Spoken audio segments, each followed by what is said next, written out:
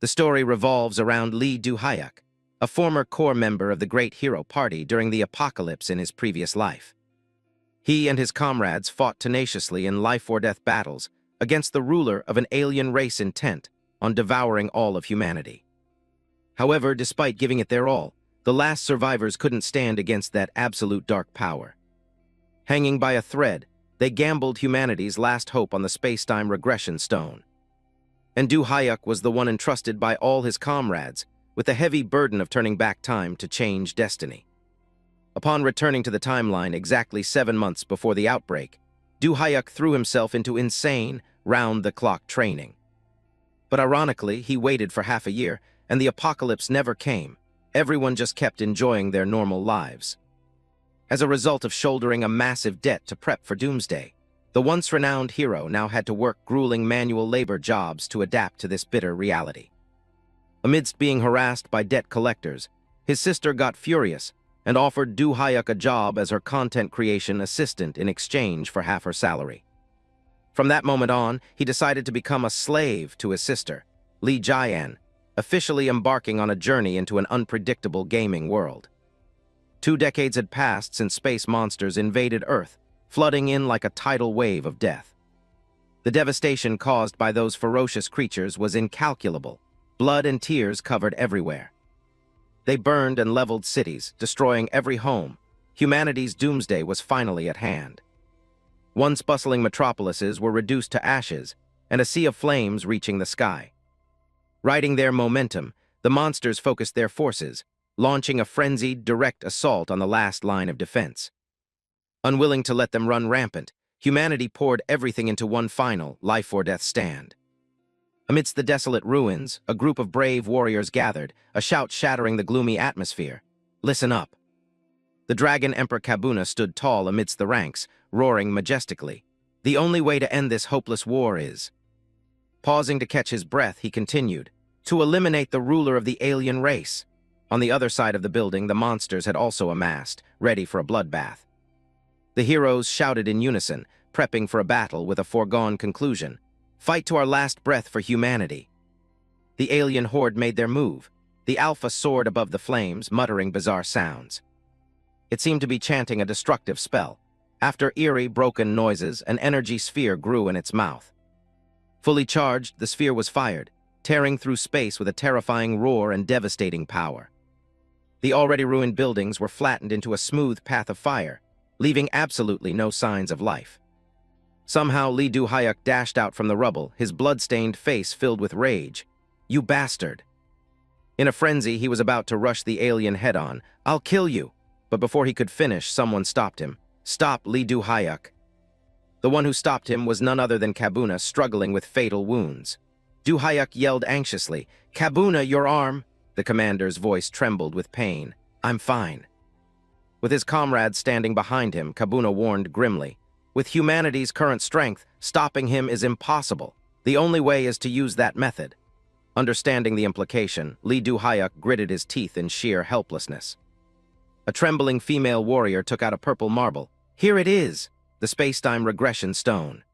Legend had it that it possessed a special power, humanity's sole hope found after 20 years of war. Its owner could return to the past exactly once.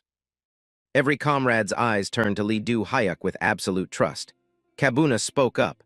"Only one person can use this stone, if someone has to go." "It has to be you, Lee Do-hyuk." Kabuna's words made him freeze, struck dumb with shock. They gave him looks full of hope, their blood-stained faces managing encouraging smiles. "Only you, a once-in-a-century genius, can pull this off. The fate of 8 billion people rests in your hands." Looking at his comrades practically begging him, Lee Do-hyuk gritted his teeth and accepted his destiny. "All right." Taking the radiantly glowing stone, he bravely bid his final farewell. "See you in the next life, all of us." The stone's growing light left the surrounding comrades in awe. "It's working." The stone levitated, radiating a mystical energy that pierced straight into Do-hyuk's chest. The sky lit up with a blinding pinkish-purple hue, blending with his lingering final thought. "Let's meet again with smiles." Below, the once luxurious cityscape was drowning in the thick smoke and fire of doomsday. After activating the stone, Do-hyuk's soul detached from his body, leaving a massive hole in his chest from the light beam. A comrade hesitantly announced, "He's gone." Suddenly they smiled in relief looking at his remains. "I don't know why, but I feel so much lighter." Kabuna stood there with a wry smile. "Now the burden falls entirely on him. Our part is done." The girl looked up at the sky, smiling brightly but speaking with sheer determination. "No, we still have one final job to do." Before them, the Alpha stared down with sheer arrogance, the alien ruler. "At the very least, we have to make one last stand." Watching the monster legion continuously pouring in to take over, she thought to herself, "That's right." Witnessing the horrific scenes they caused, she firmly declared, "The road ahead is still very long." Tightening her grip on her weapon, she charged straight at the enemy, snarling, "One last time." Kabuna didn't hesitate either, leading the charge with a resolute tone. "Let's do this." Cut to early morning in a peaceful city. An alarm clock ringing incessantly annoyed its owner to no end. Inside a messy room, Lee Du-hyuk was sleeping in a highly stylish pose. Woken up, he groggily wondered, "Where am I? My old room? Did I succeed?" Quickly regaining his senses, Du-hyuk secretly plotted, "Thank God I returned to the optimal point. There are still 7 months until the invasion."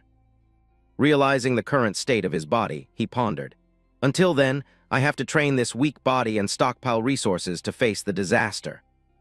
Grabbing a jacket off the wall, Du-hyuk reminded himself of his heavy burden. "The lives of 8 billion people depend entirely on me." He hurriedly threw on the jacket and hit the streets, his mind racing with calculations. "This time I need to awaken the moment the first outbreak happens. I have to train so this body can handle the awakening." 7 months passed. At Mount Buchan, Du-hyuk's shout echoed through the forest. "The final moment is here." Standing before a large rock, he held his breath. "In 1 minute and 30 seconds, a cosmic rift will open right here." Gripping an iron bar tightly, Du-hyuk resolved to put up a real fight. "My current body is still far from my peak, but at least it meets the bare minimum." While waiting, he stared intently at the rock. "In 1 minute, the cosmic rift will open, and a massive surge of mana will pour out. Like a baptism, it will forcefully reconstruct the human body, carving an awakening circuit, a mana channel." Lee Du-hyuk lightly swung the iron bar to warm up. "The problem is the alien vanguard will appear at the same time. In Korea, that's the giant ants and four-winged roaches." The chaotic scenes of the apocalypse flashed before his eyes like yesterday. At my peak, they were just trash, but for newly awakened hunters, even 6 people teaming up would struggle to take down one. The countdown finally arrived, and Du-hyuk thought to himself, "However, with my experience, I can handle it. It's opening," he declared loudly. 5-4. Wasting no time, Du-hyuk quickly got into a defensive stance, ready for battle.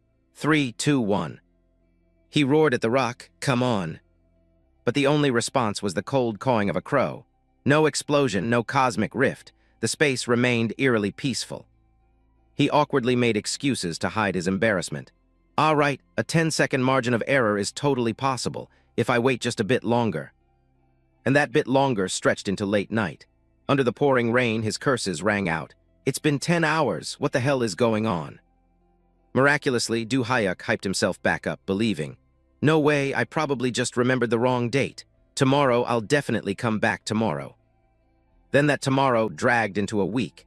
He stayed on the mountain so long that hikers started whispering, "Good Lord, kid, what are you doing here? Go home, you look like a lunatic." A month flew by. Du-hyuk's persistence finally paid off as people crowded around him like a tourist attraction. "Wow, it's the legendary stone statue guy of Mount Buchan. Stand closer so mommy can take a picture, sweetie." Half a year dragged on. He even made the TV news. "This Zen master has been cultivating on Mount Buchan for half a year. Parents even come here to pray for their kids' exams." His mom and sister saw the broadcast. "Huh, Mom, that's my brother. Good heavens, what is he doing up there?" No matter how long he waited, he couldn't deny that the world remained strangely peaceful. Only his family was scrambling to bring him home after his 6-month disappearance. "Honey, I found Lee Du-hyuk," and so ended his period of hopeless waiting. 3 months since that day. Now a construction worker, a voice called out to him. "Hey, Lee Du-hyuk, are you coming or what?" He yelled back while carrying a heavy sack. "I'm coming, seriously. How did I end up as an unskilled laborer?" Recalling the apocalypse, he was once praised by thousands with titles. Lone Wolf, Mad Wolf, Demon-Slaying Warrior, the Copy Ninja Kakashi, Genius, Ruler Class Bane, War God, one of the 9 heroes. There were so many titles that I, Lee Du-hyuk, earned in my 10 years as a hunter. As if reliving those glorious days in his memories, Du-hyuk swung his arm, thinking of his final title. And lastly, the savior. Amidst the crowded city streets, he felt completely out of place. To think a guy like me is just a laborer now, how humiliating, how could I face my comrades? He looked ahead, his heart heavy and confused. No matter how long I waited these past 6 months, there were no outbreaks. No alien species, no awakened ones, none of that exists in this world. Lee Du-hyuk frowned, bitterly accepting reality. In the end, I have to accept that this is a completely different Earth from the one I knew. Even if the multiverse theory is real, I never thought it would happen to me. His back looked lonely amongst the crowd. However, the fact that the disaster didn't happen is truly a blessing for the people of this world. Perhaps due to his positive thinking, the sky seemed bluer to him, even if it means the resistance group's sacrifice was meaningless. Yeah, it's better this way. Du-hyuk opened his arms to the morning sun, enjoying the fresh air. I should enjoy this peace for a while. But right as he was relaxing, his phone suddenly rang. He curiously looked at the screen, and what caught his eye was a barrage of notifications demanding a debt payment of $2,138,465, by the 30th of next month. The endless stream of messages terrorizing his phone left Du-hyuk staring blankly, his eyes practically popping out of his head in shock. A while later, after getting home, Lee Jae-in pulled him down to scold him. "Bro, sit down, we need to talk." Du-hyuk frowned in annoyance. Now what? Standing before her deadbeat brother, she started her usual rant. What do you mean, now what? Bro, what the hell have you been doing lately? That's right, she was Lee Jae-in, Lee Du-hyuk's younger sister. Her face twisted in frustration. You're unemployed, so where the heck do you keep disappearing to? Since last year, you've been buying gas masks and all sorts of weird junk. Don't tell me you got roped into a pyramid scheme. Grabbing his collar, she yelled. A year ago, you randomly ran away from home, saying the apocalypse was coming, then hoarded tens of millions of won worth of gear in the basement. Do you know how worried Mom was? Getting chewed out by his sister, Du-hyuk was in tears, full of grievances. Damn it, how was I supposed to know there wouldn't be an apocalypse? Recalling back then, the resistance group was discussing their plan. Kabuna grinned and told him, first off, borrow money from wherever you can. Hearing that, he was confused. Money? Kabuna nodded. Yeah, loan sharks or whatever, gather everything you can to prep for the disaster. Then what? He eagerly awaited the next step. Kabuna raised an eyebrow mockingly. What do you mean? Who's gonna care about money then? Pausing for a few seconds, he kept rambling. Once the outbreak happens, the world is screwed anyway. Nobody's gonna be sane enough to collect debts. Yet, life isn't a dream, and this world remained ironically peaceful. The more he thought about it, the more frustrated he got. In other words, I can't just ditch the massive debt I took on. Seeing him like that, his sister got even more annoyed and yelled louder. Look at you, crying and sulking like you actually did the right thing. Tired from talking, Lee Jae-in let go, crossed her arms, and gave him an ultimatum. Seriously, you're working manual labor lately to pay off all that crap, right? I'll pay you a salary, so help me make content instead. A clueless expression appeared on Du-hyuk's handsome face. Huh. That content thing where you wear weird stuff on your head, she slowly explained. I need to beat this 2-player game and I need your help. Hitting his blind spot, he panicked. Me, but I've never played games before. Lee Jae-in sighed at her blockhead brother. You're good at sports, you'll adapt fast. Besides, who else can I even ask right now? Not caring much for her nonsense, Du-hyuk slowly stood up to leave. Give it a rest. How much do you even make from streaming that content anyway? 15 million. She replied without hesitation. As that number brushed past his ears, he practically saw the halo of capitalism. Huh. Pulling out her phone, she proudly showed off her income. I make 15 million a month. I'll split half of it with you as your salary. The golden light of wealth made him instantly surrender. Wow, my sister is shining so bright. And just like that, the savior of humanity, Lee Du-hyuk, officially sold himself to capitalism. Sitting in the advanced gaming pod, she asked, Ready to dive in? Wearing the gear he previously mocked, he yelled, Yes, master, officially becoming his sister's slave. The light from the machine illuminated her excited face. Then let's begin. The progress bar quickly filled up. Full dive. Stepping into the game was a dreary, gray world, and the two landed looking incredibly badass. This game was called It Kills 2. A world where you had to face enemies by grinding levels, a game with insanely high difficulty. Welcome to the world of horror. This was a close combat horror adventure game dubbed the Graveyard for Newbies. The system screen popped up amidst the stormy, ominous atmosphere. Players have arrived. The two looked around as the notification rang out. The game begins. Excited comments flooded in. They really made this abandoned house look super creepy. Jayan shrank back in fear, clinging to Du-hyuk while the crowd teased. So cowardly. If I had to do a courage test there, I'd probably cry. For real. But Du-hyuk hardly cared, just thinking to himself. They call this creepy? This house looks perfect for a good night's sleep. Meanwhile, Jayan was shivering, mumbling, Du-hyuk, let's take it slow. The two then headed inside and he gently reminded her. All right, stick close to me. The view count was jumping, walking in like it's nothing. Chu looks so cute when she's scared, but is it okay to just walk in barehanded like that? The moment Du-hyuk stepped onto the porch, the system panel immediately displayed a notification. After receiving a letter from your ex-wife, you and your current wife have arrived at the abandoned house where she disappeared.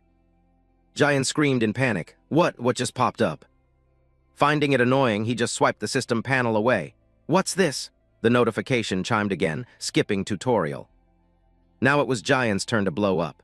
Are you crazy? This game is already hard, how dare you skip the tutorial? Du-hyuk could only scratch his head to explain. Sorry, it was in the way, so I just clicked without thinking. Jayan could only sigh helplessly. Seriously, it's my fault for trusting this total noob. The chat mocked them again, acting like she's not a noob herself. Classic double standards from Chu, so cute. Seeing her brother was unreliable, she turned to flatter the netizens. Hey guys, give me some tips, I haven't watched any guides at all. They enthusiastically replied. Hilarious. You'll figure it out when you die. First you gotta grind for weapons, look around for clues. Comments poured in with instructions. The key is the flashbang, you can't do anything to the boss without a weapon. Run for your life. Jayan fully believed them. Flashbang. See the boss, run. The chat kept buzzing. The most important thing is the difficulty setting. Whatever you do, don't pick realistic mode. But the more you forbid it, the more people want to try. Right after they mentioned it, the system announced, selection complete, realistic mode. The chat exploded once again. Holy shit, realistic mode. Jayan angrily questioned, You lunatic, what did you do this time? Why do you keep trolling me? Du-hyuk defended himself. I just wanted to see if the doorknob would open and something weird just popped up. Netizens laughed it up. This dude was like a sitcom. Lost the run on the very first try. She sank into despair. Oh my god, the prize for beating this challenge on the first try is over 1,000,001, someone sighed. Chu looks so cute even in despair. The system panel relayed the quest info. User Lipshu has placed a 1,000,001 bounty, clear realistic mode in 3 tries. Time remaining, 47 hours 59 minutes. Immediately followed by, User Chu's Guardian has placed a 500,001 bounty, clear realistic mode and enjoy it leisurely, unlimited tries. Time remaining, 47 hours 59 minutes. Hearing about the massive prize, the two instantly perked up. Yes, at your command, great lords Lipshu and Chu's Guardian. Despair is a luxury we are not allowed to have. Du-hyuk took the lead, opening the door to enter. The commenters were amused. Truly the capitalist slave siblings. The healing power of money is miraculous. Damn, look at that serious expression. Suddenly, an upside-down corpse slapped right into their view. Jayan once again let out a terrified scream. Everyone went wild. Number 1 haunted house getting spicy already. Check behind the corpse. Hearing that, Jayan shoved Du-hyuk forward. Du-hyuk, you do it. Someone reminded them. There's probably a hatchet and a pistol there.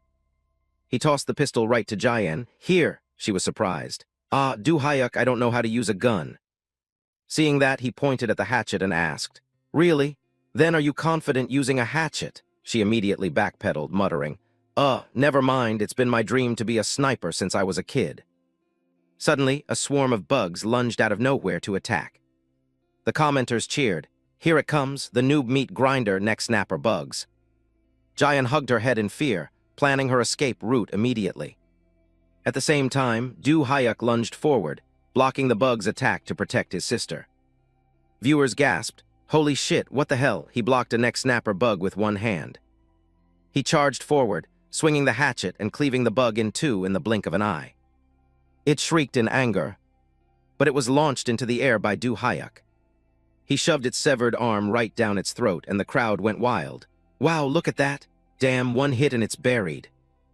Before this wave even ended, another one rushed in. He kept charging forward relentlessly, while the comment section went crazy. Look, over there too, 3 more neck snapper bugs are coming. Du Hyuk gritted his teeth, launching himself at breakneck speed. The bugs also lunged at him, frantically from all sides. Du Hyuk gathered his momentum, leaping high into the air with expert precision. Instantly, cold streaks of light slashed through the air. In the blink of an eye, the bugs had their limbs severed, falling to pieces. With a small hatchet in hand, Du Hyuk was sweeping through them like a war god, and everyone exploded. Holy shit, this is insane! Am I seeing things? Finally, the bugs were wiped out completely, and he breathed a sigh of relief. The chat got even louder. Unreal. Somebody explain this. Can anyone tell me what just happened? Big bro is safe, phew. With a face covered in blood, Du Hyuk turned back and asked, Jayan, you were pretty scared, huh? Spooked out of her mind by his bloodthirsty look, she immediately fired a shot, making him blurt out, Oh shit. System notification, mission failed. Player Du Hyuk has died. Jayan finally came to her senses and rushed over. Wah, bro, I'm sorry my hand slipped. Info popped up, mission failed, replay load game exit game. The crowd burst into laughter. User Army Poet gifted 1001, what did I just watch? Is this a comedy sketch? In an apartment somewhere, a voice exclaimed, No way, taking down neck snapper bugs that easily. It was Blackhawk, a horror game content expert. Even in realistic mode, 2 of them is my limit. He grew increasingly shocked. Yet he took down 4 with just a hatchet. Wait, what was his name again? The system began loading player data. The Lee siblings also restarted the game. The commenters were still buzzing. LMAO, what a tragicomedy. I'm laughing my ass off. Jayan apologized. Du Hyuk, I'm so sorry my hand really slipped. Someone teased. Look at him, he's fuming. He turned to her, speaking in a low voice. It's fine, Jayan, it's my fault. Jayan called out softly, Du Hyuk. Suddenly, Du Hyuk angrily smacked his sister on the head, hurting her badly. I never should have given a gun to an idiot like you, Jayan whined. I said I was sorry. I'll do better next time. He finally let it go. There won't be a next time, just follow me quietly, I'm speedrunning this. She pouted. Let's see what you can do without me. Once again, powerful hatchet swings rained down on the unlucky bugs. They were quickly minced into tiny pieces. But this time, the war god, Du Hyuk, was carrying his sister along. The chat was blown away. It's even faster when Chu does nothing. Deadweight Chu. The comment struck a nerve with Jayan while Du Hyuk gloated. See, I can carry this all by myself. Then he suggested, now let's redistribute our roles. She asked clueless, roles. Du Hyuk moved forward, announcing loudly, I'll handle weapons, close combat, farming items, and scouting. Jayan was still confused. Then what do I do? The truth hurts, and Du Hyuk glared at his destructive sister, scolding her. Just be a good girl and focus on cheering, period. Everyone agreed. Haha, okay, support role locked in. Jayan cried out, embarrassed. Hey, this is my game, what do you mean I just stand around and cheer? But he couldn't care less.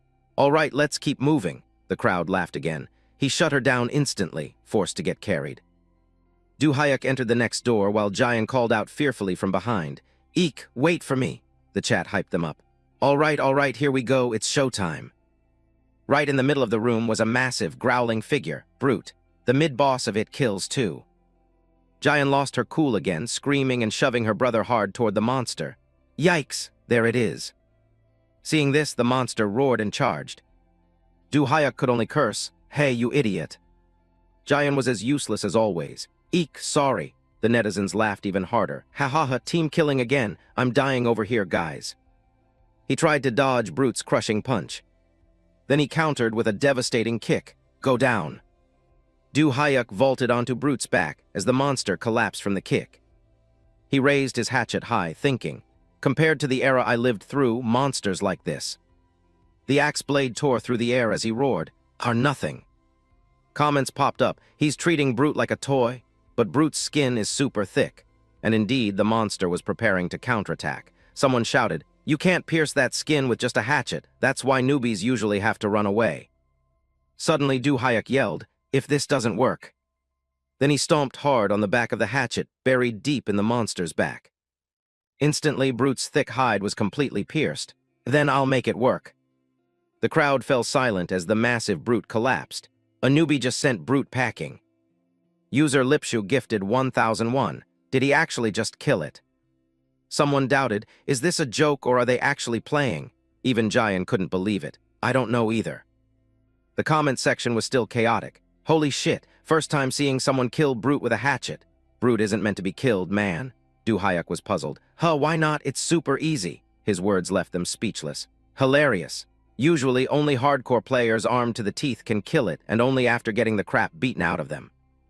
A big question was raised. You're really not a newbie, are you? Jayan immediately shot back. No way, my brother is a total newbie. That person still didn't believe it. If you're so confident, show us the status window. Jayan ordered, Sai, fine, open the status window, bro. The status panel appeared, play history. It kills 2 playtime, 6.6 hours stats, 134. The crowd was startled. Huh, he really hasn't even played for a day. Then the focus shifted to the number 134. Wow, forget that, look at this. What the hell, his stats are 134. He looked at the roaring comments, terrified his identity would be exposed. When new players start, even pro athletes only have 125. 140 is considered the human limit. What's the world record? 147. They cheered seeing that Du Hyuk's abilities were in the top 0.01%. Whoa, look at his detailed stats, guys. Holy crap, are you a cyborg or something? Du Hyuk looked visibly smug. So all that grueling training for the apocalypse finally has a use. Meanwhile, Jayan felt heartbroken. Just how badly did that pyramid scheme exploit you to make you this ripped? She suddenly burst into tears. Did you even get to eat properly there? I promise I'll treat you well from now on. He thought she was possessed. What the heck? Black Orc gifted 10,001. Wow, that's impressive. She suddenly stopped crying and asked, Huh, Black Orc, is it really you? Other viewers were also stunned. Holy crap, the first person to unlock the hidden root in it kills 2 is here. Du Hyuk was curious. Hidden root, the person explained. Normally, Brute catches the players and the story continues from there. They recounted the past achievement. But Black Orc was the first to kill it and unlock the hidden root. It took him 7 tries with all sorts of weapons. It was a bloodbath. Du Hyuk assessed. 7 tries? Makes sense, not everyone is good at games. I mean, if you're not good, that's inevitable. The chat got noisy again. LMAO, officially announcing Black Orc is a noob. Ha, only Axeman Du Hyuk would dare say that. Even the man himself outside was speechless. Not good at games, haha. He reviewed Du Hyuk's performance and noted. Anyway, for someone who's never played this game or even tried full dive VR to take down Brute with just a hatchet. He typed frantically. I was just gonna watch for a bit and leave, but this is definitely gonna be viral content. The system showed a notification. Black Orc gifted 10,001. If you don't mind, can I give you a mission? Someone else cheered. I'm trying to find some joy while streaming. Jayan was confused. Mission? What mission? Immediately, the info arrived. Black Orc has placed a 1,000,001 bounty. Clear the game using only a hatchet, no other weapons allowed. Time remaining, 47 hours 50 minutes. The two were overjoyed, practically throwing a festival because they were about to strike it rich. The chat buzzed, but clearing the game with just a hatchet, never mind Brute, how are they gonna beat the other bosses? Orc, don't you think that's going too far? It Kills 2 has all kinds of monsters, not just humanoids. Asking them to beat everything with that tiny hatchet is basically telling them to give up. Outside, he cheerfully reconsidered. Seems a hatchet is a bit much, huh? Then a crowbar and a chainsaw. Suddenly, the system announced, mission accomplished. Black Orc gifted 1,000,001. Turns out Du Hyuk slipped up again. Jayan screamed. What did you do now? He didn't know either. I meant to accept the hatchet mission, but I accidentally hit complete. Du Hyuk had no choice but to grab his sister and charge ahead. Well, what's done is done. We have to finish this mission at all costs, she screamed. Stop being crazy. Another monster appeared, Regressed, the second boss, capable of slicing players in half with insane speed. Black Orc was stunned. That chainsaw arm just needs to graze you and you're dead. The damage is insane and its attack patterns are super complex. He evaluated mentally. Normally, one player has to use heavy firepower to stun and aggro it, while the other targets its weak spot. This cycle of aggro and attacking is the official strategy to deal with Regressed, so a 2-person team is mandatory. The system chimed. Black Orc gifted 10,001, but what's with that crazy playstyle? In the game, Du Hayek capitalized on an opening right as Egrand lunged forward. He instantly swung a fatal hatchet blow right into its stomach. It howled in agonizing pain. Du Hayek thought to himself, what official strategy? In my time, if we didn't have weapons, we'd have to bite them to death. He readied another swing. If there's no set method, you find a way at all costs, and among the hunters, I was the absolute best monster killer. Egrand's chainsaw finally had a chance to strike. This so-called official strategy from a 5-year-old VR world, compared to the anti-monster tactics I developed during humanity's 20-year war. But he easily dodged it. It's no different from a children's picture book against an enemy reliant on speed. Du Hayek swung his axe hard into its calf. All you need to do is destroy its source of mobility. Then he kicked it flying like a punching bag. Once you break the enemy's speed and balance, the finishing blow will be. Egrand furiously tried to charge again, aimed straight at the neck, the weak point of humanoid monsters' strike. Thinking and acting as one, he charged forward with his hatchet without hesitation. The sharp blade bit deep into Egrand's flesh. But Du Hayek suddenly realized something was wrong. Commenters watched in panic as Egrand caught the axe bare-handed. Oh crap, the hatchet is stuck. Seizing the moment, it gathered momentum and swung its chainsaw hard. The sharp saw roared, getting closer and closer. Witnessing this, Giant screamed in absolute terror. Egrand swung the chainsaw wildly, aiming to cut through iron like mud. But with his vast combat experience, Du Hayek lightly leapt into the air, dodging the attack perfectly. Viewers could only drop their jaws at this impossible reflex. He dodged it. Look, its chainsaw broke. A second later, he landed, using all his strength to crush the enemy's broken chainsaw under his foot. Comments rolled in constantly. This is tense, but if he can't break through Egrand's defense, it's all for nothing. With its weapon destroyed, it roared in fury, deciding to fight bare-handed. Whenever this giant felt danger approaching, its defense skyrocketed to terrifying levels. Du Hayek gritted his teeth and shouted, his aura overwhelming. If your defense goes up, I just need to hit harder and smash it to pieces. Facing an opponent many times his size, he channeled all his power into his legs, delivering a thunderous finishing blow. The chainsaw blade under his foot was stomped on so hard it deformed completely, twisting pitifully. A furious slash came down mercilessly. Egrand's head flew off its neck, blood spraying all over the arena. Du Hayek clenched his teeth, pouring his last ounce of strength into the final strike. One-hit kill. The giant collapsed like a bag of minced meat, while he lost his balance and crashed straight into the wall. After taking down Egrand, Du Hayek chuckled to himself, exhaling a sigh of relief. This guy was a little tough to chew. Giant rushed over, throwing her hands in the air, screaming in excitement. My brother did it. We won. Viewers were completely mind-blown. He said it was tough to chew but logged him out in one hit. What a legend. So entertaining to watch. A user named Doyukchu donated 100,001 with a message. How are you so good at this? Du Hayek just smiled awkwardly and explained. Ah, that guy is much easier than you think. He began narrating his secret. You just need to analyze its muscle movements and the direction of its pivot foot, then aim precisely at the ankle it uses to balance during attacks. I completely neutralized its speed. Du Hayek calmly continued explaining his technique in detail. And before it can even strike, if you can read the movement of its shoulder muscles along with the tension in its biceps, you can easily predict the direction and timing of the attack. As he spoke, he demonstrated it live for the audience. He dashed forward so fast he left blurred afterimages.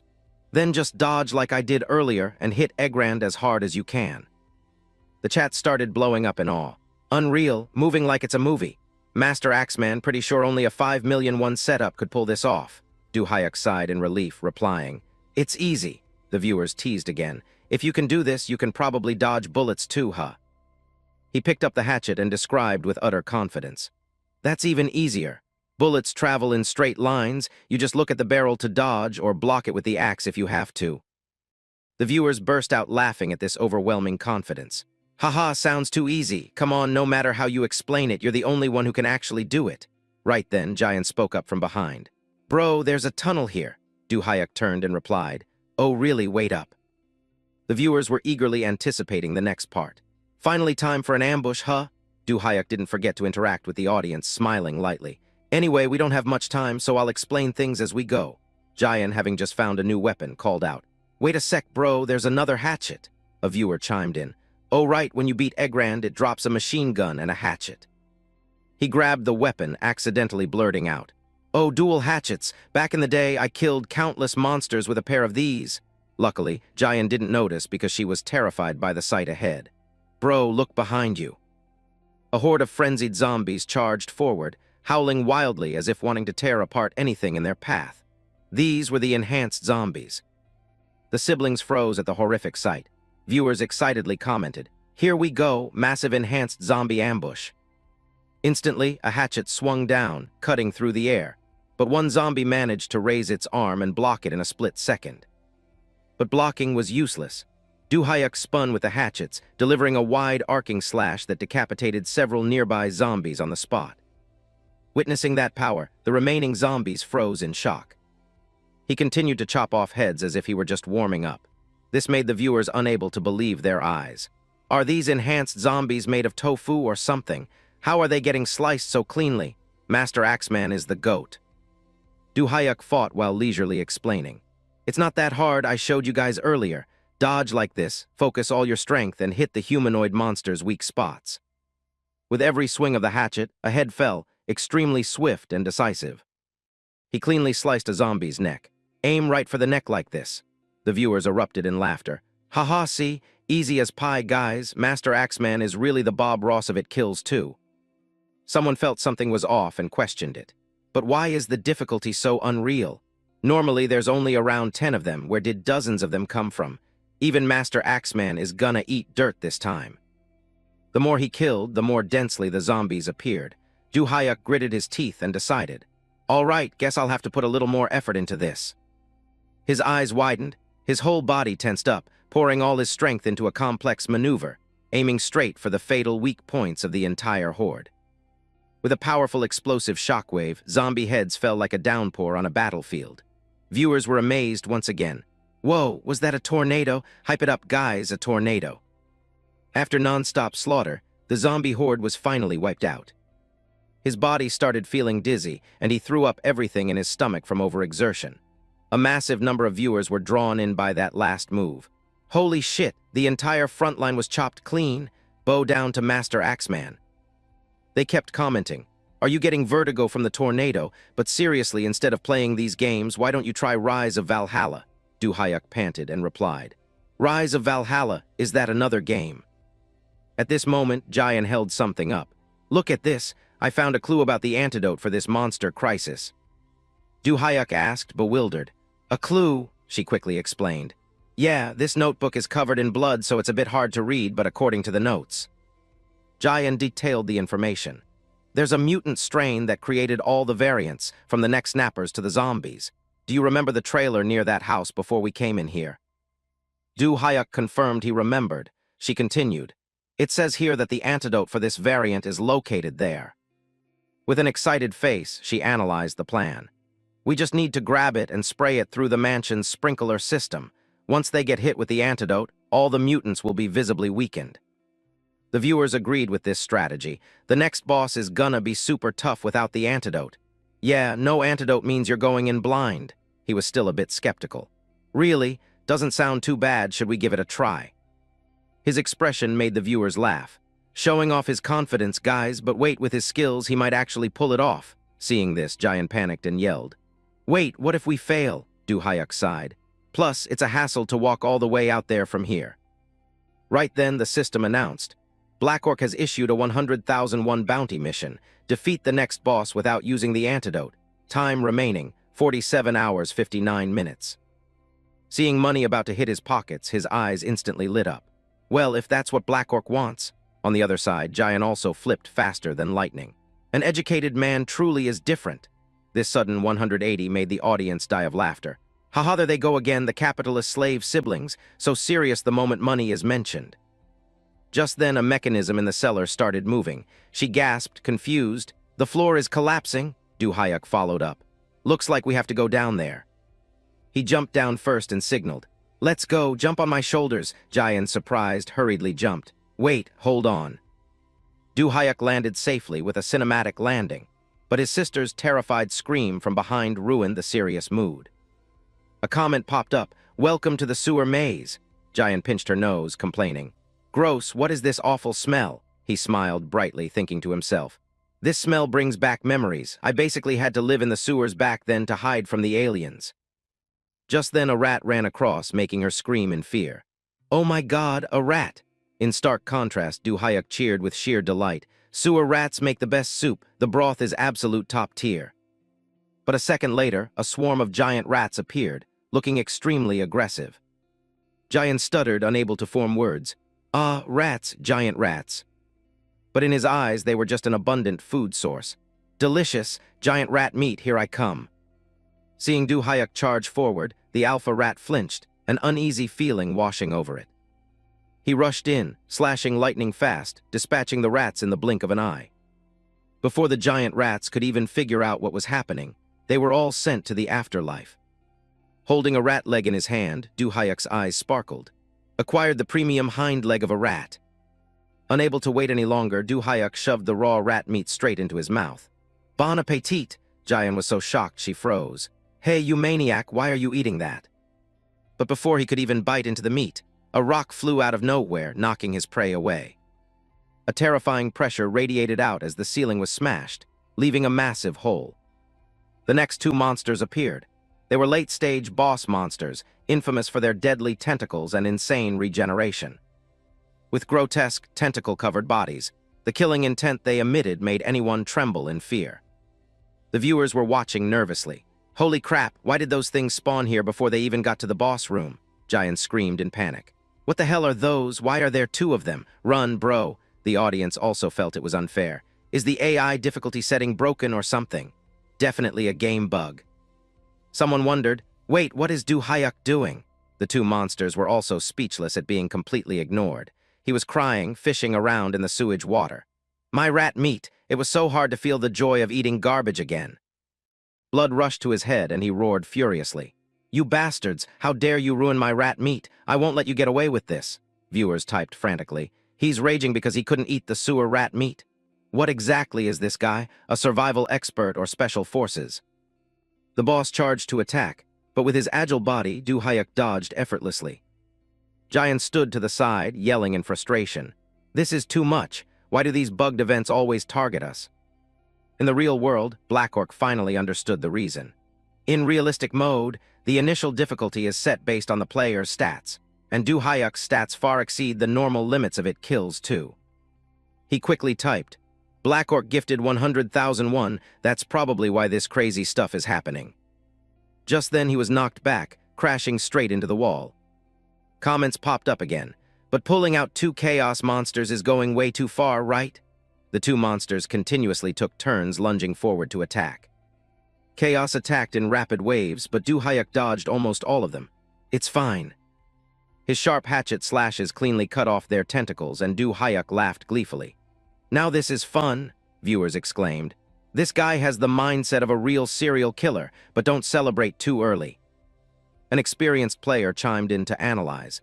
"Chaos has ridiculous regeneration. It'll heal that wound in a heartbeat, just watch." Just as predicted, its tentacles began to grow back. The moment it took damage, it had already. One chaos puffed its cheeks, spewing out a thick cloud of dark green smoke. That person continued their analysis. "It's gonna use poison gas to attack." The poison spread so fast Du Hyuk didn't have time to react. Jian's health bar plummeted. "Ah, bro, we're poisoned. We can only last 10 more minutes." The viewers couldn't help but marvel at the intense drama. What a crazy event, having to fight chaos with infinite regen while poisoned. This battle is literal hell difficulty. Du Hyuk didn't falter, swinging and roaring. "If it regens." He poured all his strength into slicing its legs off. "Then I'll just keep smashing it to pieces." Very quickly, the chaos's head fell, and its limbs were severed from its body. Du Hyuk roared, "Until it can't regenerate anymore." But all efforts seemed useless. The monster kept regenerating, arms and legs growing back at an unimaginably terrifying speed. Body parts kept sprouting out, stretching long endlessly. Witnessing that, Jian shouted in frustration. "We chopped off its head, why does it keep coming back to life?" A comment popped up to remind them. Chaos has infinite regeneration unless you destroy its heart. The chaos charged madly once again. Reading the comment, Du Hayek paused for a beat. Immediately after, he quickly changed his strategy. Its heart, so that's its core. Instantly, he leapt high, severing the guy's arm. Sharp tentacles stabbed straight down, blood spraying everywhere. Giant screamed in panic. Bro, the viewers were also on the edge of their seats. What was that? Did he get hit? Turns out he managed to dodge to the side, making the chaos kill its own partner. The audience erupted in excitement. Unbelievable, absolutely incredible. Du Hayek jumped to the side, standing firm as he watched the scene. The chat was filled with admiration. He tricked the enemy into destroying the other one's heart. That's insane. Did he plan this from the start? Realizing it fell for a trap, the chaos glared at Du Hayek, opening its mouth wide as if to eat him alive. He didn't hesitate, springing high into the air and slashing straight down at its head. Du Hayek used all his might to cleave straight down the middle. Just like that, the chaos was sliced in half, blood spraying everywhere. He stood proudly on the monster's chest, smiling with pure satisfaction. The viewers flooded the chat with praise. Holy shit, you can do that. Mom, when I grow up I want to dual-wield hatchets like him. Chant Lord Du Hayek's name, guys. Giant also couldn't stop praising him. You're amazing, bro. The system chimed. Chaos extermination mission complete. Her eyes started sparkling. Everyone, after witnessing such an absolute peak performance, surely you guys want to donate a little something. The viewers felt helpless. Here we go, smooth transition to begging for donos. Turn on tipping mode, guys. Notifications popped up constantly. User-only action games donated 100,000 won. Absolutely insane, master. User McLaren donated $100. So freaking cool. User Calchamler donated 50,000 won. Has this guy gotten his mental health checked yet? Watching the numbers jump, Giant was overjoyed. Thank you all so much. I'll use this money to buy meat to bulk up my brother. Seeing this, Du Hayek silently judged. Good lord, is that all real money? Just how much did she make today? She sighed, turning to ask him, what now? Do you want to keep going? He smiled lightly and replied, I've been playing for about 8 hours. Let's stop here for today. This made the viewers incredibly disappointed. It's only been 8 hours. You gotta grind for at least 18 hours. How can you abandon us so cruelly, bro? Du Hayek pointed at his head and explained, my focus is starting to slip. Plus, since it's my first time in VR, I think I'm getting a little motion sickness. Hearing that, the viewers understood. Well, if you put it that way, fair enough, but next time you have to play longer. He smiled friendly and replied, got it. Next time I come back, I'll clear this whole place out. Jayan winked playfully, saying goodbye. That's all for now, bye-bye. Even though they exited the game, the chat remained extremely active. The boss is right there, just fight it. Wait, why did we say they couldn't quit but they did it anyway? But didn't we just witness a new page of history being written? The scene shifted elsewhere, the comments still incredibly lively. Exactly, this is the beginning of a legend. What do you think, Blackhawk? Blackhawk sighed deeply, filled with emotion. Seriously, who on earth is this guy? We have to admit it, he's completely insane. He pondered in utter shock. If his skills in It Kills 2 are already this terrifying, what will it be like in other games? Recalling Du Hayek's horrifying combat scenes, Blackhawk concluded firmly. If this guy plays another game, it's guaranteed to be a hit. No, it'll definitely be a global blockbuster. In that moment, he made up his mind. Now is not the time to hesitate. This person, I absolutely have to recruit him. Loud cheers echoed through the house in the dead of night. Bro, that was awesome. How are you so good? Giant excitedly swung a frying pan wildly, her movements as smooth as if she had trained with dual hatchets her whole life. Like this, and this, whoosh whoosh. Du Hayek squeezed his eyes shut, dodging the pan that flew right past him. Hey, stop it right now before you actually hit me. No wonder you're gonna die single. Giant angrily shot back. What? I have plenty of good options. I'm a certified hot girl. Du Hayek quickly compromised. Yeah, sure. You've been single since the womb, but keep dreaming, sweetie. She suddenly stopped, her tone turning serious. But seriously, how did you do that? You look like some crazy drug addict back there. Du Hayek explained casually. I just moved naturally and it just worked out, she mumbled in annoyance. Lucky bastard with natural talent. She pondered deeply. Well, he always had insane athletic ability since we were kids, if it weren't for that cursed fortune teller's prediction back then. Jayan recalled the prophecy from years ago. He is destined to become the savior of this world. The old scene flashed back. Hearing that, her parents gasped in awe. Our little boy? Jayan sighed internally, never expecting her parents to blindly believe such nonsense. She reminisced. It was precisely because of that reason that despite the gym teachers begging for years, her parents stubbornly refused. In her mind, the image of the poor teacher appeared. Ma'am, Do-hyuk's brain is just for decoration. He was born to. Her mom immediately snapped. Shut up. She still clearly remembered her dad violently dragging the teacher outside. How dare you hold back the future Secretary General of the UN? Jayan looked at her brother thoughtfully. If they had listened to that teacher back then, at least you'd have a few Olympic medals by now. Mom and Dad regret it every single day.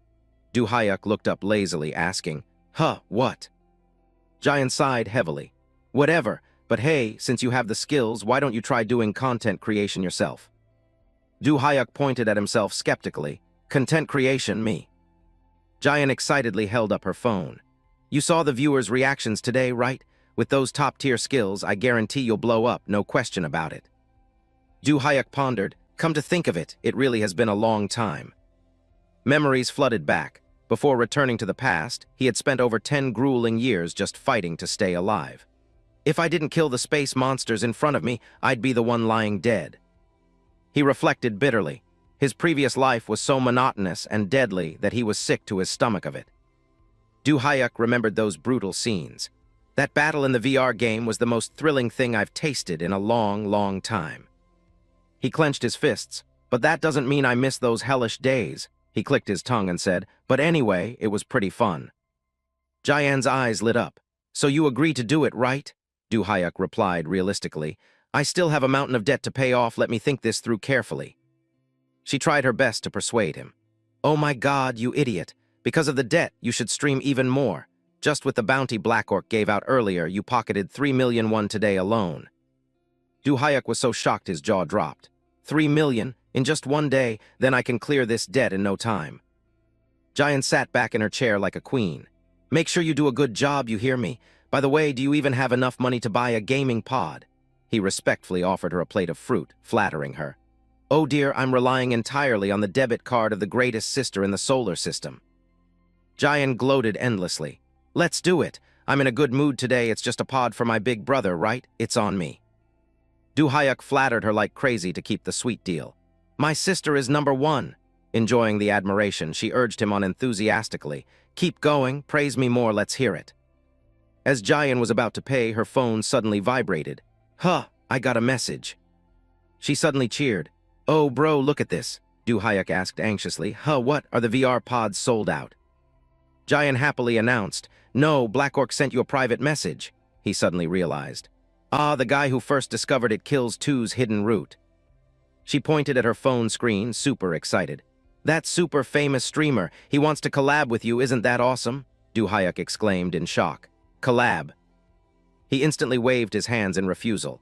Are you crazy? No way. Jayan looked ready to explode. What? Why not? Do you know how famous he is? Just teaming up with him once will make our view count skyrocket. Do-hyuk hugged his chest defensively. Knock it off. You want me to go mingle with that guy just for a gaming pod? I respect his preferences, but I'm strictly into girls.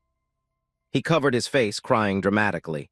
Are you so obsessed with views that you'd push your own brother down the path of gay baiting? You monster! Jayan's face darkened. This bastard. Should I just snap his neck right now? The next day, the atmosphere in the house was bustling. The gaming pod installation is complete, followed by profuse thanks. Yes, thank you so much. Goodbye. Do-hyuk appeared with a swollen, bruised face full of resentment. That brat! She should have explained it clearly. She made me think a collab meant doing that. He sighed, reassuring himself. Well, once you throw the spear, you gotta follow it. I have to go all out this time. Do-hyuk sat inside the pod. This was a high-end model bought with Jayan's card on a 12-month installment plan. Since his sister insisted it was essential equipment for his future streaming career, he went ahead and added a few modern features, bumping the price up to 20 million won. He thought deeply.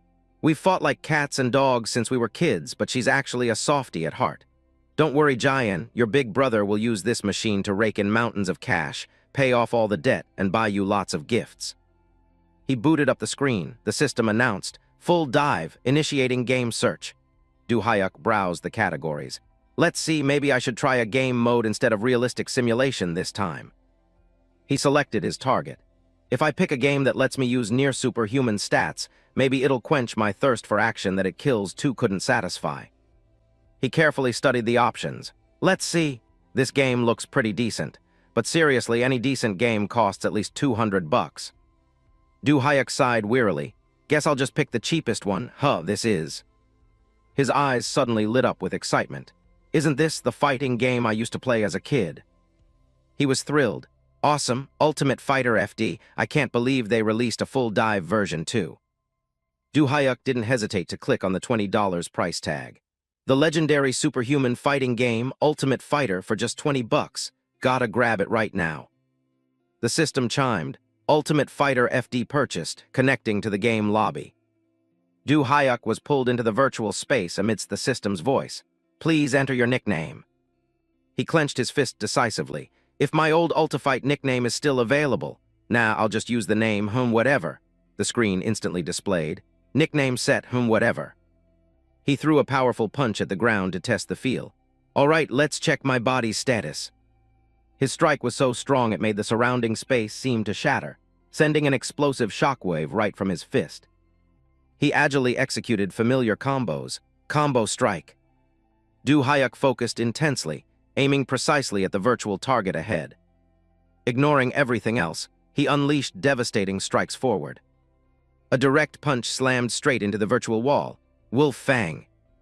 Du Hyuk breathed a sigh of relief. So this is my absolute limit in game mode, He looked down at his fists. While it's not enough to be called a true superhuman, it far exceeds the limits of an ordinary person. He analyzed it thoughtfully. Maybe this is the highest level a normal person can reach. If it were any faster, normal perception probably wouldn't be able to keep up. His eyes showed clear determination. All right, that's enough warming up. Time for real combat. Computer, search for a ranked match. The system notification popped up. Currently, player, whatever, has not reached the required level to participate in ranked matches. Du Hyuk looked up, disappointed. Right, that's the rule of the game. Fine then, find me a public lobby. The system continued. Searching for a public lobby and Ultimate Fighter FD full dive. Please wait. He waited eagerly. While the data is loading, I should pick my main character to deploy. In another scenario, a player had just been utterly defeated. The commentator screamed excitedly. Hype it up, guys. Welcome back the boss lady sword princess. Harang decisively executed the finishing move on the man opposite her without an ounce of mercy. She stood proudly in the middle of the arena amidst the echoing announcement. Yet another lightning-fast knockout victory. The match information clearly displayed. Harang win. She smiled brightly at the camera. Mission accomplished, the screen showed. 50,001 reward for knocking out the opponent. She thought to herself, today's mission was truly a piece of cake. Harang suddenly looked at the exploding chat box. Netizens couldn't stop screaming. Who is this girl? How is she so good at Ultimate Fighter? User Sword Princess Fanboy donated 10,001 with a message. Are you a newbie? Do you not know Sword Princess's reputation? The crowd started buzzing. Ultimate Fighter FD used to be huge back then. There was even a world championship.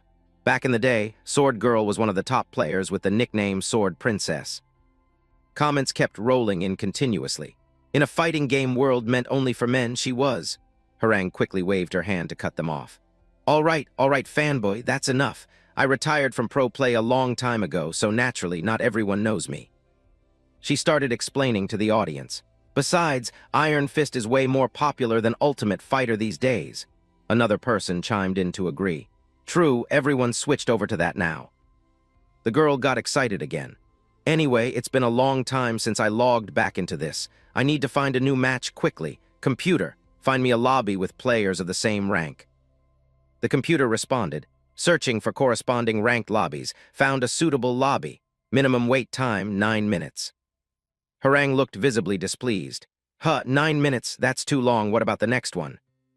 The info continued to show. Wait time, 12 minutes. She scratched her head in frustration. Waiting this long ruins the packing of the stream. Suddenly a donation popped up. User Spider-Girl donated 1,001.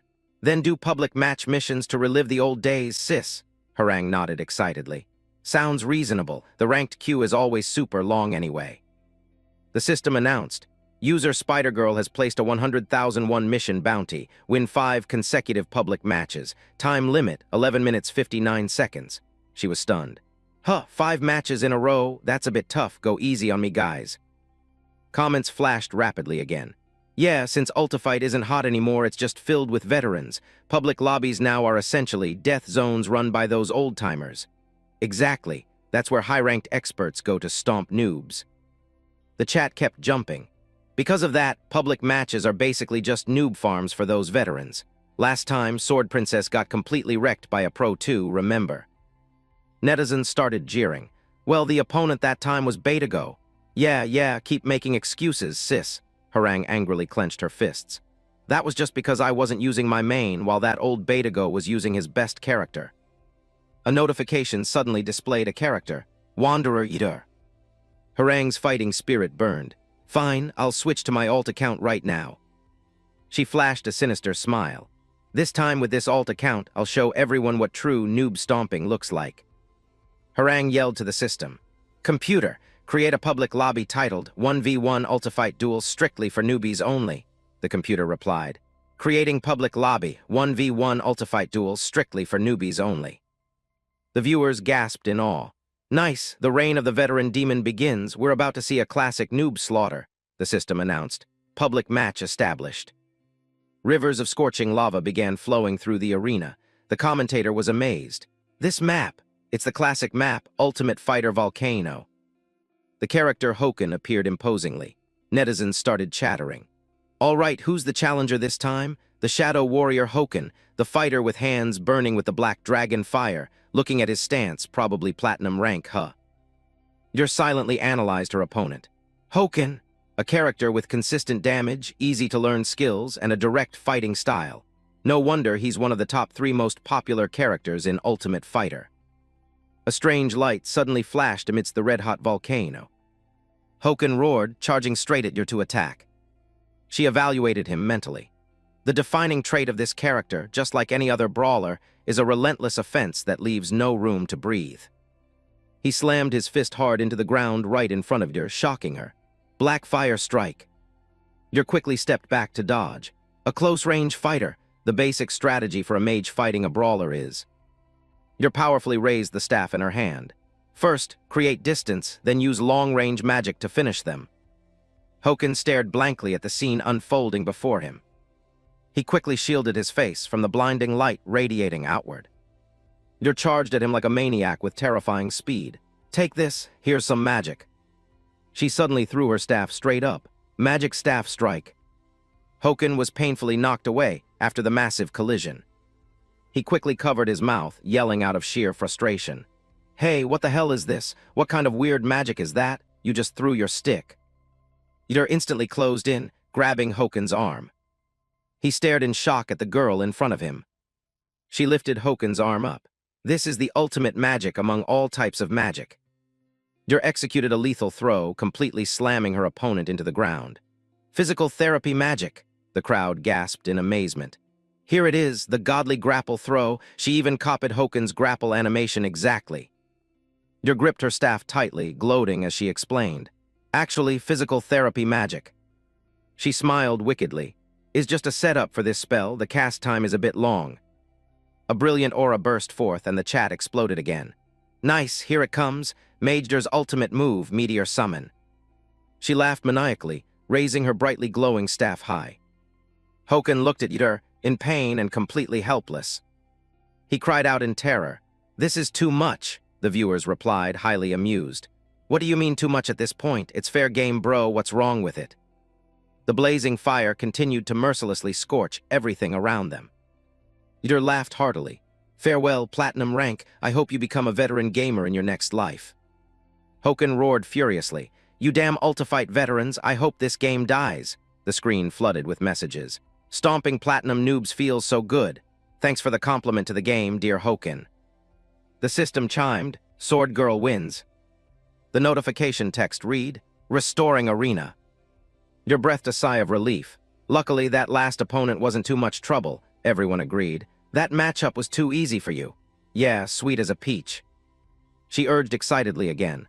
All right, let's finish this 5-win streak mission. Computer, bring up the next challenger. The system announced, summoning the next challenger. A mystical light appeared once again. A completely new silhouette materialized in front of her. The opponent's information came through. Meta Steve. Steve looked around the surroundings in surprise. The commentator was also stunned. Huh, Steve, isn't that character meant exclusively for newbies? Steve gathered momentum, jumping up and down continuously as if testing the gravity, leaving viewers confused. Is his info set to private? Must be. I can't find this character's match history. Wait, what the hell is he doing? Don't tell me he's warming up. He started tapping the arena floor repeatedly. This bizarre behavior set the chat buzzing. Hey, look, he's even patting the arena floor. That's hilarious. What's wrong with this guy? Looking at him, he's definitely a total newbie. Steve looked eagerly at the rolling, fiery magma. Look, magma, Yer sighed helplessly in her mind. This is definitely a clueless newbie. Do I really have to slaughter this little chick? The viewers immediately protested vehemently. Are you really gonna hit him? Protect the newbies. Down with newbie bullying. She covered her mouth with a smirk, her tone full of smugness. Well, I'd love to protect the newbies too, but I have a mission to finish. Besides, I didn't expect a real noob to show up here either, the crowd heavily criticized. Wipe that smirk off your face before talking. You're the one who titled the room strictly for newbies only. It's all your fault. Dur resolutely raised her staff, ready to finish this. All right, let's just get this over with. The screen displayed, ready, 3. Comments kept rolling in. Go easy on him, bro, the newbie's gonna cry. Steve suddenly turned to look around while the crowd kept talking. It's been ages since I've seen a newbie this blank slate. This chick is probably gonna get stomped so hard he uninstalls. The countdown stopped at 2. Steve gathered his strength, ready to jump. Someone quickly typed, RIP newbie, system announcement 1. The resounding battle command echoed, fight. Steve clenched his fists, charging forward with blinding speed. Eder was ready to engage, and comments appeared full of mockery. Here it comes, the classic newbie diving attack. She smiled wickedly, lightly stepping aside with full confidence. As if that move would work on me. Even I dodged Hoken's explosive attack. A newbie's tackle has no chance. Suddenly, Steve surprisingly planted his hand on the ground for leverage. Using that momentum, he thrust his fist straight toward her, leaving her utterly shocked. Huh. She took a punch straight to the face in pure astonishment. Wait, hold on. Eder continuously took the brunt of his relentless steel punches. Steve kept attacking furiously, giving his opponent not even a second to breathe. She was beaten until her face deformed, completely losing the aura of a top-tier player. Steve stood proudly in the vast space, exuding a majestic presence. In contrast, Dur lay writhing in pain on the ground. He thoughtfully looked at his fist. That felt good. Everyone was in an uproar. That was a perfect. A newbie just cooked a veteran player. This dude actually said it felt good. What the hell did I just watch, bros? The system notification popped up. Round 2. Eder suddenly sprang up, trying to force herself to stand after the humiliating defeat. Steve looked at her, bewildered, seemingly not understanding what was going on. She refused to accept it, screaming with bitter resentment. No, let's go again, fight me again. The comments endlessly mocked her. A perfect defeat. Losing to a newbie is the ultimate disgrace for a veteran UF player. This is hilarious, calm down, sword princess. Eder quickly shot back, trying to salvage some dignity. No, wait guys, it wasn't like that. Honestly, you all saw I only lost because I let my guard down, right? The crowd got noisy, full of sarcasm. The let my guard down excuse again? That's fire. Don't you remember what you said when you beat your last opponent? User Sword Girl donated 1001 with a message. Exactly, I remember you saying letting your guard down is part of your skill set. Eder gritted her teeth, pointing an accusatory finger at Steve. No, but seriously, how could that guy be a newbie? It's clearly a pro's alt account. Do you guys actually think he's a real newbie? Everyone played along to tease her. Yeah, okay, makes total sense. That guy's acting is so realistic. She transformed again, preparing for a real battle. All right, this time I'll take a perfect victory, the system announced, Sword Girl harangue. The crowd got instantly hyped. Finally bringing out the main character, huh? That's the character that crowned her sword princess during her pro days. Harangue glared furiously at the exploding chat. User King of Social Distancing donated 1001. Got punched into a perfect loss and immediately switched to harangue? That's fierce. Hilarious, she's actually mad, M.A.D. mad. She yelled in frustration to drown out the mocking laughter. What? If I actually try, I'll definitely win. Harang coldly drew her sword from its sheath. Listen up, guys, I'm actually mad now. You all better start praying for that guy. She was brimming with the will to fight. Because from this moment on, I'm going all out. The system announced, ready, 3. She eyed Steve scrutinizingly. That guy, one look and you know he's not in the highest UF rank, Transcendent. At best, he's Diamond or lower-tier Master. Steve looked up at the notification scrolling across the screen. A large board appeared displaying the ranks. Transcendent, Master, Diamond, Platinum, Gold, Silver, Bronze, Iron, Soldier. Harang exclaimed in surprise. The highest rank in Ultimate Fighter, Transcendent. She was incredibly surprised. Out of all the players, only exactly 100 people, including myself, have ever reached Transcendent. The countdown stopped, too. She focused intensely, analyzing her opponent. Based on his fighting style, which is a bit different from UF, it's clear he's a top player from another game who came over here. Harang stomped the ground fiercely. From now on, I'll show you my true power, the screen showed. 1. The word fight echoed through the air, signaling the start of the match. Harang dashed forward like the wind. Let me show you what true control looks like. She unleashed a series of powerful slashes, but Steve lightly dodged every single one. He raised his fist, ready for a lightning-fast counterattack. Harang yelled out, fully alert, I won't fall for your trap this time. Steve unexpectedly grabbed the arm she was holding the sword with tightly. He gritted his teeth, attacking before Harang had time to react. W-8. Instantly, she took the full force of a massive punch to the body. Harang had to constantly endure the critical hits from her opponent's thunderous punches. Steve kept up the relentless assault, giving his opponent no chance to fight back. He thrashed her so hard she screamed tragically, I'm dead. Once again, he completely defeated her. The comments lamented, this scene is too familiar, Act 2, Scene 1, still eating dirt just like before. Harang lay flattened on the ground as netizens questioned, is this really a veteran player? Sword Princess my foot, more like Crybaby Princess. Her voice still echoed with bitter resentment. No, again, fight me again. An earth-shattering crash rang out. The system announced the result, STEVE wins. Steve was exhausted, panting heavily after the intense battle. Harang hastily begged, looking pathetic, Boss, please spare my life. Steve breathed a sigh of relief. Well, that's a 5-win streak. He thought to himself, that staff-wielding character at first was easy to deal with, but when they switched to the sword character and used those weird moves at the end, it was a bit tough. Steve stared at his own hands. I logged into game mode because I wanted to test out super strength, but I accidentally skipped the tutorial out of habit, so now I have no idea how to use skills. He clenched his fists regretfully.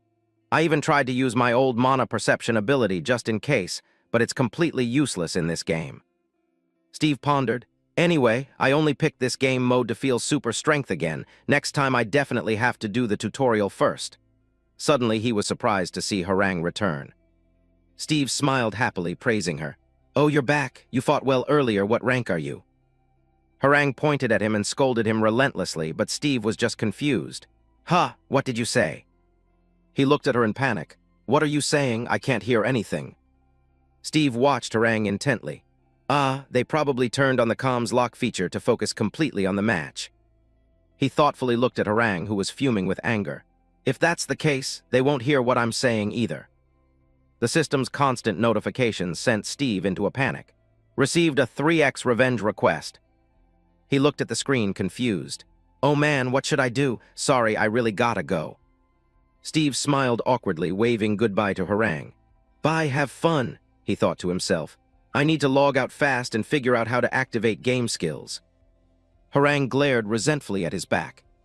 Steve smiled. What do they keep saying? Judging by the lip reading. Because of the upcoming revenge match, they want my nickname to add me as a friend. He confidently and loudly stated his name. Whatever. Harang looked at him with sheer confusion. Steve suddenly remembered. Oh right, they probably can't hear me. He immediately made the screen display the text repeatedly, whatever. Harang's jaw dropped as she stared at the words on the screen. She screamed in pure fury, You bastard! The system announced coldly, Player 2 has logged out. Harang yelled angrily into the void. I will absolutely find you. Her scream echoed across the sea of red-hot magma. I'm so pissed. How can such a scumbag exist in this world? The comments mocked her sarcastically. Whatever. Who? Is this sword princess the former pro gamer? Harang felt like she was breathing fire, deeply humiliated. How dare he ignore me like that? A player quickly typed. User chat explained donated 1001. Wait a second, sword princess, that person didn't ignore you. She angrily looked at the chat box. If it's a newly created account, the default setting is always muted. He definitely didn't hear anything from the start because he hadn't turned off that setting yet. The system confirmed, correct answer.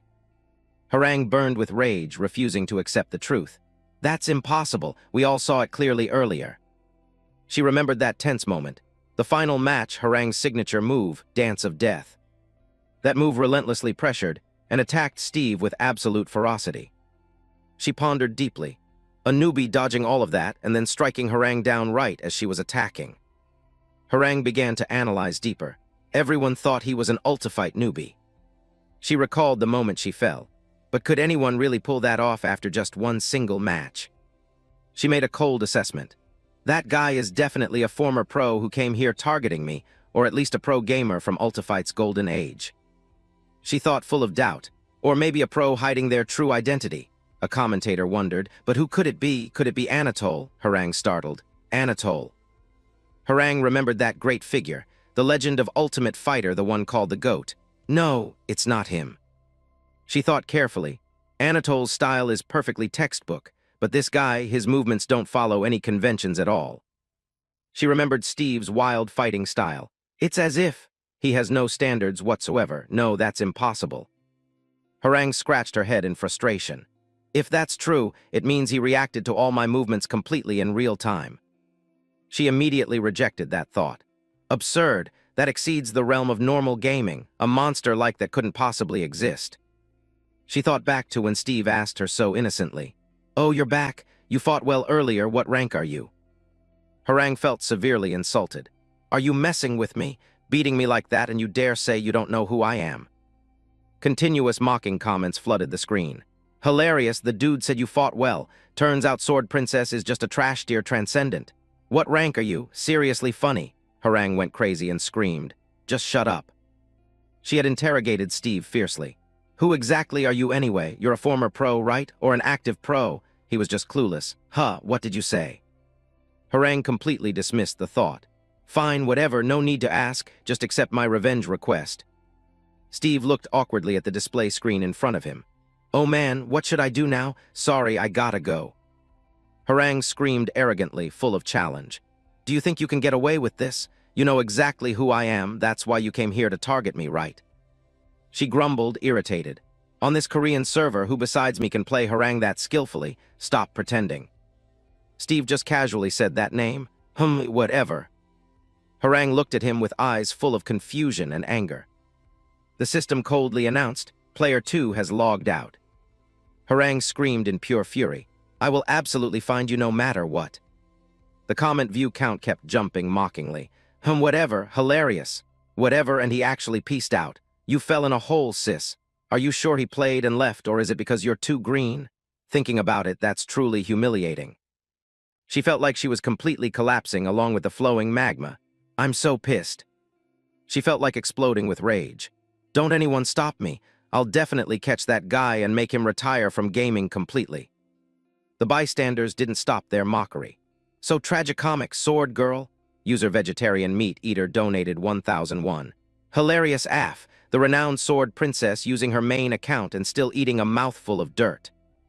A few hours later, Hayuk had just finished and logged out of another match. He sighed in relief, stretching his body. 14th match, Computer, show me my current ranked stats. The computer displayed the information. Ranked match stats, 14 wins, 0 losses. He looked up at the analysis board in disappointment. Aside from that first player, the general skill level here seems a bit low. He recalled the past matches. In those ranked matches, the opponents I met exposed their fatal weak points just from 1 or 2 feints.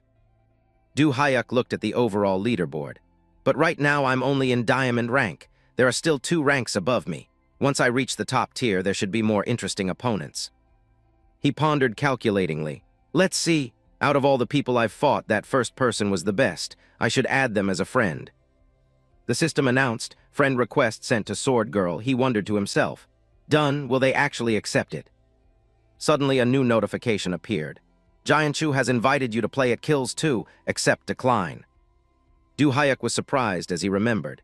Oh right, almost forgot I promised to do content creation with Giant today.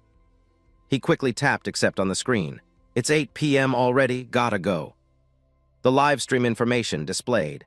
Current viewer count, 173. Giant and Du Hyuk appeared on the broadcast at the same time. Commentators chattered. Why are you a minute late? Why a minute late? Open the doors, Master Axeman is here, guys. Professor, let's make it a banger today. Giant smiled radiantly and waved to the audience. Hello everyone, it's me Giant Chu again. Comments popped up. Hi Giant Chu. Hey, is the guy standing behind you the axe murderer? She pointed proudly at Du Hyuk to introduce him.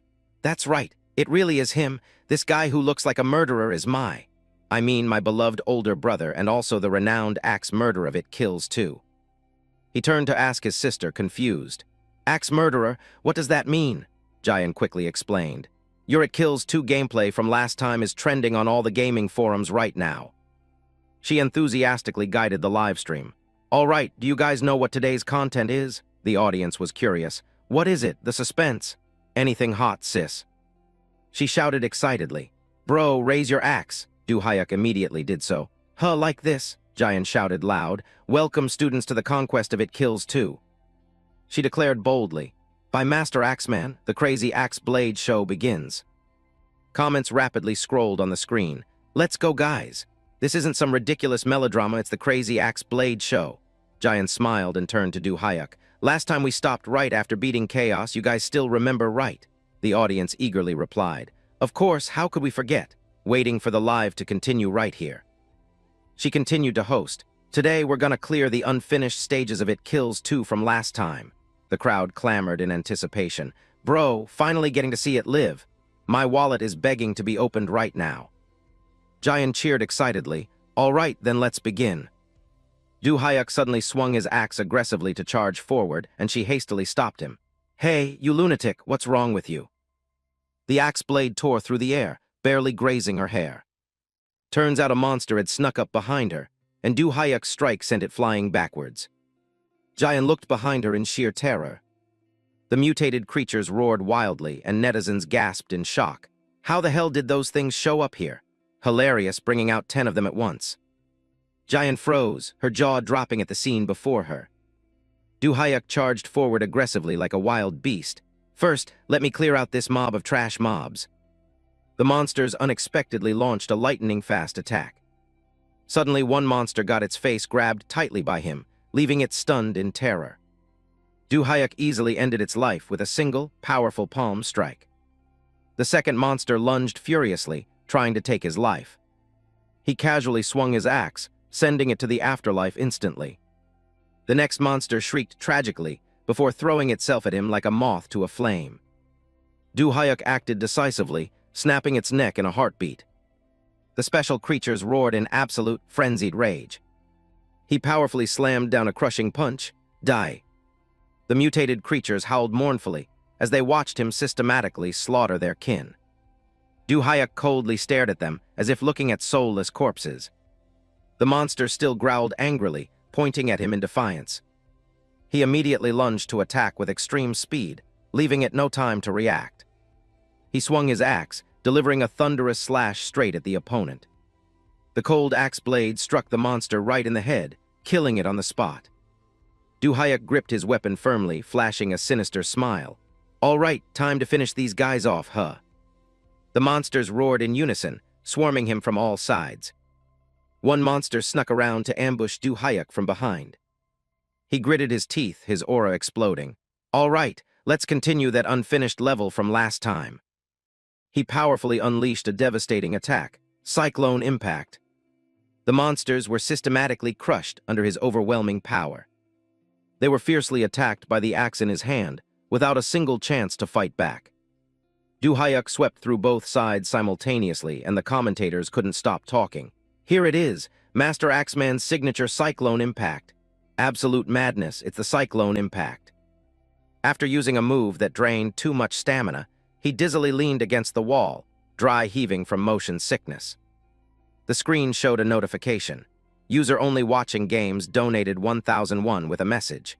Hey, I requested and it kills 2 playthrough. Why are you grinding Diablo solo here? Master Axeman still gets motion sickness just like always, that's hilarious. Du Hyuk wiped the corner of his mouth, panting as he replied. I'm fine, getting used to it so it's a bit better now. He looked at the pile of monster corpses stacked like a mountain. Did I clear them all out? The computer displayed a donation. User Cute Nickname donated 1001 with a message. You think they can still breathe after that hit? Hilarious, the dude even asked if he's done. You wiped them all out. Du Hyuk smiled smugly. If I just aim for the weak spots and strike like this to one-shot them. This mob isn't really that tough. They clamored to argue. Normally, even shooting a grenade launcher in their face wouldn't do a thing. Hilarious, why did they die so easily? How do you survive an axe to the neck? Isn't it obvious? A veteran player chimed in to explain. Actually, pros usually farm these with knives. Slashing with a melee weapon stuns them longer. Du Hyuk suddenly understood. Ah, I see. Turns out they're a type of mob designed to be taken down exactly the way I did it. No wonder it was so easy. He quietly read the comments on the screen. We can't hit them head-on like you do, Professor. At best, we just sneak behind them to kite. How did you kill all 10 like that? Seriously, if even 2 of them show up, we already have to pull out the grenade launcher. Du Hyuk was incredibly surprised. Huh, really? From the patterns I saw, they only have that one move where they stab straight forward. You guys just need to predict the direction, dodge to the side, and slash. Giant sighed heavily. How could a normal person ever do that, this blockhead? He's not usually this clueless. He tried hard to describe the combat movement. Like this, just like how I handled brute, slash, stab, and finish. Giant sighed internally. Geniuses can't understand the struggles of mortals. Whatever, as long as the broadcast is entertaining, it's fine. She hurriedly stopped him. Bro, stop explaining, we still have to clear the next level. Du Hyuk agreed. Oh right, remember students slash, stab, finish. The audience immediately played along. Yes, coach, slash, stab, finish. How to avoid an attack, dodge before it hits, LMAO. So that's how it is, got it, got it. In another location, a man in full armor was struggling to defend against attacks. Harang charged straight at the man with terrifying speed. He took a stance, ready for a life-or-death clash with her. He gritted his teeth, using all his might to block Harang's stormy assault. The man suddenly threw a powerful punch to counterattack. He punched while screaming like a maniac, "Let's go!" Harang calmly stared at the incoming punch. She lightly sidestepped, gracefully leaping upward. The man's punch missed its target, shattering the ground into pieces. She stubbornly shot back, "You're the one who needs to go." The man glanced back, his eyes filled with unbelievable terror. Harang powerfully unleashed her technique, Dance of Death. A barrage of slashes rained down like a torrential storm. The computer announced the result, Sword Girl WINS. Harang breathed a sigh of relief and sheathed her sword. This opponent was a bit tough. Viewers showered her with praise. Who am I, the flower of UF Sword Girl? That last move was beautiful. You dodged, sidestepped, and unleashed an epic finishing move. She pondered deeply. Based on his skills, he must be at the transcendent rank, Dance of Death. She clenched her fist in doubt. This move works even on high-level players, so why was it completely useless against that rude guy? Harang questioned herself. That guy, is he a UF pro or a former pro gamer, or maybe an Iron Fist pro instead of UF? Steve's image flashed in her mind.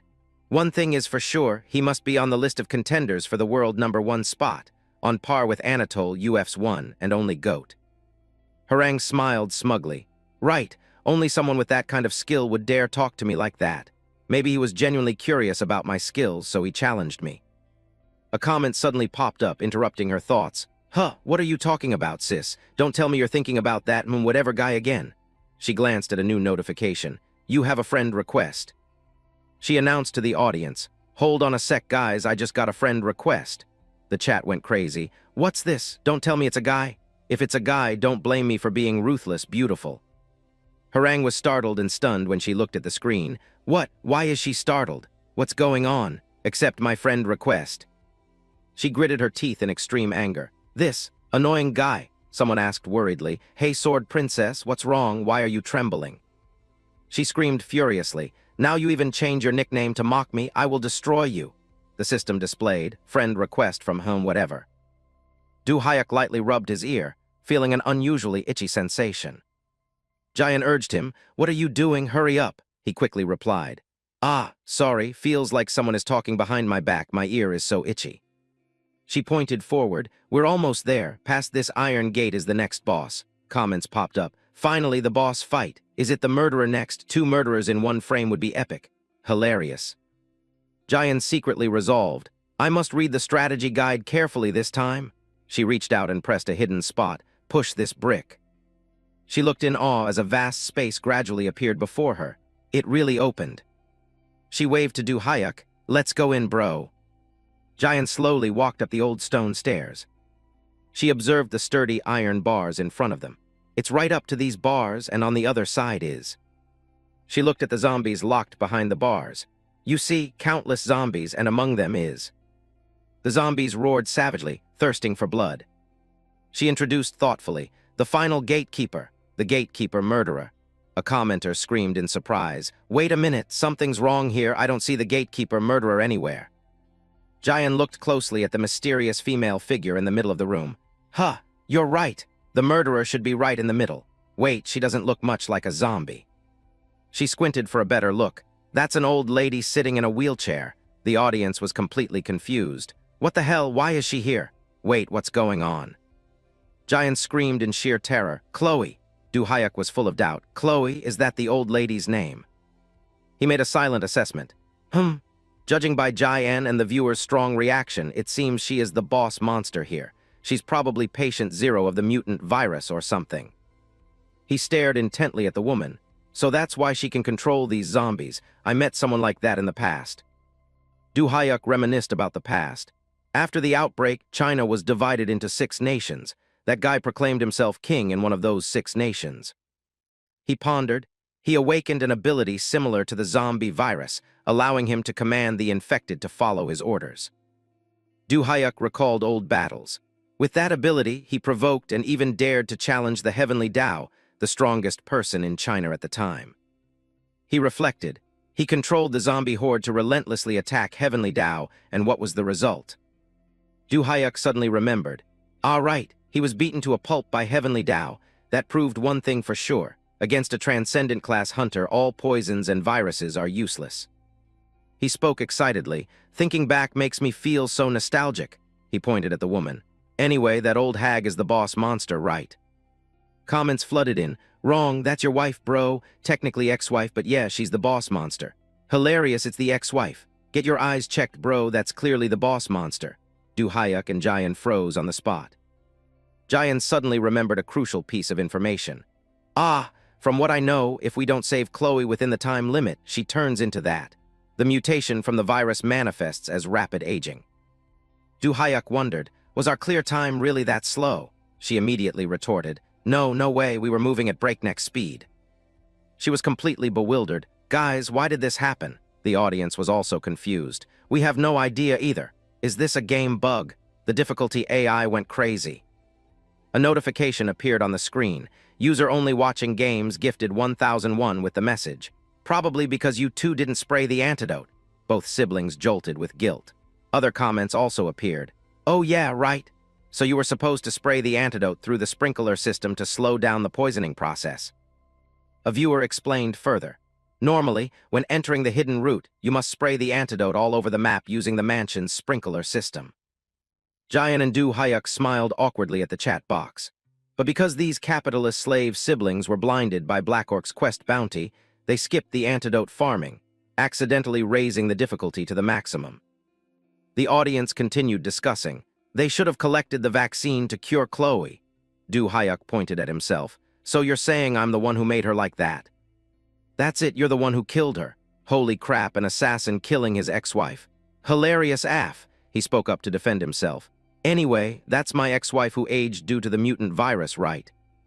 He sighed heavily. And now we have to defeat her. What kind of messed up plot is this? Jian recounted the details. Ah, actually, Chloe was the source of everything from the very beginning. Guys, you don't mind spoilers, do you?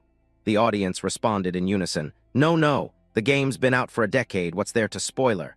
Truly hilarious. She began telling the story. Actually, Chloe was a biochemical weapons researcher in a military organization. The mutant strain that caused this disaster was a product created by her and the organization during the development of a bioterror weapon. Jayan recalled, but she plotted to secretly smuggle that mutant strain out to sell to a rival organization for profit. She pondered. While carrying it out, she was caught red-handed and had to hide here to escape her former organization's pursuit. And during that process, Chloe accidentally got infected with the pathogen from the mutant strain she created.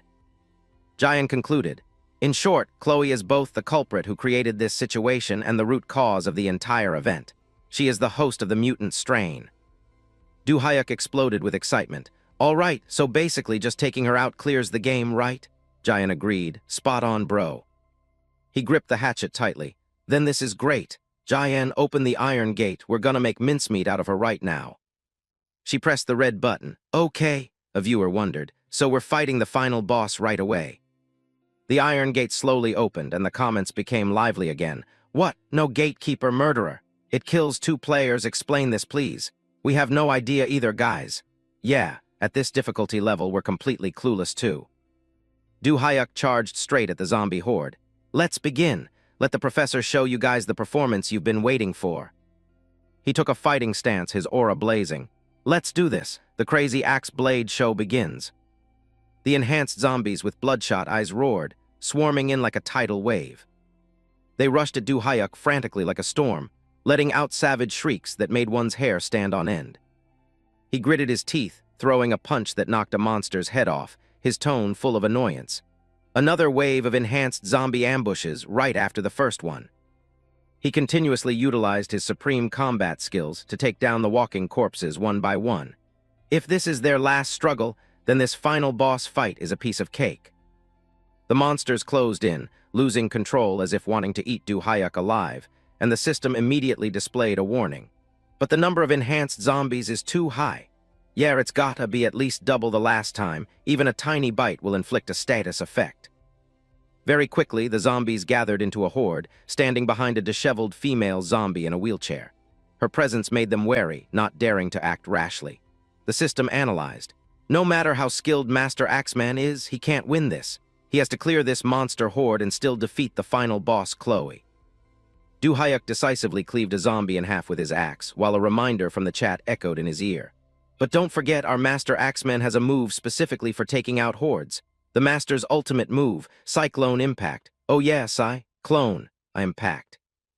Du Hyuk nimbly dodged a lethal strike, calmly replying to the suggestion.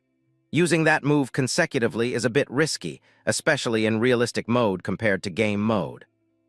Zombie heads and arms flew scattered in the air under Du Hyuk's millimeter-perfect hatchet swings.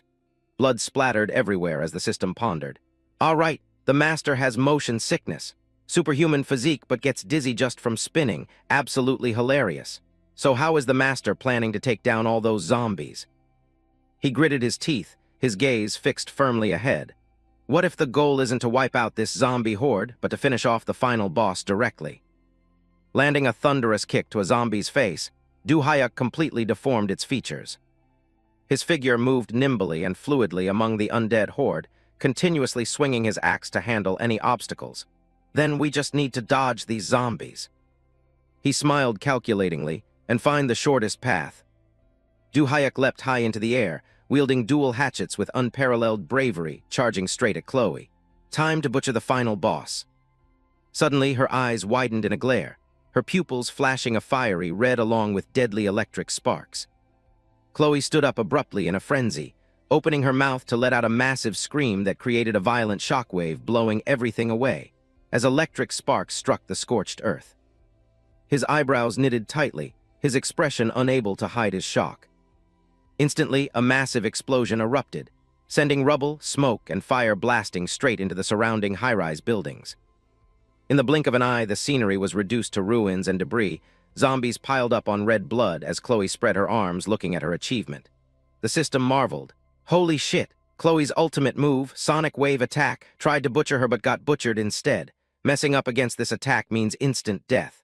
Ah, my deepest condolences, master. As for the zombies, they were now just piles of mush on the ground. Seeing this, the system also yelled excitedly, "Hey guys, look, a mountain of zombies, could it be?" Suddenly, an arm lifted a zombie corpse, revealing a mess of flesh and blood and stark white ribs.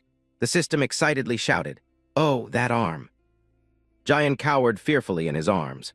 Du Hayuk tossed the corpse aside and breathed a sigh of relief. Phew, that was close. The system was stunned for a few seconds. Master Axeman, he's absolutely insane. Did he block the attack using that zombie corpse in that split second? He stood observing the surrounding situation. The zombie horde had been wiped out by Chloe's sonic wave. Du Hayuk felt somewhat reassured. All right, that attack cleared out the remaining zombies. Now it's just the final boss. His face showing clear determination, Du Hayuk smiled confidently. As long as I'm careful of that attack, taking out the final boss is a piece of cake. The system praised. Wow, treating the final boss like a toy. It's not something just anyone can do, master. Just a reminder only you can pull this off.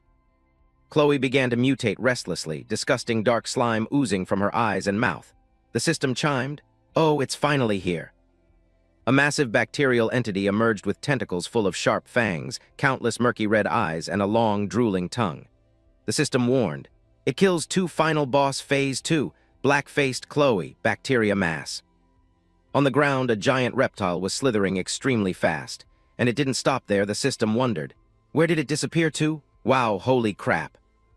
Three murderer beasts wrapped themselves around the giant moving bacteria mass, creating a horrifying scene. Final boss plus 3 murderers, truly epic. It stuck out its long tongue, its eyes glowing fiercely. The system doubted. And you plan to defeat them with those hand hatchets? This difficulty is absolutely top tier. Jayan was agitated, her face full of worry. Normally there's only one, why do we have to fight 3 now instead of 2? And the final boss too, is this AI crazy? Just as she finished speaking, a system notification made everyone freeze. User difficulty AI gifted 1001 with the message, "I will crush the one who made me work." From the very beginning, that was all I thought about. Damn, the chat timing is fire. She looked back and forth between the hatchet in Du Hayuk's hand and the screen, stunned. Seriously, if I were the AI, I'd be furious too. Watching someone clear levels without a single bullet just using dual hatchets. Try clearing this if you're so good, human. Looking at the bacteria mass and the 3 murderers emitting a deadly red light, Jayan worried. How are we supposed to conquer this level no matter what we do, even if the final boss, Chloe, isn't that hard? She gestured towards the monsters. You guys know those murderers are a completely different breed. Jayan's jaw dropped, a feeling of helplessness washing over her. Plus, they go invisible when they attack, making them extremely hard to deal with. At the same time, user National Hip Hop Top Jian gifted 1001. Shoot them with a gun, the bullet dodge zone will appear, that's how you deal with it. Du Hayuk and she turned around, their eyes full of annoyance. At this moment, the system finally remembered. But the problem is we can't use that method right now. We're doing a melee weapons-only mission. Before the siblings could think further, the system dropped a line that terrified them both. If that's the case, let his sister shoot. About that. There's a reason the host hasn't fired a single shot yet. She gritted her teeth and grabbed the machine gun, reassuring herself. That person is right. From the beginning until now, I've let my brother carry the whole team. Even if it's just holding back those annoying murderer monsters with this gun, that's enough. Du Hayuk suddenly grabbed her gun and called out, "Jayan." He snatched the gun and crushed it into pieces, his bloodshot eyes full of anger. Du Hayuk gritted his teeth. "Forget it. Stop dreaming." Before she could compose herself, she hurriedly questioned, why? I was trying to help." Du Hayuk poked his sister's forehead. "You staying put and doing nothing is already helping me a lot," she argued indignantly. "You just keep holding on to that mistake. I just wanted to help, okay?" The system didn't help and even added fuel to the fire, darkening his face. That mistake gifted Master Axeman a brand new breathing hole through his skull. Partner-killing assassin, hilarious. Jayan clenched her fists and yelled, "Stop it! It's not like I wanted that to happen." Seeing his sister's effort and good intentions, Du Hayuk smiled, his mood lifting again. Jayan is doing her best too. Besides, games are meant to be fun, I should let her enjoy it too. He turned and asked, seemingly having found a solution. "All right, you're holding the grenades we farmed earlier, right?" Jayan rummaged around, took out a grenade and handed it to him. "Yeah, here." Du Hayuk hoisted a zombie corpse onto his shoulder and instructed, When I give the signal, throw it, Giant answered loudly with military precision. Yes, sir, trust me. The system had a bad feeling. Hard to trust you. Man, I suspect Sis can't even pull the pin. Stop joking, don't jinx it. Giant showed clear confidence. Cut it out, at least I know how to use a grenade. He covered his mouth, giggling. Ha, that's right, my Giant isn't that stupid. The system exposed him. But you're the one who treats her like an idiot the most, Master. She means well. She gestured with her hand. Stop it. Du-hyuk, with the zombie corpse on his shoulder, focused on the path ahead. Okay, let's play. In a flash, he sprinted forward like lightning. Du-hyuk's agility left her unable to process what was happening, her hands still tightly gripping the grenade. While running, he shouted loudly, Get ready, Jayan. Very quickly, the murderer monster became transparent, emitting a disgusting, piercing sound. The system announced, Oh, stealth mode, the murderer's domain begins. Du-hyuk gritted his teeth, his gaze turning stern and resolute. Throw.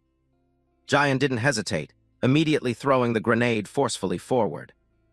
Unexpectedly, the grenade she threw flew straight toward Du-hyuk. He gritted his teeth, anxiety welling up.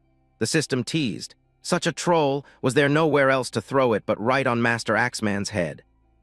A massive explosion erupted, the murderer monster roared in pain, Du-hyuk's figure obscured in the thick smoke. The system marveled. Wow, Master Axeman, partner killing part 2, Assassin Lord Jayan. She couldn't hold back a scream, shutting her eyes tightly, tears welling up. Bro, I'm sorry, my hand slipped. Du-hyuk used the zombie corpse to shield himself, speaking up. It's fine. Then Du-hyuk smiled, looking back at her. I knew you were gonna troll me, so I brought a zombie corpse along as a shield. A light flashed, the system wanted to jump for joy. The Lord's God-tier resurrection. Jayan is unreliable, but Lord Du-hyuk the axe murderer must be trusted. He was also full of pride. That's right, have faith in your professor's axe skills. Du-hyuk continued to launch himself, swinging his axe straight at another murderer monster instead of trusting his cursed sister. The system was hyped. We trust you, Master. Let's go, Master Axeman. The axe blade sank deep into the monster's eye, blood spraying everywhere. It opened its mouth, roaring tragically. The system confirmed, murderer monster blinded. He pulled the axe out of its eye but failed to notice another one lurking behind him. The system alarmed, Master Axeman, murderer behind you. The monster opened its mouth to sneak attack, its sharp fangs about to touch Du-hyuk. He regained his composure, nimbly dodging the surprise attack by a hair's breadth.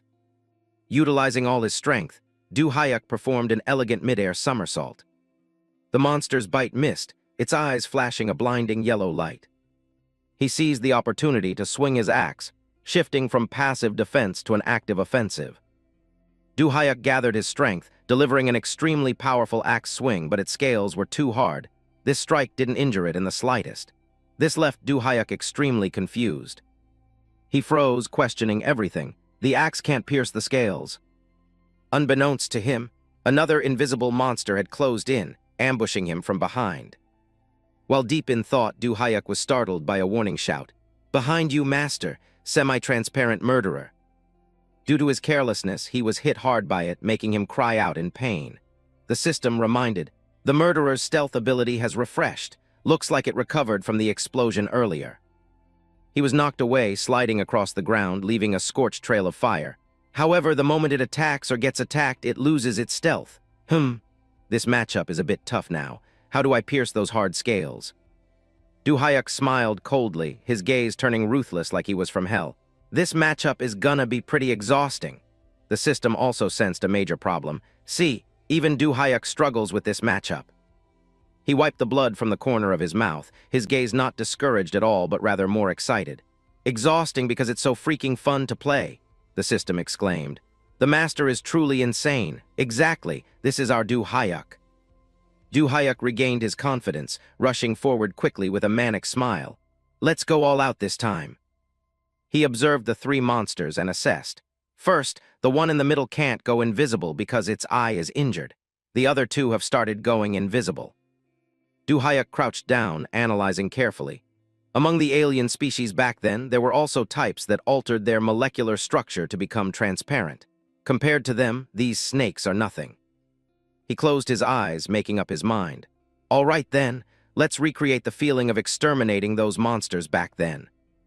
The monster with the injured eye was very smart. It retreated beside the Chloe bacteria mass to seek protection. But completely undaunted, he remained determined to charge straight ahead. Omitted. The bodies of the left and right monsters were now in a semi-transparent state. Du-Hyuk leapt high, dual axes ready for a direct confrontation, two of them flanking front and back. The beast lunged, but he sidestepped to dodge incredibly gracefully. The system was shocked. Insane, he dodged it. Is this guy even human? His physical abilities are too unreal. Using the momentum, Du-Hyuk vaulted over the head of the monster with the injured eye, easily subduing it. The murderer monster struggled with all its might, blood still continuously pouring from its eye. He swung his axe straight at it. Not too sure, but let's see if the game applies this detail. The axe blade struck hard against the reverse scale, making it bleed. The system was stunned. Holy crap, a snake's reverse scale. Absolutely insane, you aimed for that.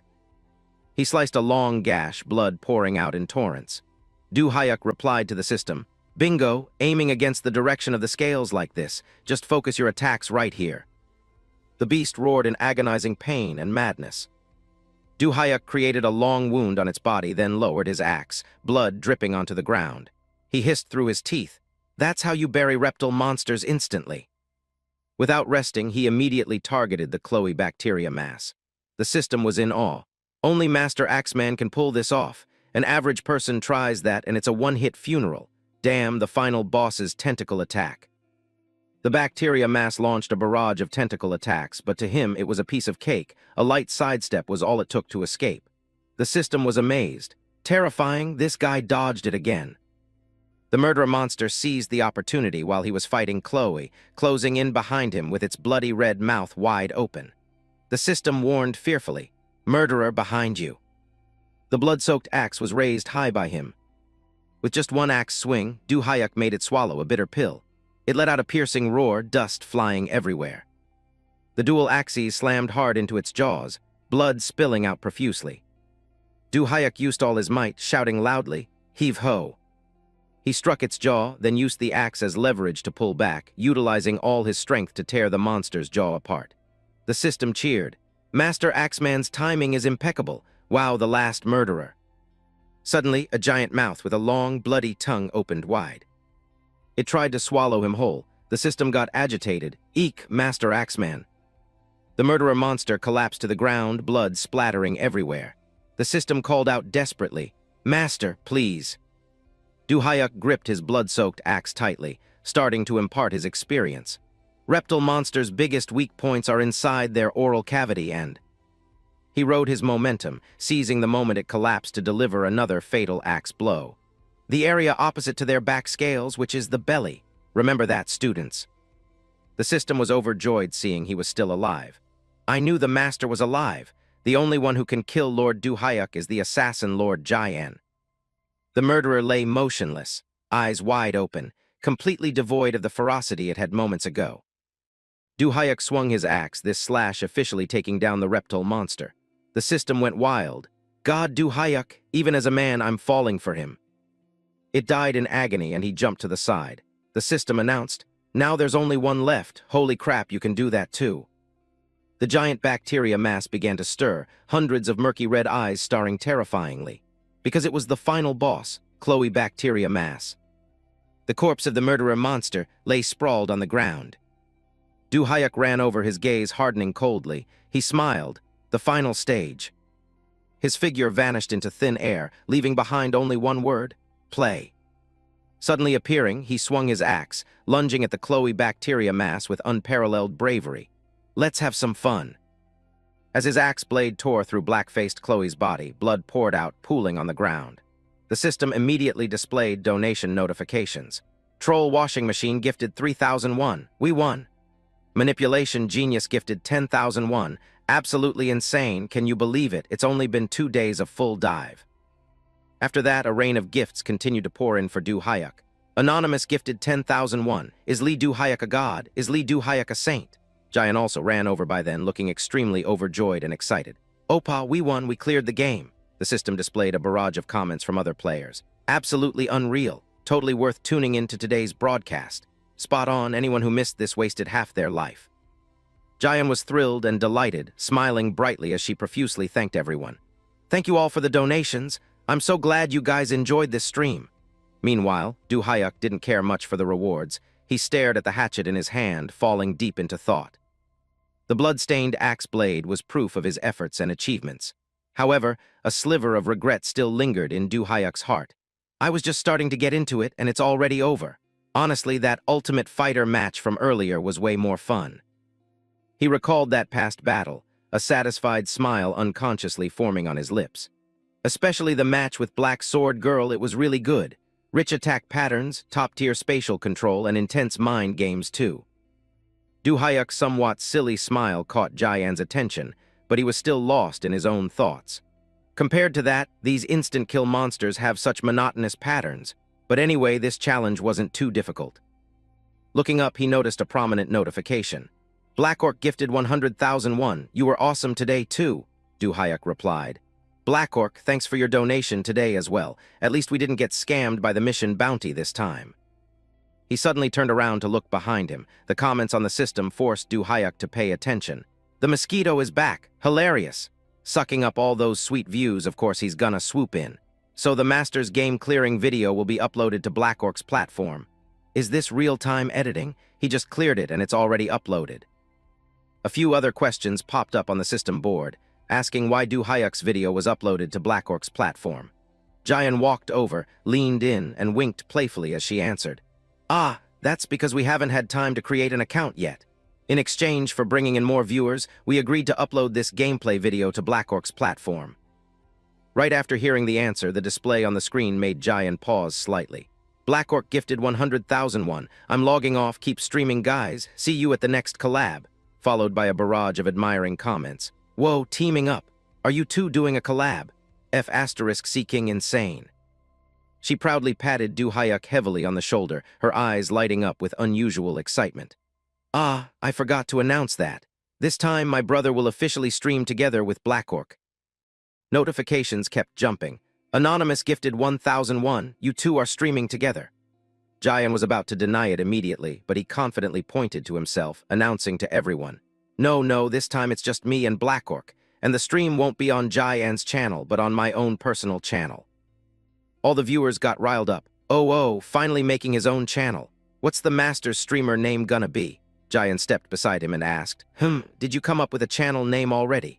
Du Hyuk answered bluntly, Nah, I'm just gonna use my real name. The screen started showing suggestion lines. Your sister is Jayanchu, so you should be Do-Yukchu. Do-Yukchu? Hilarious. Seeing this, Du Hyuk's face twisted in extreme annoyance. He vehemently objected. What? I'd rather use my real name than copy my little sister. The system immediately offered some advice. Stop dissing your sister Master, this is called a tight sibling bond. Jayan was fuming. HMPH, what's wrong with Jayanchu? Du Hyuk softly advised. Jayan, I think that name Jayanchu only suits you for streaming. He glanced at Jayan, his expression showing clear reluctance.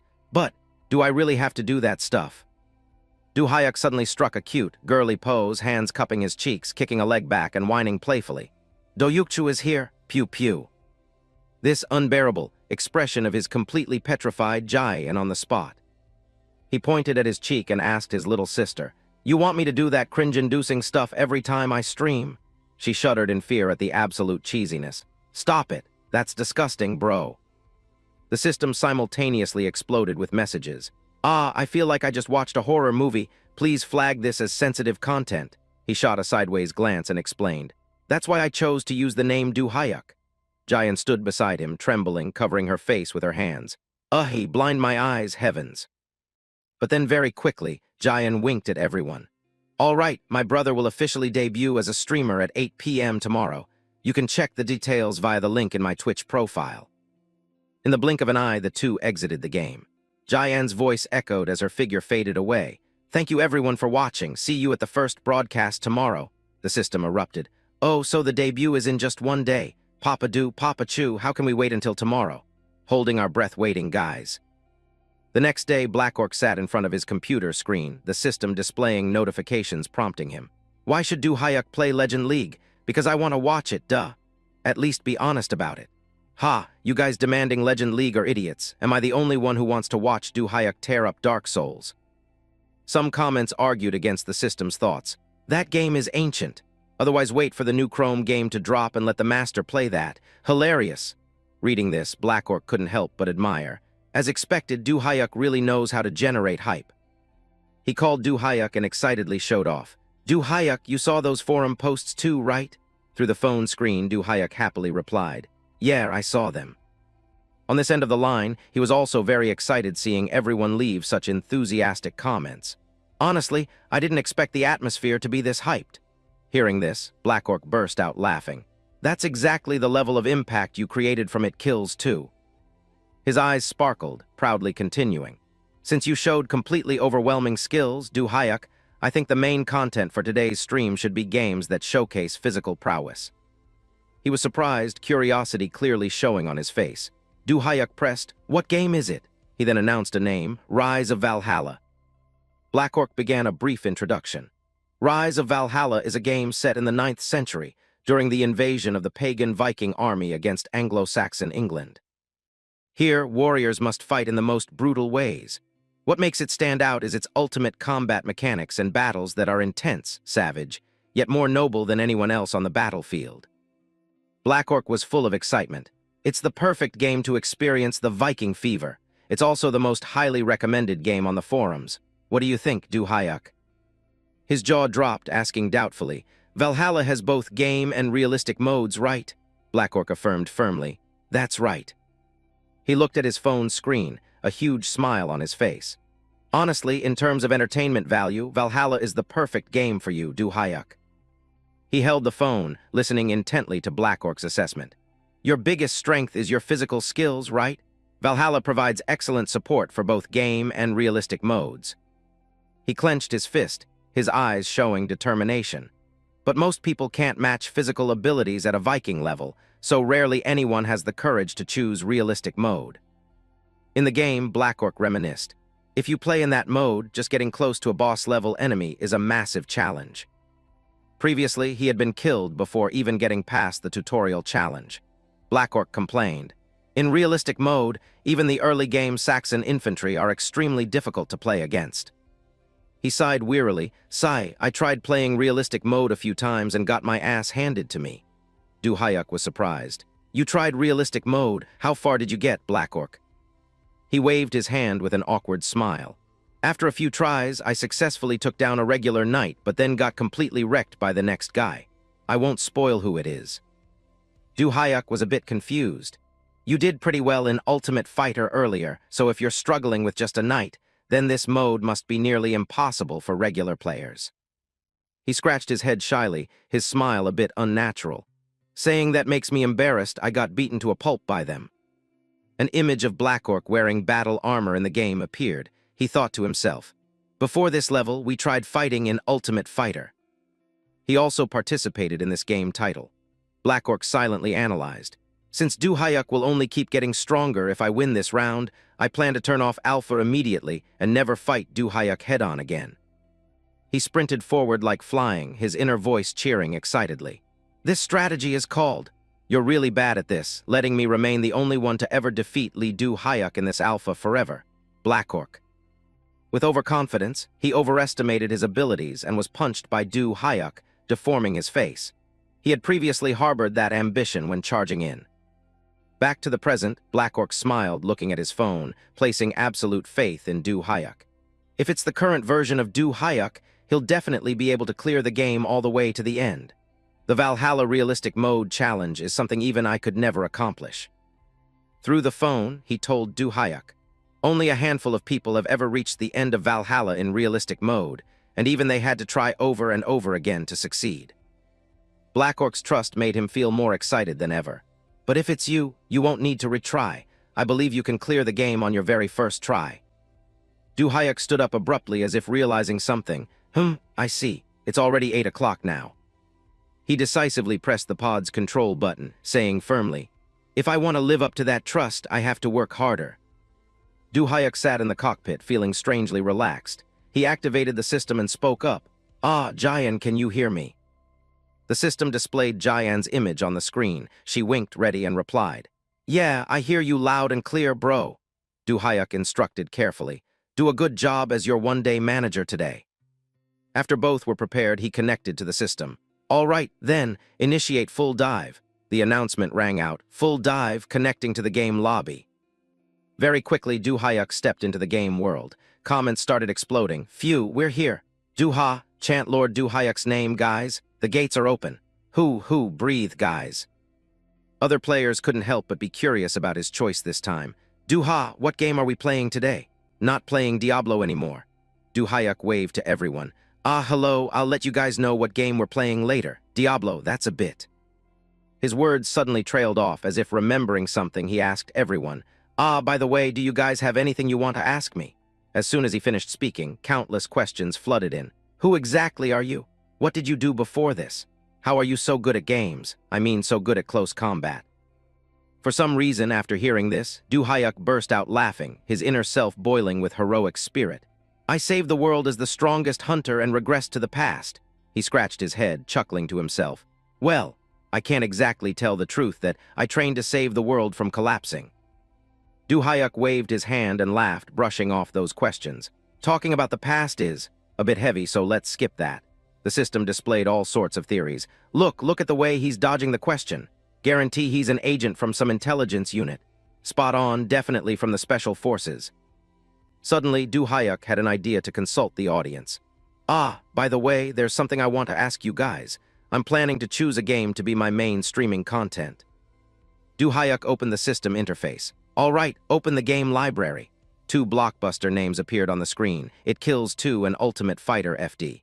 Different opinions started emerging. You already cleared It Kills 2. Ultimate Fighter. Hilarious got snagged by Ultimate Fighter again.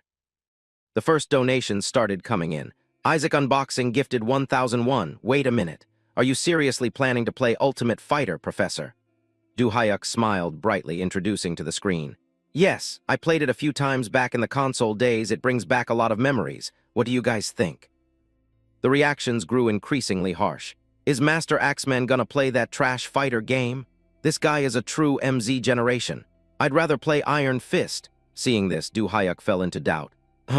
Everyone's reaction is exactly what Black Orc said. Is Ultimate really that bad? At this moment, Jian also appeared to remind him. Bro, Ultimate Fighter is so outdated. Her appearance surprised Du-hyuk a bit. Hey, Jian? Everyone also started chatting. Oh, Manager Mode Jian is here, so cute. Jian Chu. Jian crossed her arms and explained thoroughly. Ultimate Fighter is so bad it's called Trash Fighter. Nowadays, fighting game players have all switched to Iron Fist. Du-hyuk rested his chin on his hand, thinking about his sister's words. Then I should avoid streaming Ultimate Fighter for now. Someone donated, suggesting he play a new game. Stand Straight Jetupper gifted 1001. If that's the case, try the god-tier game Iron Fist Master. But he already made his own decision for today. I've already chosen the game for today's stream. Jian checked the stats and reminded him. Bro, there are a lot of viewers now. Get ready to start. Current viewer count, 2,245 people. Du-hyuk couldn't help but be amazed. Wow, that's a lot of people. Comments heated up the atmosphere. Is this guy really that good at games? First-time watcher here? This master is insane, bro. Just watch and you'll see. Du-hyuk took a stance, ready to fight in his chosen game. All right, then let's get into the game, Rise of Valhalla. On the screen, the title Rise of Valhalla appeared, and Du-hyuk's outfit also completely changed to match the game's setting. The system announced, connection complete, currently in inactive mode. Comments erupted in excitement. Kaya Valhalla, talking about Trash Fighter, then suddenly switching to Valhalla. That's a sharp turn, Master. Du-hyuk appeared with a wild look, breathing a sigh of relief. Phew, so this is the Viking world, Rise of Valhalla. The system is calling my name. Jian appeared, urging him, Bro, choose a mode first. The system presented 2 options, game mode or realistic mode. He didn't hesitate at all and chose immediately, realistic mode first. This decision made everyone drop their jaws. Holy crap, first time playing and going straight for realistic mode. Wow, this is gonna be lit. Grab the popcorn, guys. Du-hyuk took out 2 hatchets tucked into his belt, feeling very excited. All right, there are dual hatchets here too. The dual hatchet bomb is about to explode. Remembering something, Du-hyuk reached his hand forward, signaling a new player was about to appear. And today we have a special guest. Black Orc appeared looking radiant. Hello everyone, BL Ha. The audience exploded. Oh, BL-ha! Holy crap, the Jinx is here. Pitch black mosquito is present. The system displayed. This guy is here to farm gear again. Black Orc smiled and winked. Hey guys, don't hate on the mosquito. Du Hyuk spoke up to introduce him and avoid misunderstandings. That's right, this is part of the collab agreement. Black Orc will help bring more viewers to my channel, and in return, we will post the collab video on his channel. The system announced. Black Orc has raided the channel with 2,427 viewers. He pointed at the notification proudly. See, at this level I'm not a mosquito, I should be called a honeybee. Jayan was incredibly delighted, her face lighting up. Wow, bro, look, the current viewer count has reached 5,128. Other players couldn't help but be jealous. A newbie with such unreal stats. 5,000 views on the first day. The monster rookie has debuted. Black Orc looked at Du Hyuk's back and fell into deep thought. Heh, spot on. This is how you build connections, just like this, step by step. He started calculating for the future. If I build a strong connection with a rising star like Du Hyuk right now. He covered his mouth, hiding a smile full of personal ambition. Then later on, just standing next to him will suck in a mountain of benefits for me. Not keeping everyone waiting any longer, he decided. All right, let's start. Computer, start the game. The system responded, disabling Rise of Valhalla inactive mode, beginning Rise of Valhalla story sequence. The scenery changed completely, a sailboat drifting on the open sea. The weather was extremely harsh, fierce waves crashing against the hull. Setting, year 793, a deadly disaster has descended upon the holy land of Northumbria. Lightning continuously struck down from the gray sky. Ragnar led the naval forces, pointing his sword forward. A curse named Viking began. The place where Ragnar and his warriors landed was the coast of Northumbria. But then Ragnar was defeated in battle, one arm severed. He was helpless, surrounded by enemies, a sword piercing his chest in excruciating pain.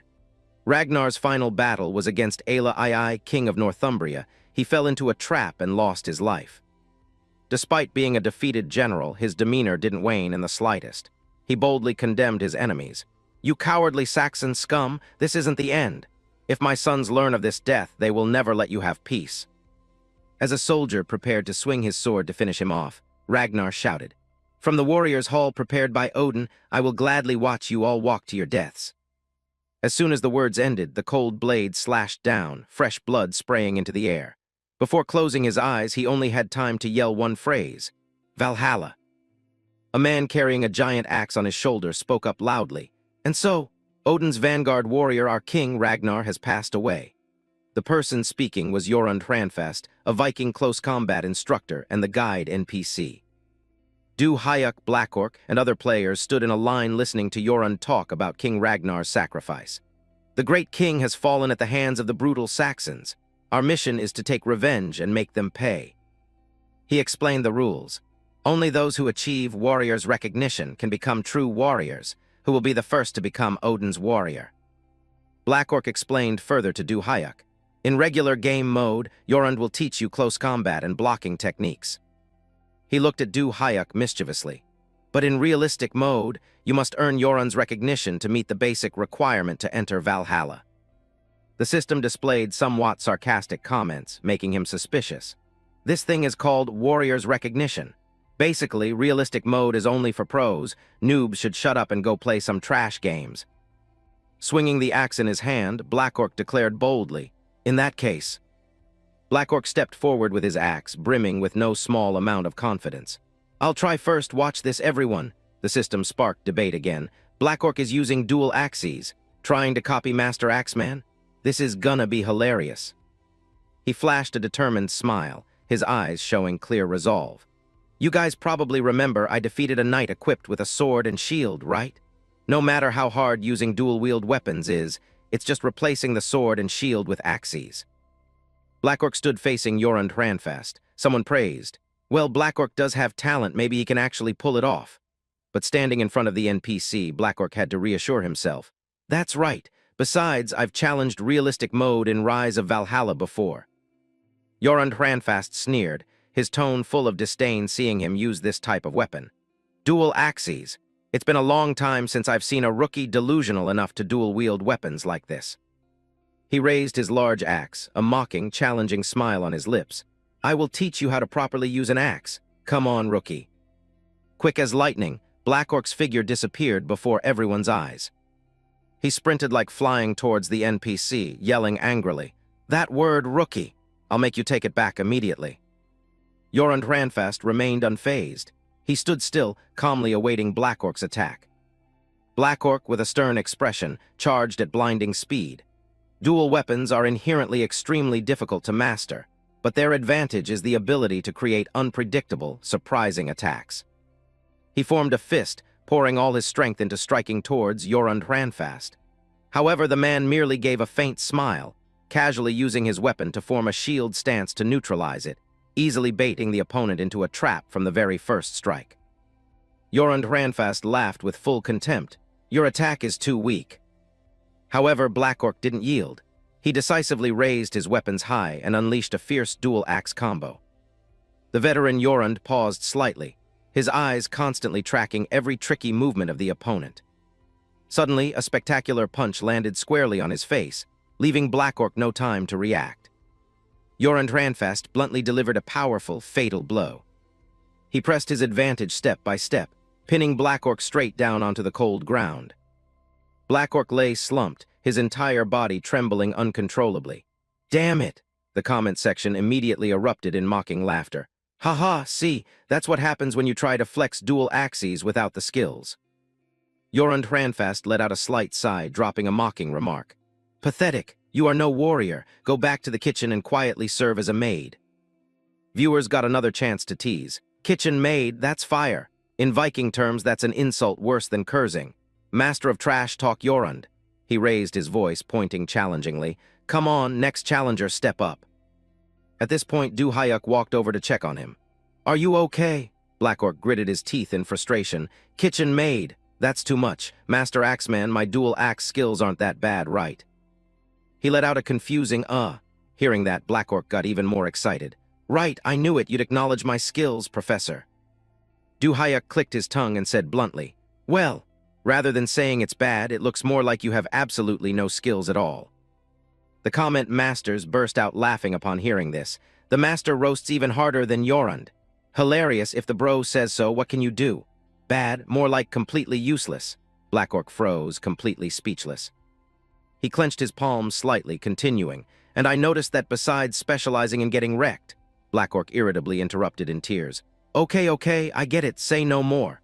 Everyone got another satisfying laugh. "Stop cyberbullying him, guys." Du Hayuk held the axe in his hand, beginning to analyze.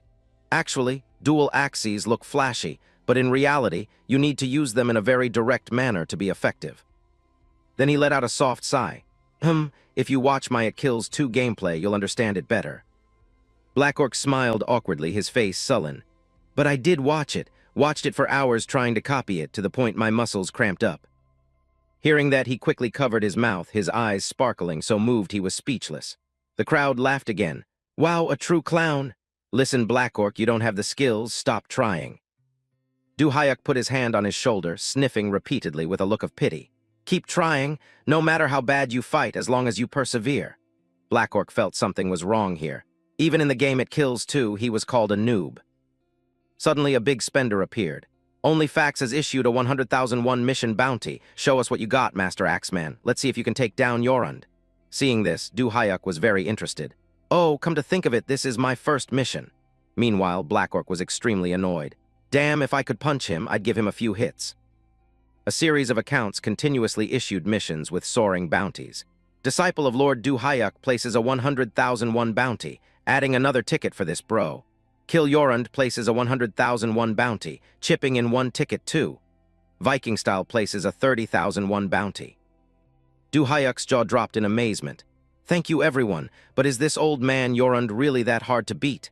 Black Orc was equally surprised. "Exactly, Yorund is a retired madman vice-captain." Looking at the veteran general fighting with such zeal and bloodlust, he continued, "Even in the mid-game phase, he's still very strong." As if hearing the compliment, he burst into proud laughter. Yorund Ranfast swung his hand in a swift slash, accompanied by words of contempt. "You're so terrible I can't even bear to look at you anymore." The match ended, he was still very enthusiastically shouting, "Come on, who is the next challenger?" Meanwhile, viewers continued to place bounties. Baitikshu has placed a 100,001 bounty. There's no way he loses. No matter how strong Yorund is, he can't beat big bro Duhayak. Shut your mouth. You're not old enough to speak. Seeing this, Duhayak had to calm them down. Now, everyone, don't argue. He lightly picked up the axe, muttering, "Ahem, just winning is too simple, let's see." Duhayak gently held the axe out in front of him. This made Yorund Hranfast a bit confused. He declared with a confident voice and a sharp demeanor, "If I win within 10 seconds, then it counts as completing the mission." Instantly, countless more bounties were added. Defeat Yorund in 10 seconds, let's go. This is basically giving away money, hilarious. Right, such a sweet deal. It's Yorund, not Black Orc, he can definitely last more than 10 seconds. Reading the comments, Black Orc startled and quickly defended himself. "No, guys, it's just because I'm not used to using axes. If I used the sword and shield combo, I'd win in less than 3 seconds. True, he can probably last more than 5 seconds. Black Orc crossed his arms in annoyance. "Ah, seriously?" On the other hand, Yorund chuckled lightly. "You use dual axes too."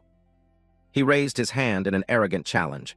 "All right, come here, kid. Let's see if you're worthy of wielding those dual axes." Very quickly, Duhayak raised the axe high, and he suddenly threw the axe forcefully forward.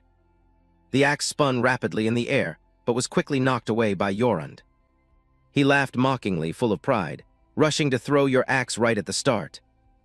Duhayak didn't hesitate, closing in on the opponent in an instant, startling him slightly. He directly slashed with his axe, tearing through the air. Yorund immediately swung his weapon to block it just in time. He sneered, so throwing the axe was just a distraction. Finally, a worthy opponent appears. Duhayak raised his axe once again. Every action was witnessed by Black Orc in amazement. He thought to himself, "Ho!" He blocked it. This guy is completely different from the ones before. Even during his fight with Black Orc, his skills were outstanding. He paused for a few seconds to deduce. Does he train by learning from combat data and hunting his own techniques? That's called reinforcement learning, right? Looking at the smug Yorund, he knew for sure there would be stronger NPCs, but his own practical combat experience overwhelmed everything. Duhayak immediately took a defensive stance. Anyway, gotta take this guy down first. As he finished speaking, the dual axes in his hands blazed with power, pressure radiating around him. Yorund confidently praised, "Not bad fighting spirit." Then he kicked off the ground, charging forward. "Let me see if your skills match that will." On the other side, Duhayak also went on high alert. He quickly swung his axe, stopping the opponent's stormy attack. Meanwhile, Yorund continuously poured more force into his weapon. Unable to block it head-on, Duhayak lost his balance and fell backward. "Yorund's strength is a level above mine." His eyes flashed with a sharp, bloodshot glint, instantly regaining his balance. In that case, Duhayak attacked with his leg. "I'll stop his combo attack." Yorund quickly used his weapon to block. His leg slid past the hilt, locking the opponent's weapon tightly. Duhayak used that hilt as leverage to leap high just as he attacked. Launch. Without hesitation, he gritted his teeth, his eyes flashing a terrifying look, and delivered a thunderous kick to Yorund's chin. The first strike. Next, he formed a fist, pouring all his strength into a heavy blow to the opponent's leg. Yorund gritted his teeth. "You brat." Duhayak continued to vault high. "Die."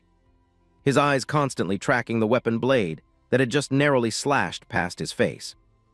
Duhayak launched himself nimbly, executing a mid-air somersault directly, while Yorund followed the momentum and fell to the other side.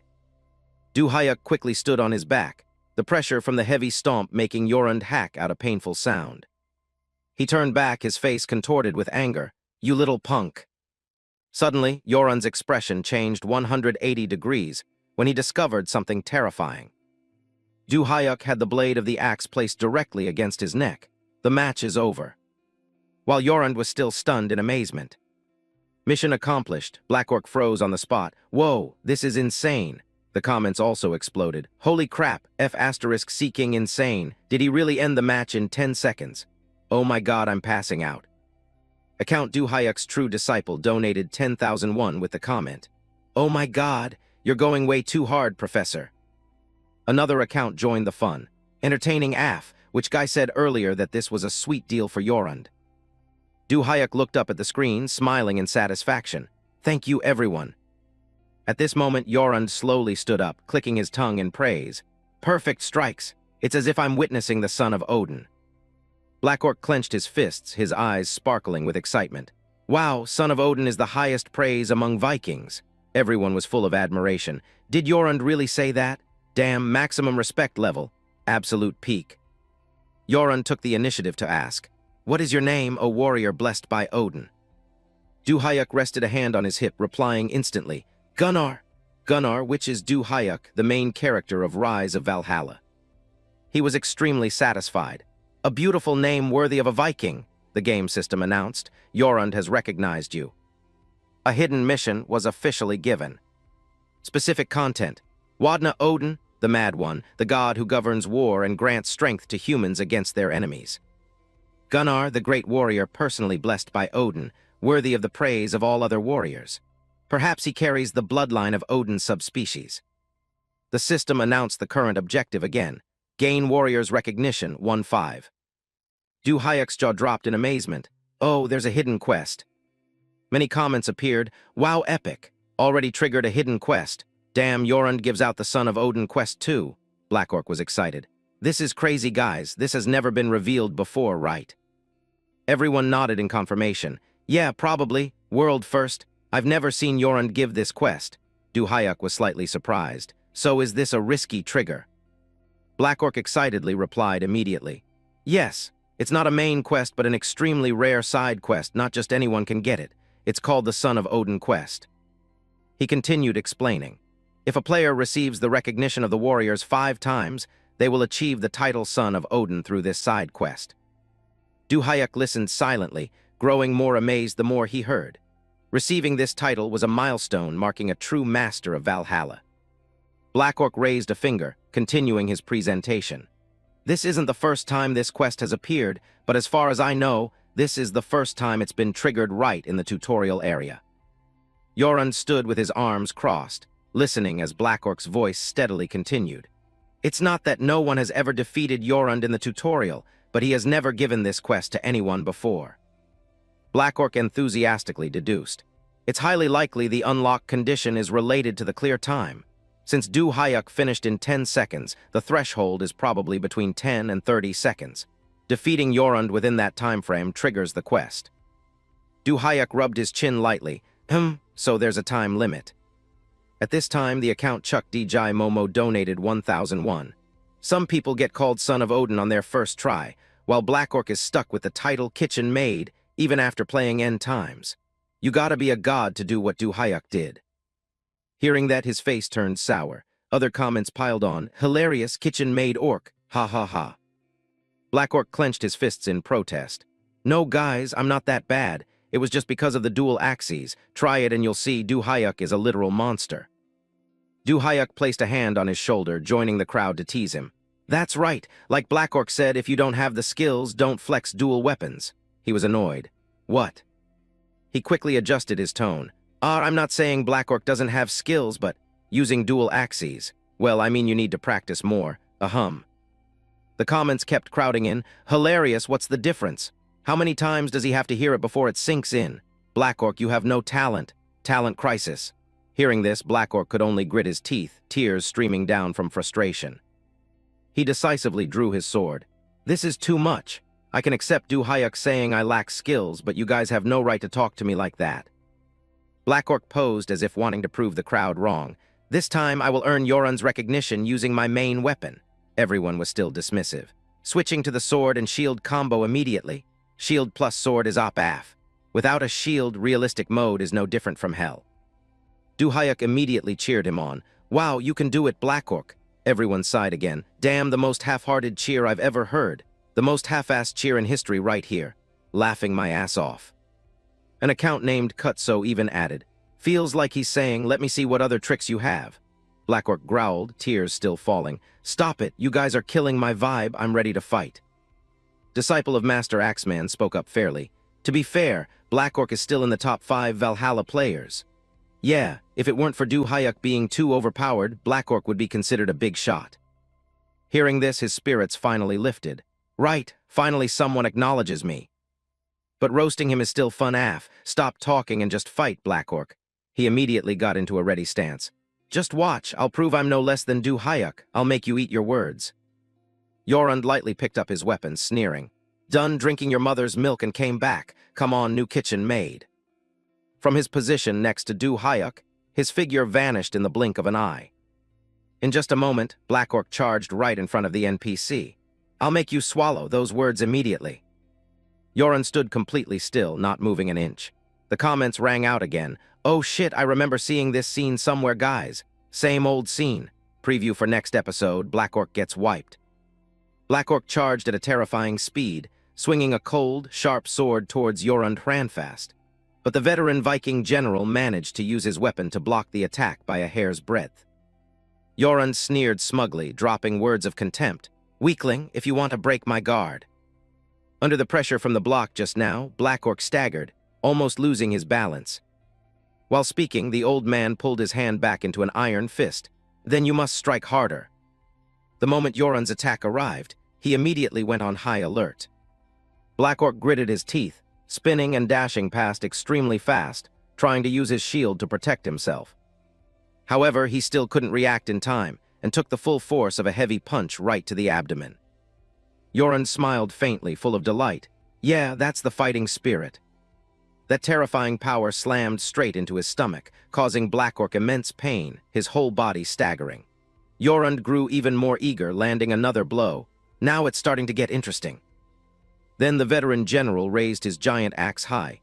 Let's have a proper fight. Instantly, the tip of Yorund's axe crashed down like a thunderbolt. Black Orc only barely managed to exhaust his strength using the shield to block. He strained himself to stop the attack, accompanied by a desperate scream of pain. Regaining his momentum, Black Orc swung his arm hard, slashing horizontally with fierce determination. Yorund glanced at the bleeding wound on his cheek, growling in praise. Not bad, you look like a real warrior. However, the old man immediately swung his arm forcefully through the air. But it's not over yet. He charged again with a passionate heart. Damn it, I am Black Orc of Valhalla. While the old man laughed continuously in delight, the viewers started commenting. Black Orc actually has some skills. But why does it feel boring AF? Probably because Du Hyuk's aura completely overshadowed it. Du Hyuk stood watching, smiling with satisfaction.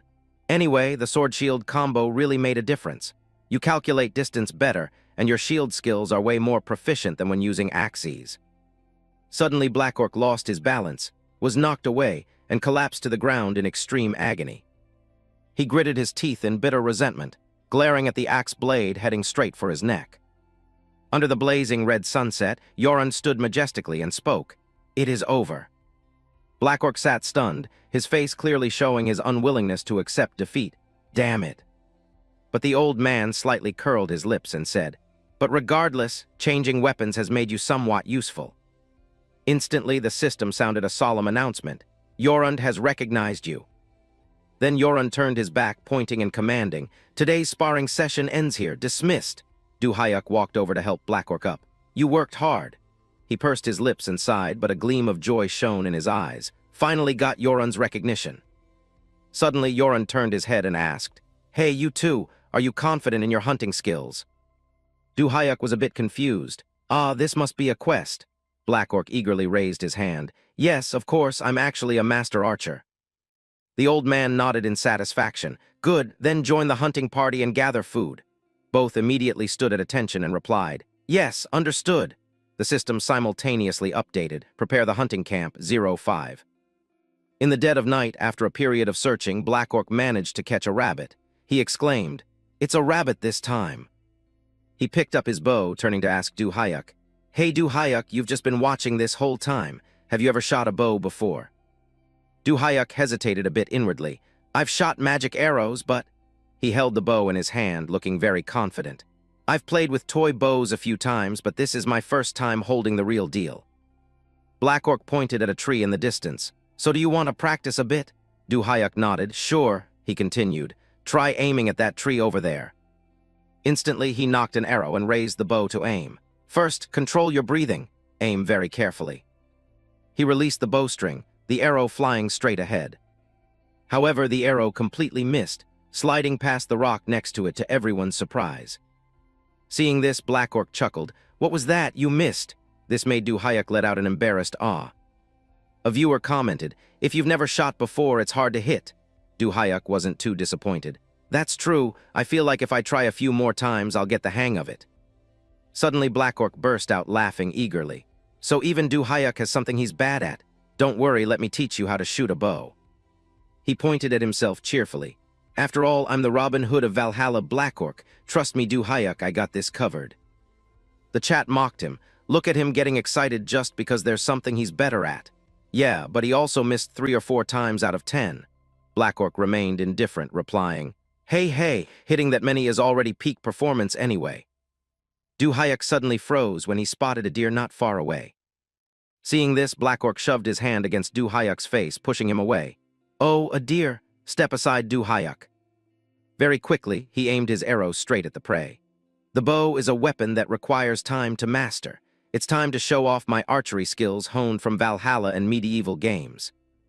Having said that, Black Orc released the bowstring, the arrow tearing through the wind straight ahead. 1 shot, 1 kill. But the arrow embedded itself into a tree trunk instead of the deer.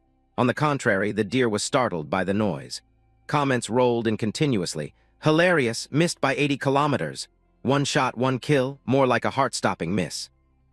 The deer is running away." Black Orc hurriedly got into position to aim again. "Wait." Meanwhile, the deer was extremely terrified, running for its life. He was about to yell, "This time, for sure," but Du Hayek pushed him aside. "Forget it, step aside for me." He didn't need a bow and arrow. Using just his bare hands, he lightly threw his hatchet forward. Instantly, the deer took the hit, letting out a painful sound before collapsing on the spot. The viewers were astounded. "Did you just slaughter it with an axe throw? How did you do that?" Black Orc also had to bow in respect. "Wow, so epic." Looking at the dead deer, Du Hayek laughed and replied, "It's not hard. Just predict where the enemy is moving and throw the axe there, that's it."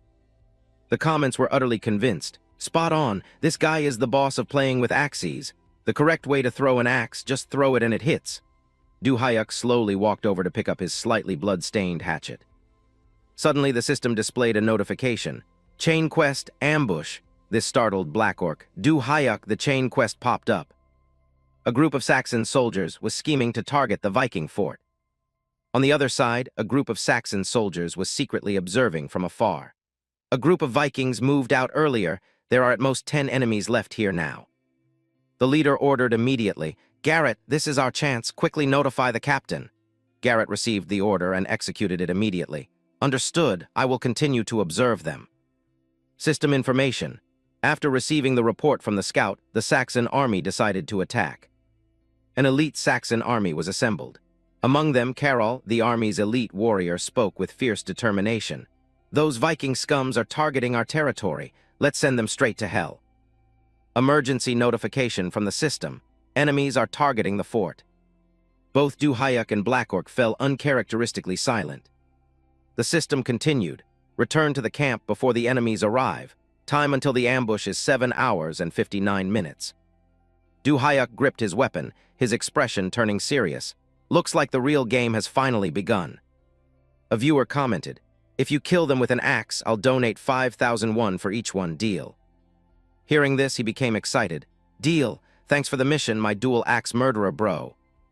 Black Orc urged, "Then let's hurry back. I know the way, follow me." Du Hayek spaced out, asking blankly, go back where?" He answered innocently, "We need to return to the fort. The more we delay, the more Vikings will die." Du Hayek held up a finger to stop him. "Can't we just block their path?" Hearing this, Black Orc was utterly stunned. He explained excitedly, "I mean, each one is worth 5,001. It'd be a waste to let the other Vikings steal those kills." Black Orc frowned deeply. "Du Hayek, there are around 20 enemies in this ambush. Are you planning to take them all on with just the 2 of us?" Many accounts continuously donated. "Hilarious, this streamer's mindset is completely different from ours. But to earn 5,001 per kill, you can only use your axes. This guy wants to hog all 20 kills." "Wow, this is getting interesting already." Du Hayek nodded decisively. "All right, then let's go." Black Orc couldn't believe it. "Wait, hold on, are you really going to do it this way?" Under the dim light of the crescent moon, an order echoed. "Everyone, stay alert." Carol shouted to his soldiers, "We are just a little bit away from closing in on the enemy base." Suddenly, something spun violently through the air. A Saxon soldier was immediately hit, falling to the ground in pain. Carol instantly realized the situation, warning the army. "It's an ambush, be careful." Two figures appeared, one was Du-hyuk, the other was Black Orc. "Vikings, there are only two of them." Carol cursed, "Idiots, what the hell can they do with just two of them?" Meanwhile, Du-hyuk was already charging forward aggressively. Black Orc panicked, calling after him, "Hey, wait, you can't just charge in like that." The Saxon veteran general ordered, "You must have lost your minds, everyone attack." The entire army surged forward, following the command. Du-hyuk burst into arrogant laughter, "First to attack, first to die." He threw his axe straight at a soldier, making him scream in pain. Without a moment's hesitation, Du-hyuk delivered a fatal punch that sent another one flying far away. He smoothly picked up a hatchet. Then he struck the poor soldier's neck hard, decapitating him on the spot. Another swung his sword forcefully, but Du-hyuk crouched low to dodge it. "Die."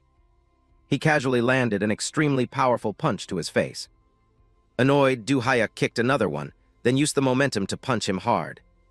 Carol watched warily as Du-hyuk beat his comrades to a pulp without missing a single strike. Carol yelled angrily, "You bastard, stop right now." A viewer spoke up, "Hey Black Orc, what the hell are you doing? Can't you fight? Du-hyuk is taking on a dozen enemies by himself." Only then did he charge forward, replying gleefully, "Ha, here I come." He leapt high, swinging his sword in a sharp slash. "This time, through this elite warrior Carol, I'll prove my true skills." Du-hyuk swung his arm, slashing forcefully across an enemy's neck. "Wow, already bagged 6 kills." He paused, his sharp gaze sweeping across the battlefield. "So that's a hexakill. I wonder if Black Orc is doing his part well." On this side, Black Orc was struggling to defend against Carol's stormy attacks. He cried out for help with difficulty. "Du-hyuk, help me." Seeing this, he hesitated and observed, "Looks like you're still doing fine." Black Orc cried tearlessly as Carol relentlessly pressured him. "Are you joking? Save me." The chat took the opportunity to roast him again. "You're about to see the respawn screen? You can still breathe, take your time." "Hilarious. Black Orc, you should at least be able to carry your own weight." Du-hyuk turned away, saying happily, "Let me focus on whittling down the enemy forces first." Black Orc screamed in despair as Carol kept attacking furiously. "You damn bastard." Right at this moment, an enemy unexpectedly rushed in for a sneak attack. "Die." Du-hyuk frowned, slashing hard across his neck in an instant. After severing that guy's arm, he poured his strength into charging towards the remaining enemies to continue the fight. Du-hyuk took the initiative, swinging his axe and closing in on another soldier. His eyes flashed with a cold, sharp look, showing no mercy as he forcefully swung multiple times, fresh blood splattering in the air. The Saxon soldier panted in despair before his terrifying combat skills. Immediately after, he was decapitated instantly. The headless corpse flew powerlessly into the air, hands still tightly gripping the shield. Du-hyuk on this side followed up with another horizontal slash, his explosive power radiating a blinding light. "Holy shit, Du-hyuk is wiping them out all by himself." He stood among the scattered corpses, breathing a soft sigh of relief. Behind him, there were still 6 soldiers on high alert. "Only 6 left, huh?" They suddenly froze, letting out sounds of fear. "Why are these NPCs scared? If I were those soldiers, I would have pissed my pants too." Du-hyuk also couldn't help but wonder inwardly. "It's just a game, can NPCs really feel fear?" He initiated the teasing. "Hey, are they really planning to run away?" Carol was still slamming hard against Black Orc's shield. Seeing his side's situation like this, he shouted, "What are you doing? Don't panic, keep fighting." The Saxon soldiers were so terrified they dropped their swords to the ground. I can't do this. Run." Faced with Du-hyuk wielding dual axes, radiating murderous intent. They fled for their lives in terror. "That guy is a monster. If we stay here, we're dead." Witnessing Du-hyuk crush their side, Carol's remnants were terrified out of their wits, turning around and fleeing in chaos. "That guy is a monster. At this rate, we'll all be killed."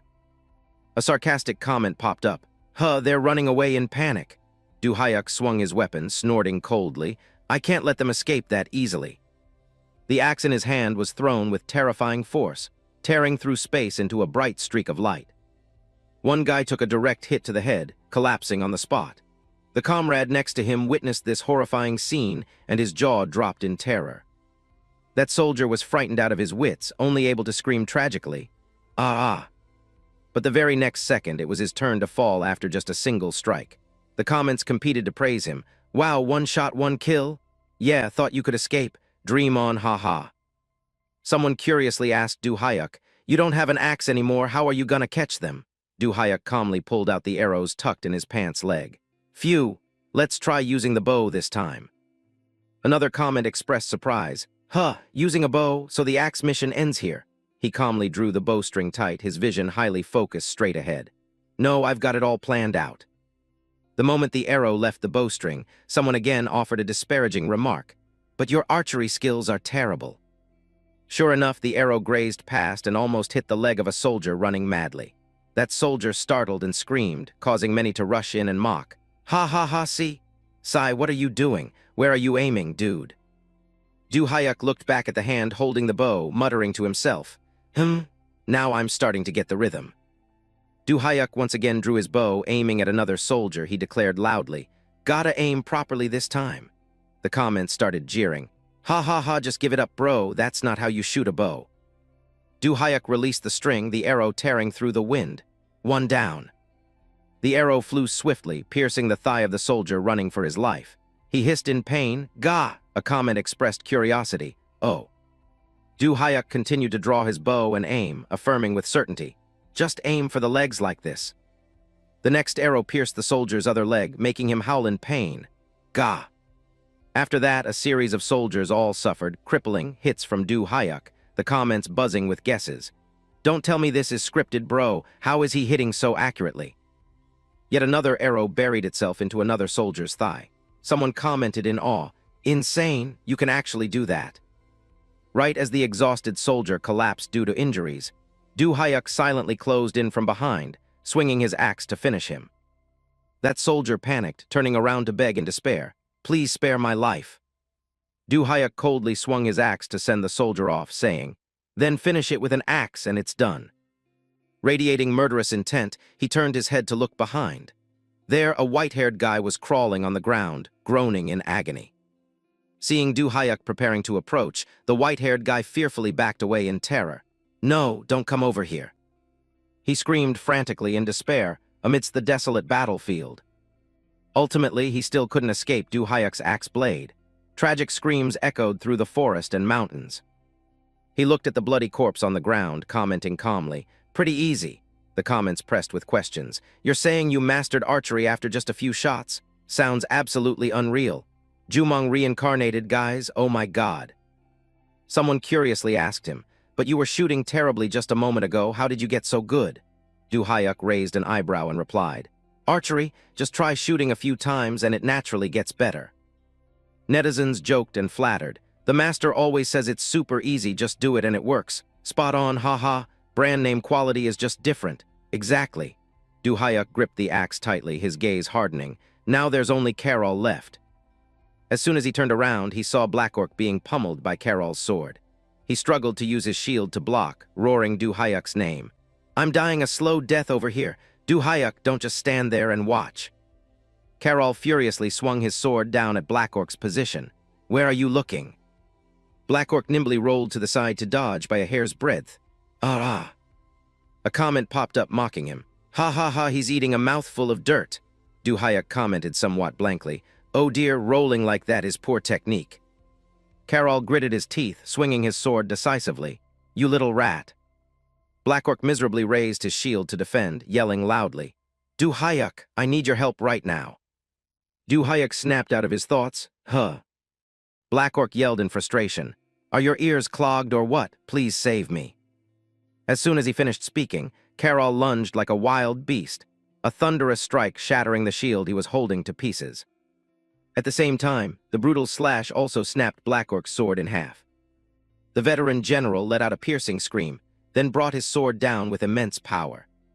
Stripped of all weapons, Black Orc had nothing left to shield himself. He screamed in terror.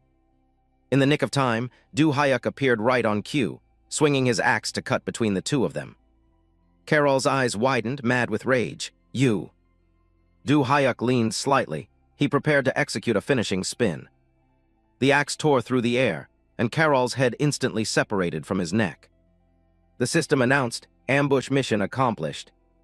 Everyone was full of admiration. The Master Solo carried the whole thing. I'm so shocked. Bro, let me go change my underwear. He looked at Black Orc kneeling on the ground in a pathetic state and asked, Are you okay? He struggled to let out a grunt. Black Orc wiped the blood from his chin, complaining to Du Hayuk, You could have helped earlier. Du Hayuk smiled faintly and replied, Sorry, I didn't think you needed any help. Hearing that, he was stunned and confused. Huh. He pouted and explained casually. Usually people get mad if their prey gets stolen, right? Plus, it wasn't a crisis situation or anything. Black Orc got mad, almost crying, pointing his finger at Du Hayuk's face and scolding him endlessly. If that wasn't a crisis situation, what is, dude? He recounted innocently. Well, at least an arm should be hanging off or guts spilling out. He practically wanted to chew Du Hayuk alive. That's fatal right there, he stammered to argue back, but at least one of the 12 internal organs should. He sulked resentfully. If you didn't want to help, just say it straight. Right at this moment, from a distance, the silhouettes of 3 muscular men ran towards them, shouting loudly, Gunnar. Black Orc recognized the familiar tone and turned his head in surprise. Huh, Jorund. Jorund Ranfast rushed over. He didn't care about Black Orc at all, even shoving him aside. Move. Jorund gripped Du Hayuk's shoulders tightly, asking anxiously and repeatedly, Are you okay? Are you hurt anywhere? He replied awkwardly. Yes, I'm fine. Poor Black Orc, injured and abandoned, called out tremblingly, Ouch, ouch, ouch, Jorund. What about me? Before he could finish speaking, his subordinates running up accidentally kicked him away. They yelled worriedly, Gunnar, Lord Jorund. Everyone gathered around Du Hayuk asking, There are no enemies left in the area. Gunnar, are you all right? Only Black Orc lay on the ground, hurt and crying. Cough, sniff. Damn it, I'm quitting the game for today.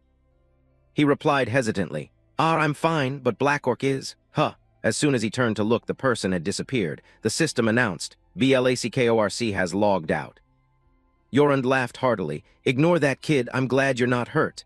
The comments happily chimed in. Haha, so pitiful af. Du Hayuk thought to himself, the tutorial ends here, huh?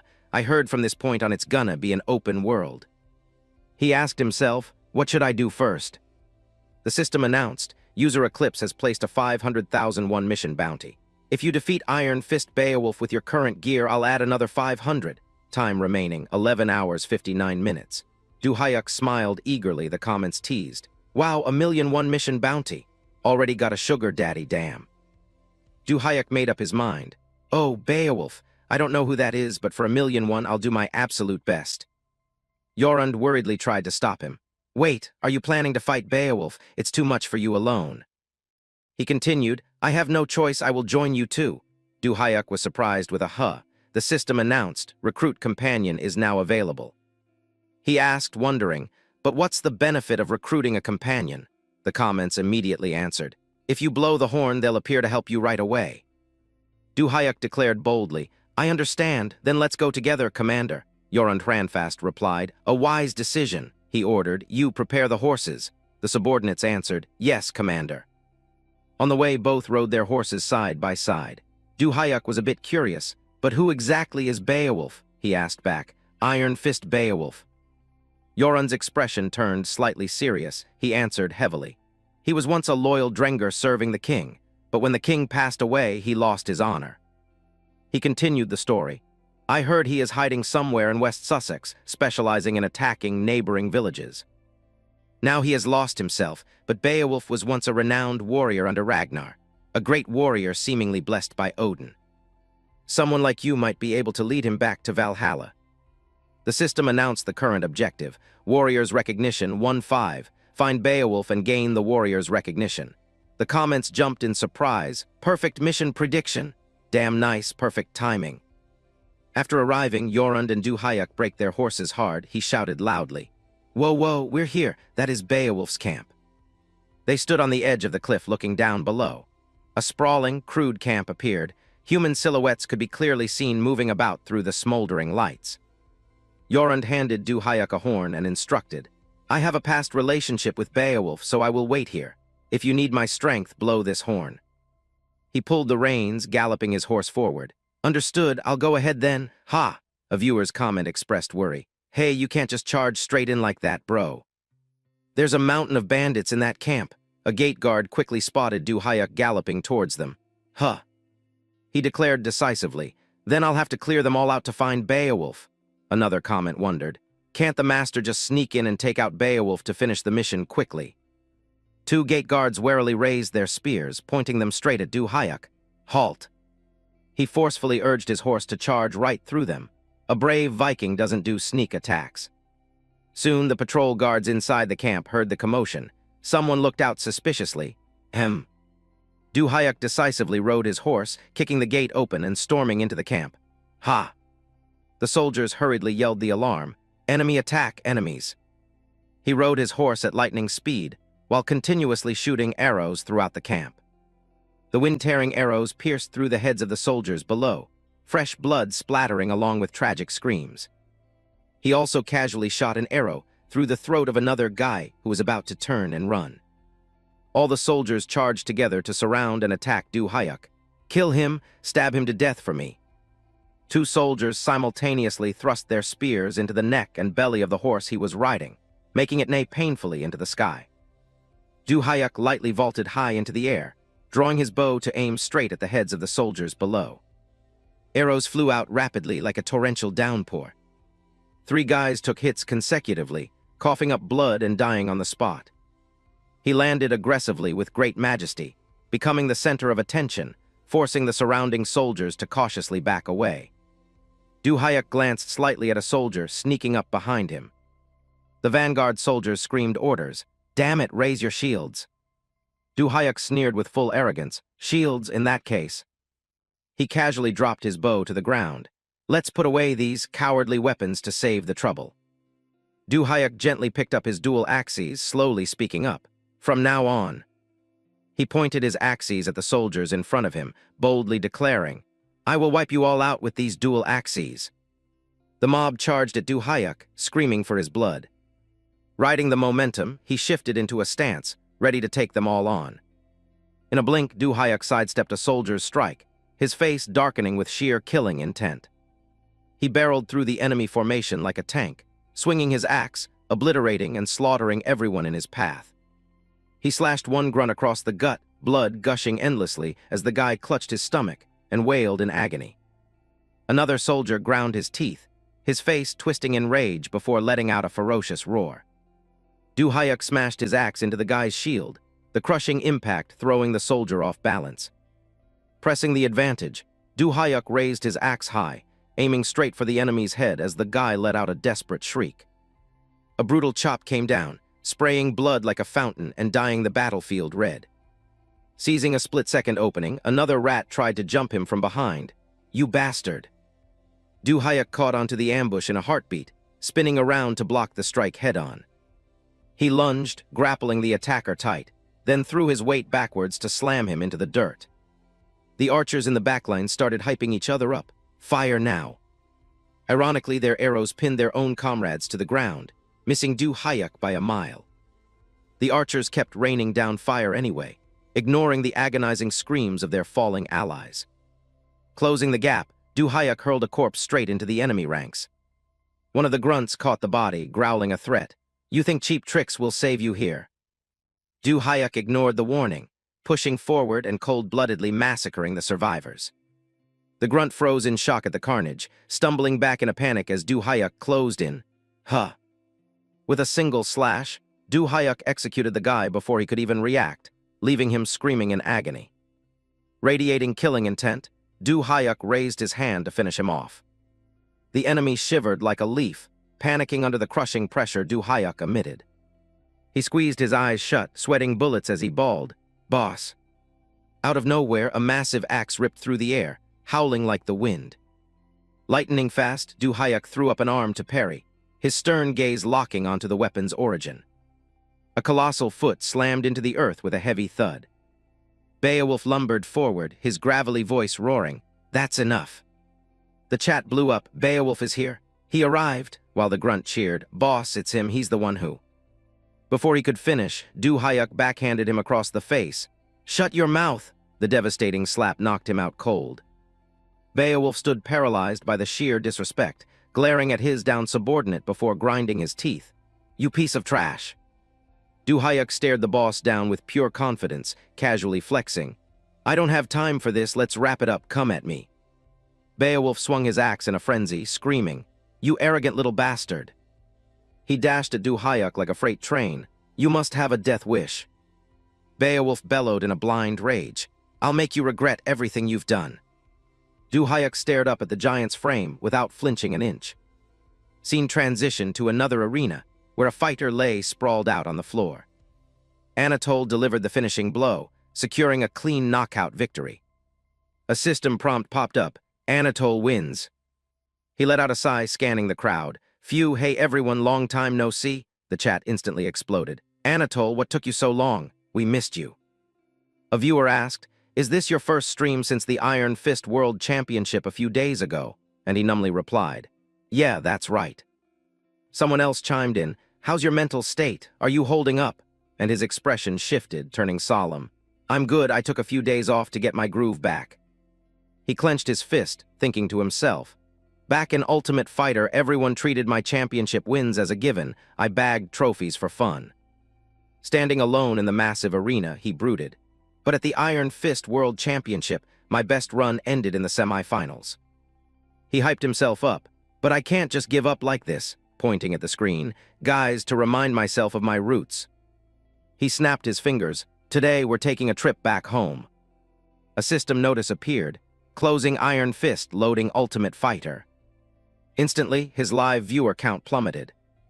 The chat filled with, Lol, look at the viewers dropping, dead game, while Anatole looked around. Man, how long has it been?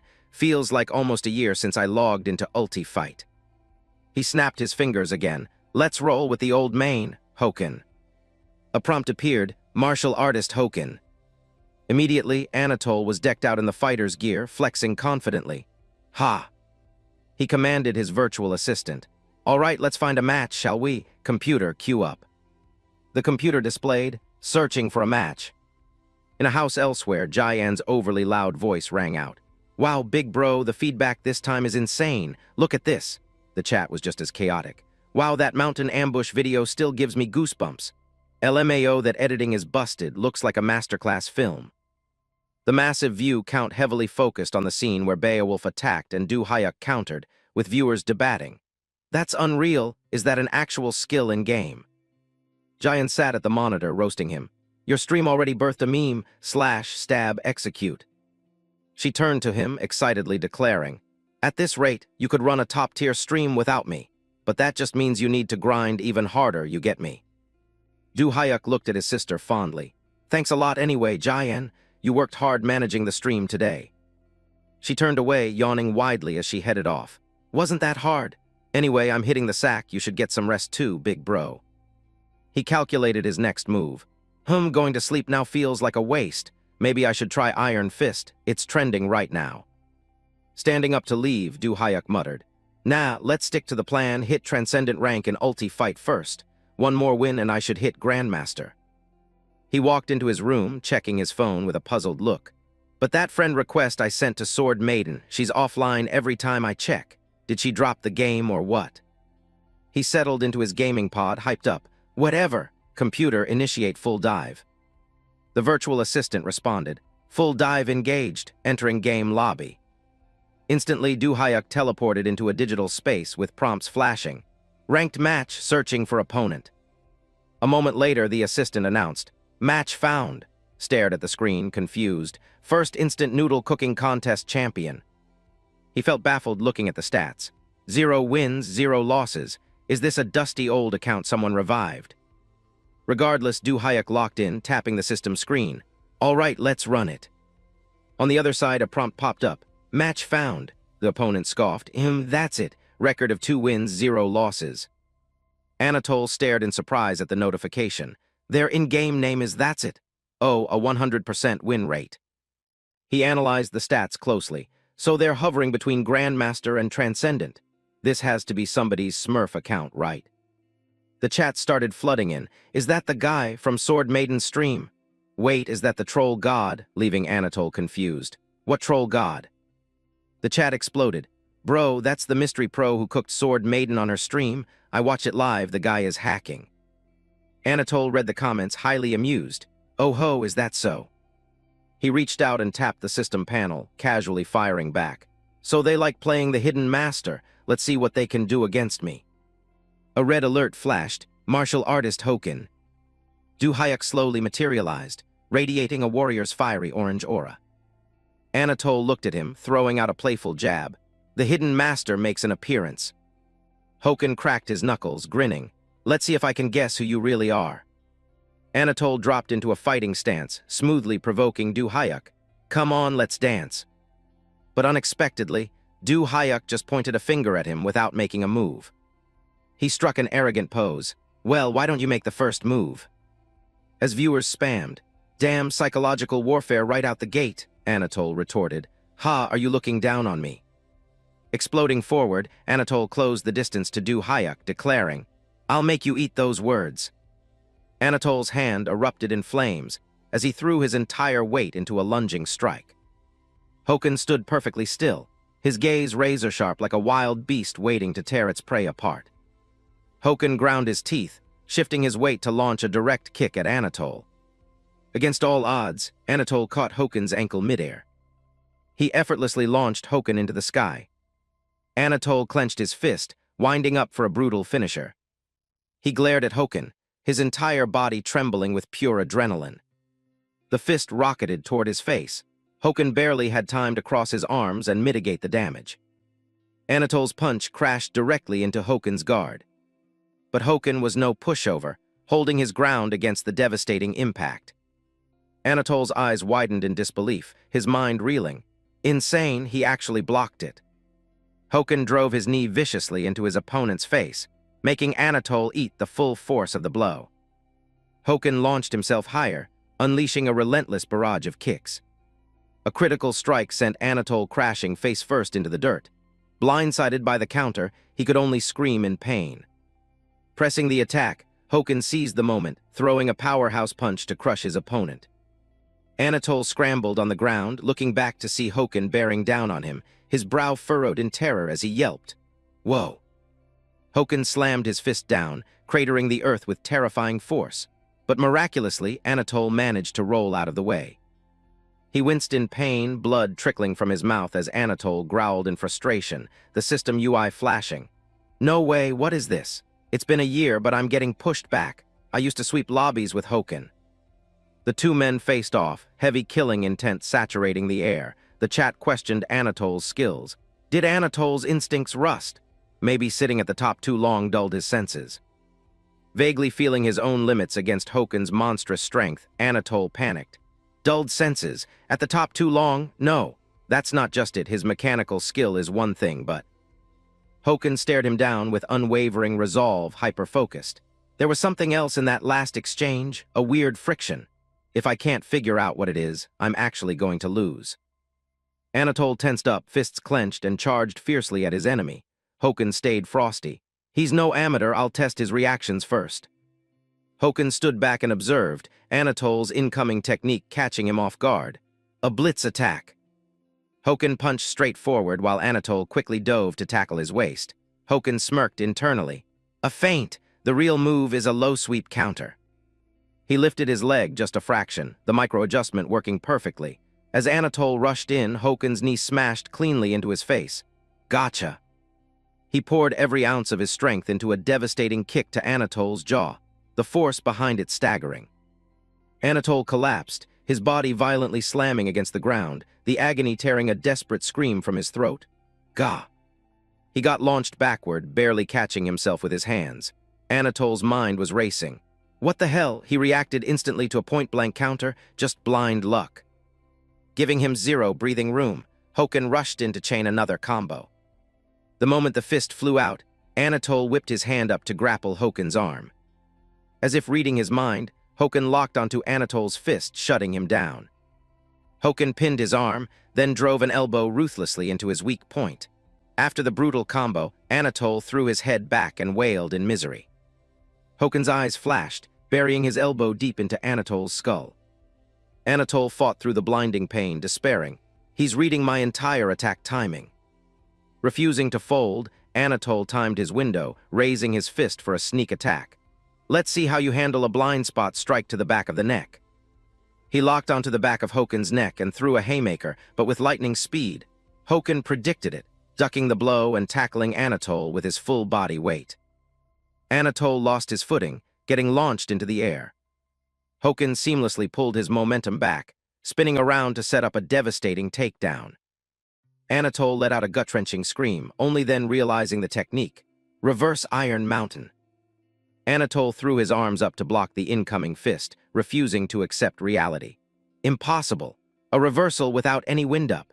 In Ulti-Fight's engine, Reverse Iron Mountain only triggers out of a specific stance. Hoken gave him no quarter, raining down earth-shattering blows. Anatole gritted his teeth, barely holding his guard. Sure, you can animation cancel the stance, but the timing would be scuffed and it wouldn't hit this hard. At this point, Hoken dictated the pace, overwhelming Anatole like a hurricane. Every move Anatole threw out was effortlessly dodged and countered. The viewers lost their minds. Hold up, what's going on? Is Anatole getting cooked? For real, Anatole losing in a brawl. Hoken stomped his foot into the ground, explosive power surging through him. His entire body flared with fighting spirit. The oppressive aura terrified his opponent. That's the Crimson Flame kick. Anatole spun around, glancing behind him before cursing inwardly. Damn it, the Crimson Flame kick's hitbox is cutting off my retreat. Panic painted Anatole's face as he glared at Hoken in disbelief. A forced lethal encounter. He's using a massive AoE skill at point-blank range. Staring at Hoken's blazing legs, he bit his lip, calculating a counter. A misplay? This is my window. Crimson Flame kick is powerful, but past a certain frame, it can't be cancelled. Hoken's fiery legs swept into the air, and Anatole cheered. This is my chance. He ducked under the Crimson Flame kick, oozing confidence. If I read the frames right, dodging this is light work. Anatole exploited the attack's blind spot and recovery frames, channeling everything. I'll use the end lag of the Crimson Flame kick to land a fatal blow. Anatole smirked triumphantly, tasting victory. But he severely underestimated Hoken's agility. Hoken twisted midair and kicked Anatole right in the face, setting his head ablaze like a human torch. The chat went wild. No way, that's the reverse Crimson Flame kick. Anatole writhed in agony, covered in burns. The system flashed. That's not the Crimson Flame kick I know. Reeling from the heavy blow, he stumbled back, his face contorting. To bypass the skill's recoil, he's executing every micro-movement manually. Now I understand that weird friction. Hoken followed up with a punch to the face, and Anatole realized, this guy, he's not using. Then came a relentless storm of devastating punches. Hoken gave him zero chance to fight back. Hoken's eyes gleamed with murder, every single punch aimed to execute Anatole. Anatole got his face rearranged by the barrage. Hoken beat him to a bloody pulp. Only then did Anatole understand. Hoken relied purely on raw talent, zero aim assist or system correction. The system announced, that's it, Hoken win. Hoken stood silently, staring at his fists before marveling. Man, you've got some skills. Anatole crashed to the floor with a massive thud. The chat erupted. Whoa, that final counter was disgusting. Is today Anatole's Ulti-Fight retirement party? Anatole struggled to his feet, refusing to cope. Impossible. Landing a precision skill without system correction is actually a thing. Unwilling to swallow the L, he clenched his fists and challenged him again. I need to confirm this. Come on, run it back. Hoken didn't hesitate for a second. Sure thing. He waved him forward mockingly. Bring it. Anatole didn't waste breath, blitzing forward at godlike speed. All right, here I come. Hoken just stood there chilling, not even putting his guard up. The arena flashed with blinding light. The system broadcasted, that's it, Hoken win. With a single strike, Hoken folded Anatole. Ha, that was a close one. Anatole lay wrecked on the ground, looking pathetic. Still defiant, he regenerated his health and begged. One more match, please, just one more. The arena flashed again, leaving only Anatole's screams echoing. He wailed miserably as the arena lit up one more time. A life-ending punch landed. Hoken lost his patience and roared, skull smash. The system announced, that's it, Hoken win. Anatole slumped on the ground, his face caved in. Hoken rested his hands on his knees, panting. 5 games straight, let's call it a day. Anatole gasped back. Yeah, I'm tapping out. Hoken sighed in relief, checking the UI. Phew, swept Ramyun 5-0. What's my record looking like? The system displayed the results. Record, 26 wins, 0 losses. Hoken pumped his fist, determined. One more win to hit Transcendent rank. Once I'm up there, I'll find way more entertaining opponents. He stood in the empty lobby, muttering to himself. If the viewers knew I was playing ulti-fight on a newbie account, secretly grinding like this, they'd flame me to ashes. Hoken hatched a plan. Then I just have to hide my identity as long as possible and drop the reveal once I hit rank 1 in Ultimate Fighter. He called the system. Computer, my basic info and avatar are set to private. System replied. Yes, do Hayuk until you change the settings. Everyone will see you looking exactly like this. The screen showed a generic, ugly default avatar with a customized button. He debated. Customize? Nah, Char1 want to switch to your real face. Hoken threw up a thumbs up. Nope, I'll keep it like this for now. System, avatar change cancelled. Hoken's eyes gleamed with excitement. Anyway, if ulti-fight is this hype, then Iron Fist, the peak of fighting games, must be even more insane. He stared at the system menu. To prep for it, I should friend people like Ramyun. Computer, send a friend request to Ramyun. System, what message would you like to attach? Hoken pondered, since Ramyun actually has some skills. He smiled, typing out the message. To cheer him up and push him to improve. Let's see. The scene shifted elsewhere, the system popping up a notification. You have a new message. The text read, that's it, you've got some skills, I sent a friend request, let's play again sometime. Reading the message, Anatole blanked out, letting out a stunned A. The live viewer count sat at 22,176, a massive wave of laughter flooding the chat. His face turned purple, frozen in pure shock. Viewers relentlessly mocked him. Anatole, he said, you got some skills, damn, this guy is a comedian. They clamored, accept the request so you can eat his dust next time. Anatole laughed awkwardly. Out of all games, I never thought I'd hear that line in ulti-fight. A donation alert rang out. That's it, just gifted 1,001, so who do you think he is? He responded, utterly baffled. I have no idea, honestly I'm clueless, I don't know who that is. Then Anatole pulled up the match replay. Here it is, you guys want a breakdown before the next match. Right there, watch the Crimson Flame kick. Watching the replay, the chat lost its mind. Just watching the VOD is insane. That frame had 0 aim assist, right? No wonder Anatole got cooked. Holy **T, really? Crimson Flame kick is a nightmare to trigger, and this guy spams it like nothing. He watched closely, analyzing internally. Not just that kick, if every move he used had 0 system assist, my chat is going to explode. Anatole clenched his fist, thinking, I thought I mastered everything in this game, but turns out I still have a lot to refine. He stared at his own hands for a long time, an epiphany hitting him. Maybe this is why I've been struggling in Iron Fist lately. Maybe the answer is right here. Anatole closed the replay window. Anyway, that's enough VOD review for now. Viewers complained. Wait, why? I wanted the full frame-by-frame breakdown. He flashed a devious, toxic grin. No way I'm suffering alone if I don't leak this footage first. He stood up, plotting his master plan. Those other top rankers will run headfirst into him and get clapped. It's better if I keep this a secret. Standing in the middle of a park, Anatole laughed like a maniac. I'll let the whole lobby experience the trauma of getting farmed by him. The scene shifted, comments continuing the gossip. Did you catch Anatole's set against That's It? Bro friended him for future matches, actual comedy.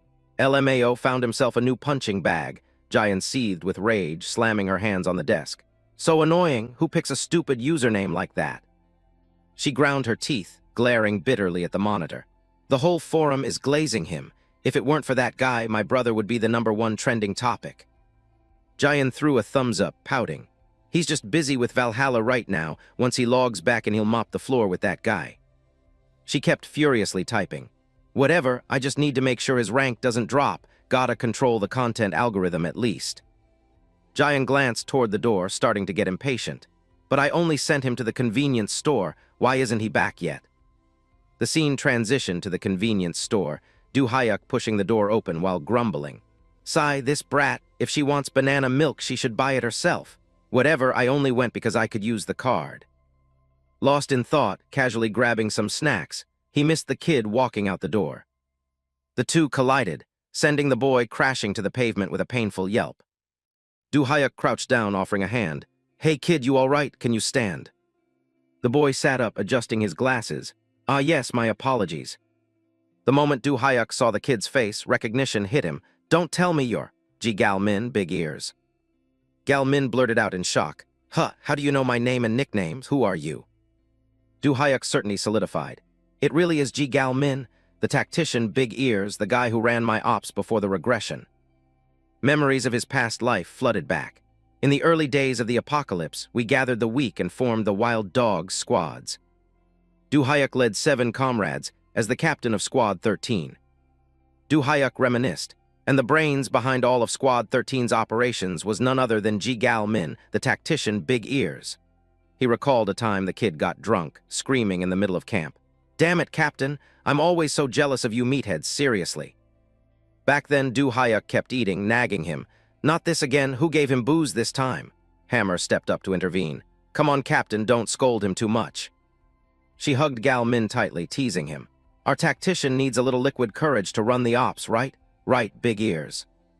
The kid angrily pushed Hammer away. Knock it off. You adults always call me cute and treat me like a baby, and then everyone just copies you.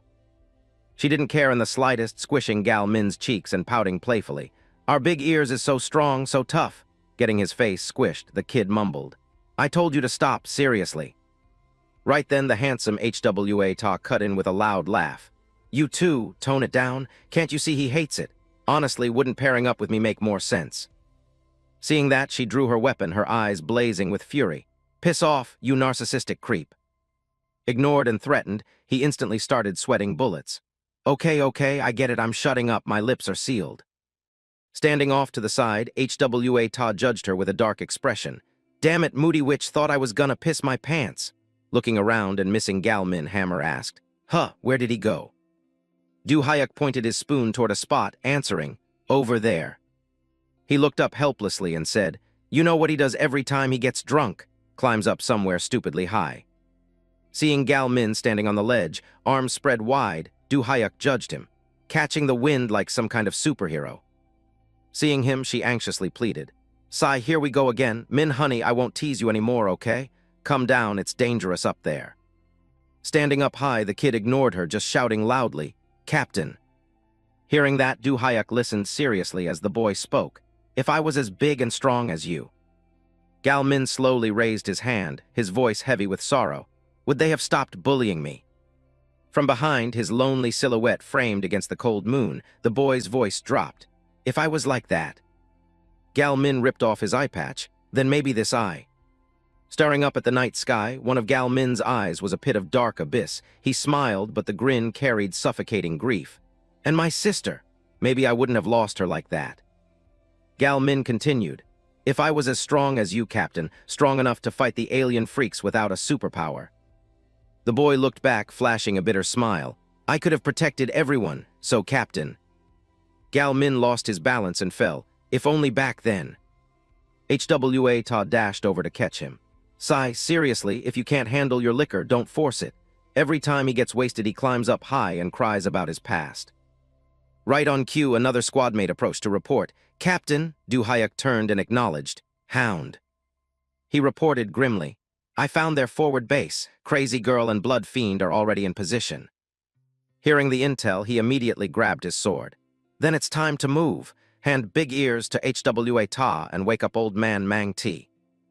And just like that, everyone shifted into combat-ready mode. Du Hyuk took the lead, ordering, we sweep this quick and head back to base for breakfast. However, against all odds, what awaited us? Gal Min realized the truth and screamed, it's a trap. A trap laid by the alien monsters targeting the human resistance. A whole army of alien grunts and 2 warrior-class hostiles. In that life-or-death moment, Hound sacrificed himself. And Blood Fiend died a gruesome death too. Du Hyuk remembered the chaos of that battle, Gal Min screaming. Crazy Girl has lost it. She charged the warrior-class alien. She's going berserk and hitting her limit. Panic set in. The captain and the old man were already critically injured, unable to fight. The boy risked his life, stepping in front of his squadmates. So as the vice-captain of Squad 13, I'm giving an order. HWA Ta, Hammer, escort the captain and the old man out of the war zone right now. She had tears in her eyes, scowling as she yelled, Damn it, let me. The boy desperately channeled his ability, cutting her off. That's enough, Hammer. But then Gal Min smiled, dropping the tough act. "No, sis, please, you know how it is." The boy stood all alone at the front, declaring, "The only thing that can buy us time against these freaks." An unbreakable defensive barrier materialized, Gal Min asserting, "Is my shield." With his energy nearly drained, the boy looked back at his comrades one last time. "So stick to the plan, take care of the captain for me." Trapped in a hopeless situation with 0 outs, Hammer and HWA Ta bolted. "Damn it, you better not die. I swear if you die I'll kill you myself." The final rule of the Wild Dog Squad 13. Facing his final moments. Save the captain and live to fight another day. The captain must survive. And avenge the wild dogs at all costs. That is our oath. Once his squad mates were clear, Gal Min's energy ran dry and he was blasted away. Only a blinding light erupted across the battlefield. One day we'll reunite, smiling and sharing a drink by our graves. Snapping back to the present, Du Hyuk stared intensely at the boy, thinking, "That was the last time I saw Big Ears, and now I meet him again, but in a different timeline." Seeing that intense gaze, Gal Min scrambled up, backing away defensively. "Are you one of Min Su's thugs?" Hearing that, he reacted with utter confusion. "Min Su, that wannabe punk who swore revenge on Big Ears." Then Du Hyuk laughed kindly, explaining, "Min Su, I don't know who that is, and your name tag says G Gal Min, so when I saw your ears I accidentally blurted out Big Ears." He gave a goofy smile. "Anyway, sorry for calling you that, but you took a hard fall just now, you good." Noticing something drop from Gal Min, Du Hyuk bent down to pick it up for him. "Looks like you dropped something." But before he could even touch it, the boy snatched it away and yelled, "It's nothing." A second later, he sprinted off like his life depended on it. "Anyway, it's my fault for not looking and crashing into you, I'm sorry." Watching Gal Min run off, Du Hyuk sighed. "Right, he's a different person now in a different timeline. That kind of bond won't happen in this life." He was about to walk inside when he abruptly froze. A thought flashed through his mind, filling Du Hyuk with dread. "Hold on, that kid, don't tell me." A gut-wrenching scream echoed through the howling wind. "You psycho!" A boy was getting brutally stomped by a gang. The blue-haired guy in the back quickly asked, "Min Su, you okay?" The ringleader angrily snapped. "Mother of asterisk seeker, you trying to fight back?" The boss ground his teeth, delivering a few more savage kicks. "A slave like you thinks he can mess with me." The blue-haired guy rushed to stop him. Hey, chill out, you're gonna kill him." The boss shoved him away aggressively.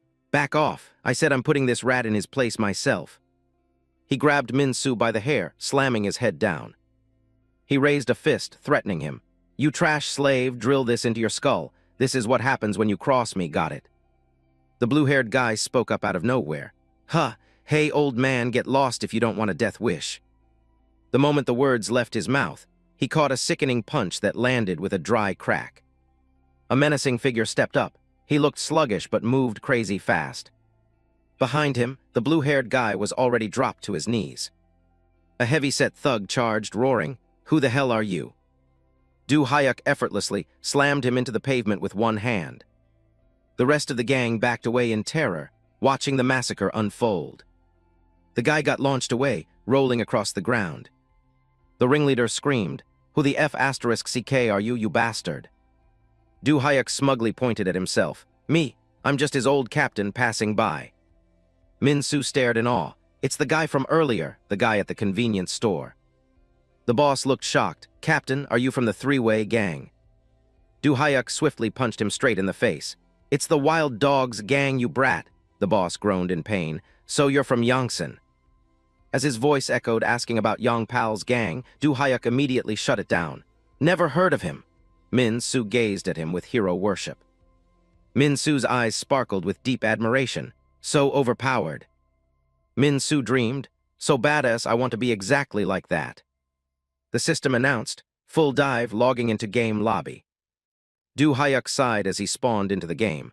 "I got butchered by Jayan for coming home late, all because of that idiot." He looked visibly annoyed. "Guy was clinging to me like a leech." He recalled Min Su begging on his knees. "Please take me in as your disciple, master." Du Hyuk furiously kicked him off. "Let go, I'm on the phone, you gremlin." Jayan's voice had echoed from the phone. Did you just call me a gremlin?" He breathed a sigh of relief. Took blood, sweat, and tears to convince Jayan it was a misunderstanding. Anyway, if Big Ears exists in this timeline. He clenched his fists. That means my old squad mates might be here too. Should I track them down? He abruptly went quiet. Nah, let's secure my own bag first. Du Hyuk declared, gotta clear this debt first. He snapped his fingers. Computer, boot up chat, let's make some money, computer announced, opening chat window. He threw his hands up. What's up, everyone? The chat spammed instantly. The god is live. Hello, master. Actually on time today. One viewer typed, yesterday's clip was fire, master. If you streamed yesterday, you'd easily hit rank 1, wasted potential, bro. Du Hyuk agreed. I heard I hit top 2 trending clips, right? The screen showed, normally that's a guaranteed top 1, but Lord broke the algorithm. Anatole getting cooked was bound to suck up all the views. He looked confused. Lord Anatole. The crowd buzzed. Yesterday Lord turned ulti fight upside down. Anyway, when are you logging into Valhalla, bro? Du Hyuk searched on his computer. Hold up, now I'm curious. Let me check out this Lord guy's VOD first, then we'll grind Valhalla. He gasped, Ramyun, wait, this is... He pointed at the screen, confusing his chat. This is me. System notification. User Itao Junji gifted 10,001. He just bought ulti fight 3 days ago. Du Hyuk confirmed, spot on, that's right, and my playtime is about. He read carefully. Play history, Ultimate Fighter FD playtime, 16.8 hours. The stats rolled in. That's it, 27 wins, 0 losses, transcendent rank. He smirked, it's all real. Comments flooded the screen. Lord Du Hyuk, this guy played 17 hours and slaughtered Anatole, RIP Anatole, LMAO. Du Hyuk clicked his computer. All right, verified, now let's play Valhalla. The chat freaked out. The boss Lord Du Hyuk dropping ulti fight, picking Valhalla over ulti fight. He pointed at the monitor, bewildered. But aren't you guys here for Valhalla? Chat turned into a war zone. Log into Rise of Valhalla. Yes. No. A pinned comment appeared.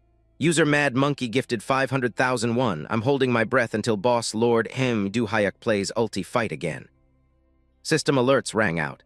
User T-Tannel Du issued a 30,001 bounty. Win 1 match in ulti fight. User Ulti Fight Hound issued a 100,001 bounty. If you don't hit a 30 win streak, do a 24-hour ulti fight stream. User Luna Short Chin issued a 1,000,001 bounty. Hit rank 1 in Ultimate Fighter within 24 hours. Du Hyuk stared at the cascading alerts on his screen. I already bagged over 1,000,001 in bounties. Everyone gossiped. These quests are god tier, you can't back down now, you gotta play ulti fight right. He hyped himself up. Come to think of it, I really wanted to stream ulti fight today. Someone roasted him. Lord flips faster than a pancake. Bro plays for fun but grinds for the bag, comedy gold. He vanished into the game. All right, let's run ulti fight. At night, a voice of denial echoed through a building. I didn't. It wasn't me. Comments appeared. The ulti fight community confirmed it, bro. LMAO cooking Anatole with Hoken. If it's not Beyond, then who else? An angry man slammed his desk. Seriously, so annoying. I swear on my life it wasn't me. Beyond, former ulti fight pro, current Iron Fist pro, stood up. If it was me, why would I hide it? I'd stream that to farm views. The screen flashed. User Ulti Fight Coffin gifted 1,001. Breaking news. Lord identity got leaked, not a former pro, it's a twerk streamer. Beyond scoffed. See, told you it wasn't me. He mocked, but this guy, honestly, I think he peaked right there. Someone chimed in. Anatole thought the same before he got turned to dust. Hilarious. Beyond smirked. He hasn't touched ulti fight in a year, he's probably washed. He stepped into his pod. Fine, I'll show everyone I can wipe the floor with this Lord Computer, cue ulti fight. Computer announced. Match found, that's it versus Beyond. The two faced off head-to-head, the commentators hyping it up. LMAO, perfect timing. Lord doing a Hoken mirror match, this is peak. Beyond laughed in anticipation. Speak of the devil and he appears. Perfect, I'll test him today. I'll show this Lord what peak Hoken looks like. System notification. Connecting to Ultimate Fighter FD. The screen displayed Hoken Beyond. Beyond charged up, smashing his fist into the ground. He flexed his ego. The original Hoken boss is here, make way for Beyond. He pointed at Du Hyuk. You're that new trending Lord guy, right? Comments flooded in. What's up, Beyond? The matchmaking is busted, LMAO. Du Hyuk felt confused. He seems pretty famous, crowd gossiped. Not on Anatole's level, but close. He actually beat Anatole back in the day. Comments kept rolling. If Anatole dragged Hoken to the top tier and made the character so iconic he's called the godfather of Hoken, then Beyond won the most tournaments with Hoken, so everyone calls him the official Hoken successor. Someone analyzed. Basically Anatole's successor plus Hoken prodigy Lord Beyond. Computer displayed, ready. Du Hyuk geared up for the fight. The internet cheered. And over here is Lord Du Hyuk, the man who hit Transcendent rank in 3 days. System announced, fight. Du Hyuk rushed Beyond head-on. Viewers were mesmerized. Watching this match feels like watching a myth unfold. Beyond readied himself to tank the combo. He smoothly dodged Du Hyuk's strike. Just like I thought, opening with an aggressive rush. Beyond analyzed silently. Instead of fixed attack patterns, he fights on pure instinct. He watched Du Hyuk chain combos endlessly, mixing up variations freely. He flashed a sinister smile, striking Du Hyuk's arm. Honestly. Du Hyuk easily parried the blow. He followed up with a sweeping kick at Beyond. He stared intensely at Du Hyuk. Feels like I'm looking at myself during off-season scrims. He praised him. Damn, that last string was brutal, the crowd buzzed. Beyond is still built different, blocking that isn't easy. As expected of the GOAT, in raw mechanics, Lord Beyond is unmatched. Beyond kept backstepping. The chat went wild. Our boy Beyond is still cracked, surviving 10 seconds against Lord him. This chat is pure comedy. Beyond is still holding back, guys. You clowns in Beyond's stream should watch the 3-day Lord's POV. You'll see who's really better. He decided to throw a massive punch. He's slowly pushing me into a corner. Looks like I have no choice. Time to bust out the secret tech I saved for Anatole. He launched a surprise attack that caught Du Hyuk off guard. 2 explosive fists collided with devastating force. Beyond detonated the energy in his hands, blasting Du Hyuk away. Counter! Crimson Flame Wave! The crowd lost their minds. Bro triggered Crimson Flame Palm directly from his hand. Broken mechanics. The chat debated the energy swirling around his legs. He's canceling it into Crimson Flame Kick. He rushed in with a lethal grin. A commentator screamed, "Wait, that's not Crimson Flame Kick. The input looks like Crimson Flame Kick. I don't get it." Beyond threw a colossal punch. Ultimate finisher. A massive shockwave surged forward. Crimson Fireball. Du Hyuk braced himself to take the hit.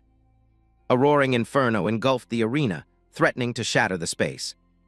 Beyond clutched his arm, the chat scrolling at lightspeed. Oh my god, did he just weave the momentum of Fire Moon Kick into Fire Moon Fist? And he tweaked the kick to add spin. His character control is godlike, frame perfectly weaving between buffed and unbuffed states. This is insane. Is this real? He trembled. Damn it, the recoil on this is so bad, I can only use it once per match. He smirked. Looks like I win, someone interrupted. Not yet, look up yon bro. Beyond gasped, above. Du Hyuk dropped from the sky like a meteor, smashing the ground and terrifying him. Beyond ground his teeth. You're still standing, how? Du Hyuk looked at him with overflowing confidence. Thanks to you, I learned a neat trick. Buffed, unbuffed, then rebounding into blood fire tide. He stared bug-eyed. Impossible. I spent months labbing that tech. You're telling me you learned it after seeing it once. Du Hyuk recalled. Yeah, it wasn't that hard, honestly. Just neutralize your spear attack using blood fire tide. He explained further. Then use the recoil from Fire Moon Kick to reposition. Beyond was in denial. No, tell me something that actually makes sense. He pointed at his own arm. What about the explosive damage from the fire burst? You can't just ignore it. Every time you detonate blood fire, the recoil directly damages the cast area. He glared at him, baffled. But how did you take 0 damage? What kind of exploit are you running? Du Hyuk lectured him. You just pull your hand back before the detonation hits, like this. Beyond stared at him, dumbfounded. What kind of garbage logic is that? A viewer typed. Bro just casually dropped the tutorial for an ultimate skill. Just pull your hand back before you get hit. Sounds so easy, right? Du Hyuk reminisced. Damn, thinking back, we used to dare each other to stick our hands. He chuckled. Into the mouths of giant crocodile monsters, ended up losing way too many fingers playing that game. He gestured with his hands. Anyway, like this, just like this. Pull it back before the damage ticks, got it? Comments flooded. He's styling on him. Great Du Hyuk, what even are you? He clenched his fist, smiling wickedly. But Beyond's tech gave me an idea. Run it back right now. Beyond clicked his tongue. Fine, let's see how broken your new trick is. Du Hayek rushed in with terrifying power. All right, here I come. He gasped in shock. That's our blood dash. Beyond analyzed instantly. If so, the follow-up is the spear. Spear is a linear thrust. He watched Du Hayek's form, confused. I'll dodge before it connects. Huh, not a spear, just a regular kick. Beyond stared at the blazing kick rocketing toward him. He gritted his teeth. Don't tell me it's Fire Moon Kick. If I block one hit of Fire Moon Kick, I can punish him. He felt trapped in the flames. Fire Moon. Du Hayek seamlessly transitioned his technique. Tornado Kick. The raging fire incinerated everything in its path. Beyond raged. What is this cursed game? Computer announced. Is that so? Hoken wins. Du Hayek slowly touched down on the ground. Beyond was crushed. The chat was in pure shambles. Legendary, chaining Fire Moon Kick into the Blood Fire combo the frame the first skill ends. Mom, when I grow up I want to be the great Du Hayek. Stop it, you weirdo. Beyond glared furiously at the screen. A comment popped up. Can't believe Yond actually lost. He begged, please, just one more match, the crowd gossiped.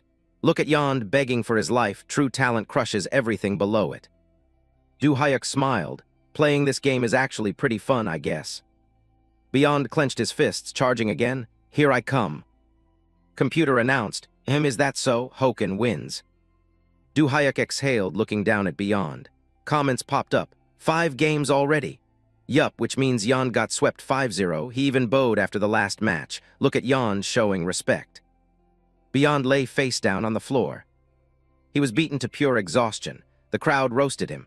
Yond's new ultimate is Obsidian Flame Flurry, and Lord Hem perfectly countered it on the first try. The new skill looks sick. Oh wait, it belongs to me now, right? Yond's brain is buffering. Du Hayek smiled. That triple dash into Obsidian Flame Flurry was seriously cool. He reached out a hand to pull him up. I learned a lot, now get up. Beyond sighed, standing up. Damn it, well, if you actually learned something, then good, I guess. Du Hayek looked at him. Those system-based mechanics are pretty fun. Maybe he'll make a decent hunter, too. He checked the chat out of curiosity. Why is Lord just standing there? Is he typing something? Remember the comment about Sword Maiden and Anatole? Since he lost 5 straight, he deserves it. He chuckled to himself. Ah, that. I was actually trying to give them a genuine compliment. I wasn't being sarcastic at all. But if the viewers say so. Du Hayek spoke up. You're Beyond, right? Beyond replied. Yeah. He decisively pointed a finger at him. He praised him. Beyond, you've got talent. And with that, he vanished instantly. All right, see you later. Have fun next time. Beyond raged. You bastard. The comments loved it. Beyond, you've got talent. This is exactly why I watch Lee Du Hayek's VODs. Du Hayek touched down in the lobby. They rushed him. Cue up the next match right now. Hurry up and play. Go, go, go, go. He glanced up at the monitor. Look at our viewer count, a comment read. Current viewers, 12,048. He pondered. Wait a second, if the viewers went up, why didn't the bounty rewards scale? Is it bugged? He daydreamed about drowning in cash. Some guys hyped it up. Greed mode activated. Honestly, I love how consistent he is, even without a bounty pushing him to rank 1. Du Hayek got pumped. All right, let's keep grinding, someone cheered. Time to hunt rankers. He crushed match after match. Du Hayek's win streak rolled on. Victory. He kept dropping opponents with a single punch. Victory. An endless pile of challengers fell to him. Victory. System announced. Is that so? Hoken wins. A blinding light washed over the arena. He had just wrapped up another fight. Du Hayek looked around. Hard to find a decent match now. A comment popped up. Probably because you cleared out all the good players. Breaking news, Wilder, the guy who swore to beat him, just quietly ended his stream.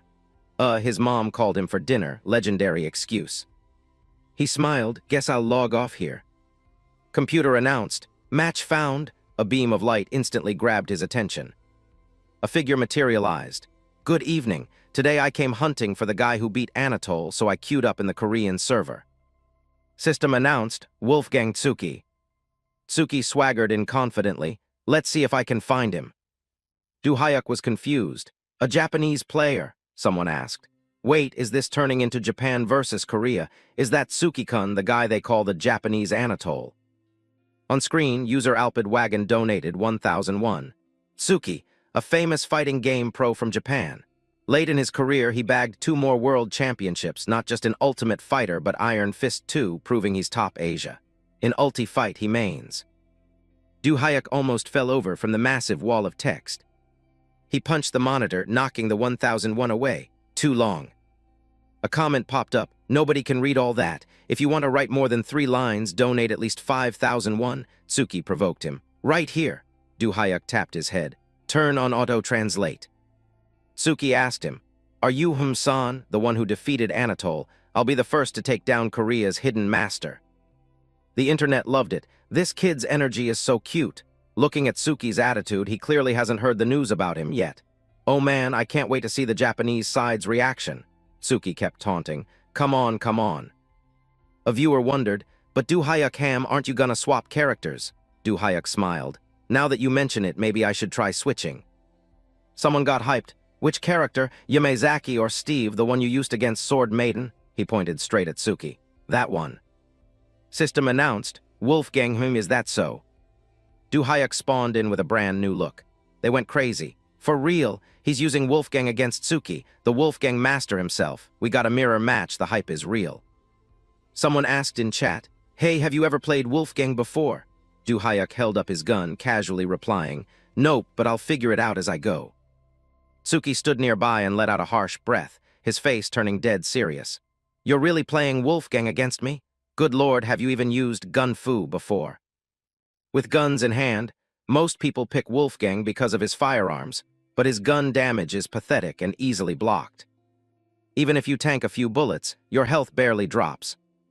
That's exactly why the player base considers Wolfgang a garbage-tier character. Suki raised his twin pistols, the corner of his lips twitching.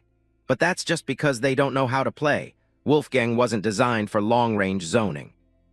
Then Suki flashed a wicked grin. He was built for close-quarters gun fu, and the guy who figured that out before anyone else was me, Suki. He dropped into a ready stance, raising his voice. I'm the man who dominated the world championship using Wolfgang, so if you don't want to get humiliated, I highly suggest you swap characters right now. Du Hyuk aimed both pistols, dripping with confidence. It's fine, let's test it out. The game system initiated. Ready. Suki's mouth curled into a sinister smile. If you insist, then I'll show you the skill gap between us. The system concluded. Fight. Du Hyuk instantly opened fire, hyper alert. Suit yourself. Suki returned fire relentlessly, bullets raining down like a monsoon. While his opponent fired endlessly, Du Hyuk thought to himself, Your aim is sheer trash. Incoming fire grazed past him, pinging right off his body. Du Hyuk kept shooting back fiercely, thinking, Those shots deal 0 damage and apply 0 pressure. Damn, these bullets don't even feel real. Then Suki rushed forward, weaving straight through the bullet hell. I can dodge this garbage with my eyes closed. Time to show you how Wolfgang is actually played. He blitzed like a madman right into Du Hyuk's face. Here I come. Du Hyuk halted, immediately kicking his guard into overdrive.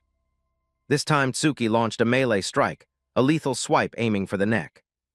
Pressing the offense, he sneered, Lesson 1, Wolfgang's guns. Closing the gap, Suki gritted his teeth, unloading his clip at point-blank range. Unexpectedly, he froze dead in his tracks.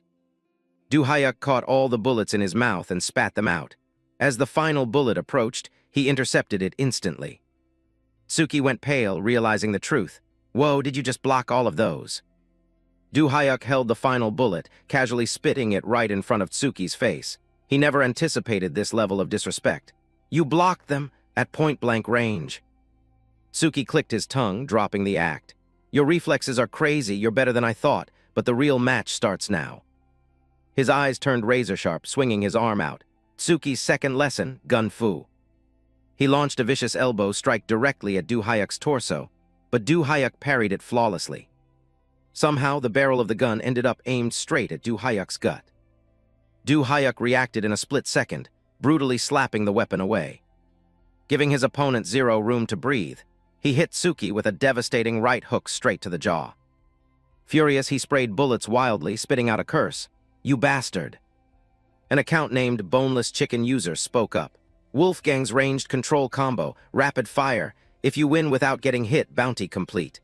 And the guy dropped a 200,000 won donation to back it up. Tsuki frantically unloaded his weapon. On the other side, Du Hyuk styled on him, weaving through the gunfire with beautifully precise footwork. Du Hyuk leaned back, dodging a bullet aimed at his chest with a cocky grin. He gathered momentum, vaulted off a car with one hand, and flipped over, avoiding the barrage of bullets raining from the other side. Du Hyuk stuck the landing with a flawless roll. He immediately took cover behind a car, sighing softly, "Let's take a quick breather." Several viewers laughed at him. "Are you sure you have time to chill? Something huge is coming your way." This caught Du Hyuk off guard. "What?" A chatter explained. Rapid fire isn't just for zoning, it's the setup for his next move. Meanwhile, Tsuki was charging up a massive AoE attack that kept expanding. Wolfgang's ultimate, railgun is incoming. Du Hyuk realized the danger instantly, kicking the car door right off its hinges. Damn it. Tsuki kept shooting, the area of effect swelling with lethal energy. He charged it up, screaming at the top of his lungs, "Die!" And then the arena was swallowed by blinding light as a colossal explosion erupted. The car was obliterated in half instantly. While Tsuki ground his teeth, furiously firing forward, Du Hyuk had already flanked him from behind. He looked caught off guard. *T, the trajectory got deflected by the car. Du Hyuk grabbed his arm, shutting him down. Giving his opponent zero time to react, he delivered a lethal blow. Smacked right in the ear, Tsuki grabbed his head, screaming in agony, "Ah, my ear." Showing no mercy, Du Hyuk followed up, relentlessly beating his face in. Tsuki took the full combo, collapsing onto the dirt. He tried to counterattack, but froze when the barrel of a gun pressed straight against his forehead. Du Hyuk smirked, pulling the trigger. "Thanks for the lesson." Instantly, an earth-shattering blast wiped out the zone. Damn it. The system announced, "Is that so? Wolfgang wins." In the real world, a girl sitting at her computer shot out of her chair. "Whoa, look at this." She beamed, overwhelmed with joy. Lord clearly has zero mastery on Wolfgang, but he still pulled off a gun-fu variant, using the grab-cancel tech Tsuki spammed a few matches ago. She paced back and forth, ecstatic. Part of it was raw reaction time, but mostly it's because Du Hyuk read the situation and predicted it. The chat echoed her hype. "I mean, isn't this the sword maiden who was just flaming him earlier? Boss, Du Hyuk is even seducing the sword princess now. You can't make this up." As night fell in an apartment, a voice echoed, "Hey, that was ages ago. Whatever, let's keep watching." The next day, comments rolled in relentlessly. Proof Du Hyuk isn't human, not just his gameplay, but the timing he ends his stream is inhuman. Are you seriously logging off now? You want me to die of dopamine withdrawal? In a house somewhere. Hey, really? That's why I pulled up the VOD, okay? Du Hyuk sat there numbly, looking a bit conflicted. Whoa, this reaction. Maybe I should keep grinding, but after clearing out most of the pros and top rankers. He turned deadly serious the more he thought about it. Stomping retired pros isn't even fun anymore. Viewers are getting bored, and the thrill of ulti fight. The screen replayed Tsuki obliterating the car with a single shot. Only this scene was peak, the rest is just getting repetitive. This game might actually be dead. Du Hyuk clenched his fists. Should I try something new? Iron Fist is built different, right? His expression tightened. Come to think of it, Black Orc mentioned EVO, a special bracket for low-tier streamers like me. EVO, the Olympics of Fighting Games, featuring Iron Fist and plenty of others. His fingers flew across the keyboard. First, let's check the entry requirements. I need to check my stream hours and rank. Then an imposing character popped up on screen, crossing his arms with a smug grin. What the hell? Looking at the man, Du Hyuk felt a wave of shock and doubt. Don't tell me, this guy is Kabuna. The man who stood by him until the very end of his past life. Du Hyuk's face hardened. Destruction Dragon Emperor Kabuna, my first encounter with one of the 9 heroes, the ones who fought in humanity's final resistance. Before the regression, inside the Hall of Heroes, Kabuna spoke with overwhelming authority. So you're the guy named Du Hyuk. The Hall of Heroes was a virtual construct created by the Grand Mage to link the minds of the 9 heroes. Kabuna furrowed his brow. This brat really beat Steelheart, the strongest candidate. I'm genuinely worried for the future of the Resistance. Meanwhile, Du Hyuk stood tall, listening with a dignified posture. Kabuna scowled. Let's see if you live up to the hype. He heard that and thought, That loudmouth must be the berserker Kabuna. Instantly, the guy next to Kabuna flashed a psychotic grin. Kabu, let me handle him. I'll start by tearing his leg off. Mad Demon Chen Tao. Du Hayek narrowed his eyes, snapping back coldly. No, I'll rip your balls off first. Woman behind him snorted with laughter. Saintess Eliza giggled. Ah, my apologies. Chen Tao practices eunuch martial arts, so he was, well, pre-castrated, which is why he gets so unhinged and why they call him the Mad Demon. Hearing that, Chen Tao cried uncontrollably. You bitch! Didn't you help turn me into a eunuch? Why do you laugh like a maniac every time someone brings it up? The man behind him lowered his voice to comfort him. Take it easy. The Saintess said she couldn't heal it, yet you cried like a baby when you heard the martial arts caused permanent damage down there, so now she just teases you for fun. He kept going. Just pretend it's not there. Oh wait, it really isn't there anymore, so just accept it and try to live a happy life. Hearing that, Chen Tao froze in pure horror, paralyzed like he was struck by lightning, unable to utter a single word. Marcus smiled warmly, giving him a big thumbs up. Cheer up, making Chen Tao sob even harder. Chen Tao exploded in rage. Marcus, you bastard, you're the real scum here. And the two began a rather adorable chase. Teasing the Mad Demon is the best. Then a girl standing next to him spoke up. Looks wild, right? Before you showed up, he was humanity's #1 prodigy, the Sword Saint Marcus. She extended a hand to introduce the group. This is the Hall of Heroes, where the souls of the 9 heroes reside.